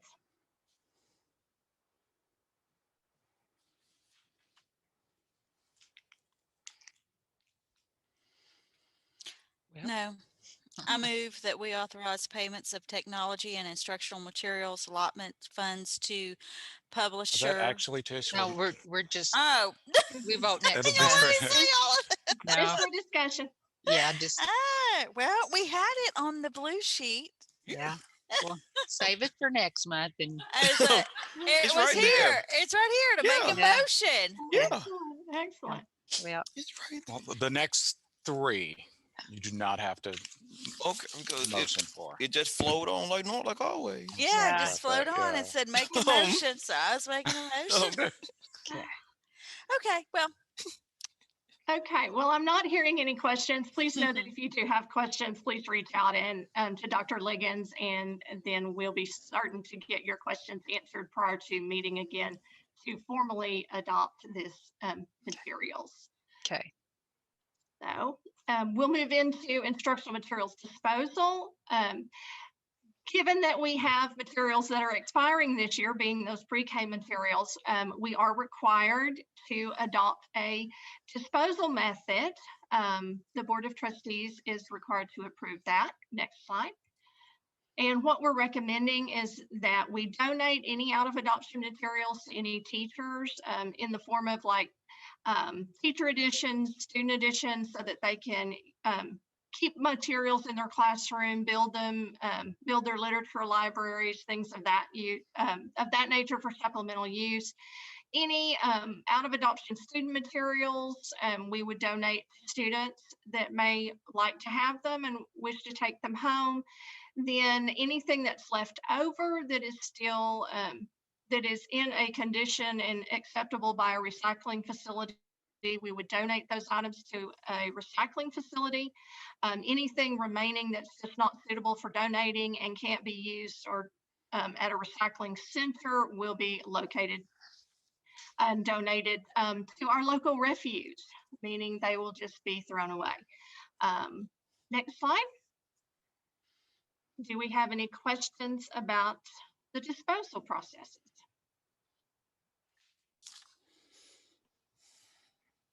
I don't hear any. Tish, you don't want to make a motion? No. Why can't we vote on these tonight? Yeah. You can, it's just on the agenda for next. Typically, we next try to time. bring them and then have them voted on the next time, but a lot of times if they're time sensitive, we ask for the same night. Yeah. It'll probably be part of the consent agenda next month. So Yeah. we don't even. Well, Okay. thank y'all very much for your time. I appreciate it. Y'all have a good evening. Thank you, Ms. Trigger. Thank you. Thanks, Rachel. Okay. Moving on to the first reading of the 2021-2022 budget discussion. Yes, for this section, it'll be Sherry Dotson. Good evening, Dr. Liggins, President Stafford, and members of the board. Tonight, I bring to you the first budget reading. First, we'll talk about the projected revenues. We'll look at local taxes for maintenance and operation. We're projected to bring in a little over $25 million, and that is using the current tax rate that we have, that's a little over 93 cents with a 98% collection rate. But please note that due to House Bill 3, our compressed tax rate Tier 1 will not be released till early August, so that could change. Also, I had to forecast it without having our preliminary values from the appraisal district. We'll have those April 30th. So as we go through the different budget readings, I will have better information to forecast that. Our state funding, based on an average daily attendance of 4,800 students, which is being very conservative, will have a little over $22 million. Our TRS on behalf is a little over $2.4 million. And then we have our other revenues, which that includes federal, local, indirect costs, SHARs, and E-rate is going to be about $1.2 million. So we're projected for the 21-22 school year to have a little over $51 million. And then we'll go ahead and we'll look at what is going to be the cost to give a raise next year.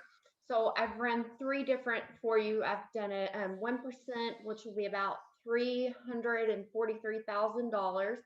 If we did 2%, that'd be about $686,000. And a 3% will cost us a little over $1 million. And that is based on the midpoint of everyone's pay grade. Also, that includes all benefits. And next week, we do have a budget workshop, so you'll see some of this more in detail. We'll be able to have more discussion. Also, there will be a second and third budget reading. So I just kind of wanted to introduce this to you tonight. Does anyone have any questions for me tonight? So you haven't begun to work on anything about leveling out the pay scale as far as the 5 to 20 year teachers? No, that is something that we're working with HR on, and also that's something that we can talk about in the budget workshop and look at and figure out how much is that going to cost us to level out that pay scale. Okay. Anyone else have any questions? Okay, if you don't have any now, write them down for next week. There'll be plenty of time. Yeah. Okay. Thank you. Getting started. Thank you. Okay. Moving on to the consent agenda. Does anyone have any of these items that they'd wish to talk about or pull separately?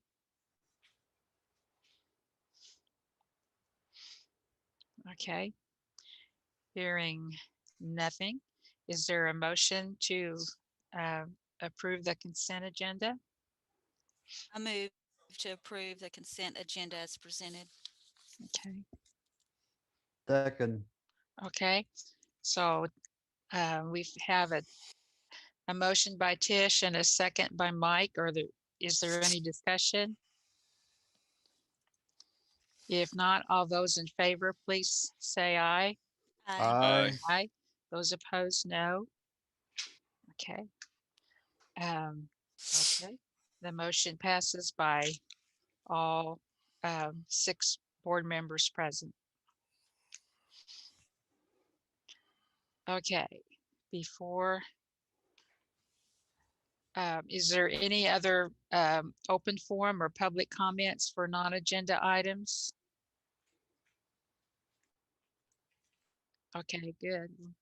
Move on to closed session. Does everyone want to take a break before we go into closed session? You just ready to go on? Okay. Keep rolling. All right, let me find my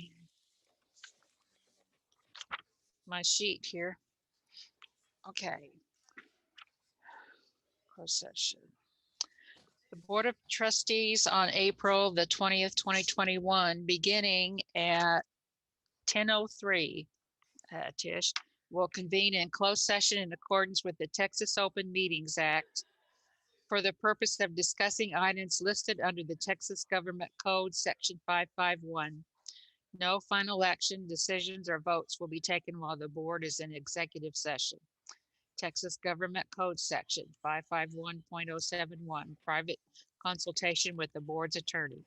551.072, discussing purchase, exchange, lease, or value of real property. 551.073, discussing negotiated contracts for prospective gifts or donations. 551.074, discussing personnel or to hear complaints against personnel. 551.075, to confer with employees of the school district, to receive information, or to ask questions. 551.076, considering the deployment, specific occasions for, or implementations of security personnel devices.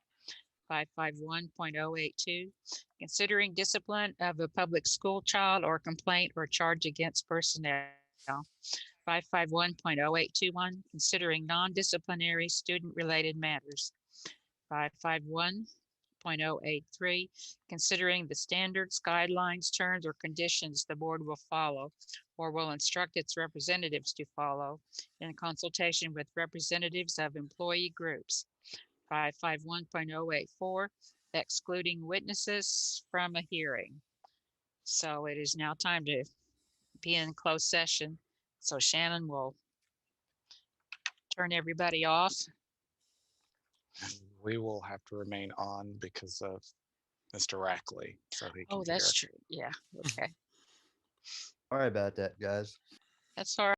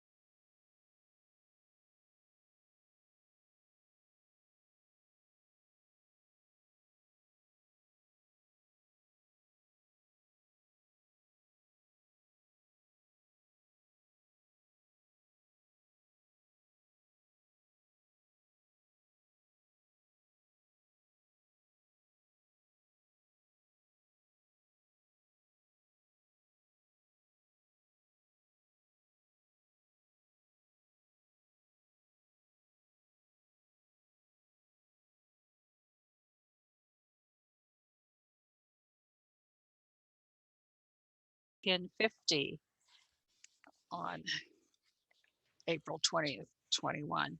We have two motions that need to be considered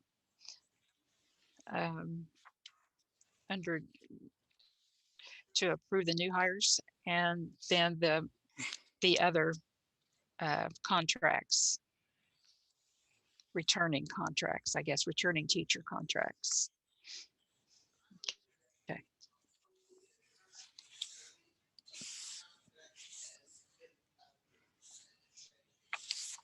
Okay. I second. Well, okay. We have a motion by Ann and a second by Roger to approve the returning teacher and professional contracts. Is there any further discussion? If okay, all those in favor of this motion, please say aye. Aye. Those opposed, no. Okay, motion is approved by all board members present. Mike Rackley is not on at this time. Okay, we also have a motion. We need a motion for the new hires. I make a motion to accept the new hires as presented. Okay, we have a motion and a. I second. Okay, we have a motion by Tish and a second by Aletha to approve the new hires. Are there any further discussion? Hearing none. All those in favor, please say aye. Aye. Those opposed, no. This motion again is approved by all those present, 5-0, with Mike not being on the computer at this time. Okay. Oh, I took that off. That won't work now without the. Do we have the secretary's report? Things that I wrote down, and the teacher turnover for next meeting to discuss teacher, and then the extra early college students, if that would fit into the budget. Tish, do you have anything else? Okay. You said teacher at the next one, teacher turnover and what? And early college students, whether we could approve more of them or not. Elementary. Oh yes, the elementary, if they could the come mask. back to Yes. with wearing mask. In person. Yes, in person. Yeah. And mask. Okay. And at one of them, I'd like to see the special ed, what we're doing to improve there. Yeah, that may Or maybe a presentation by that department teachers. Let's do that in the May board meeting. Yeah, I don't think they could be ready by next Right. week. Yeah, no. I was thinking next meeting like May, but we're talking about next week. Next week. Yeah. Okay. Okay. Hearing, I don't think there's any further business to come before the board. This meeting is adjourned. Thank you all. Again, Yes. everybody loved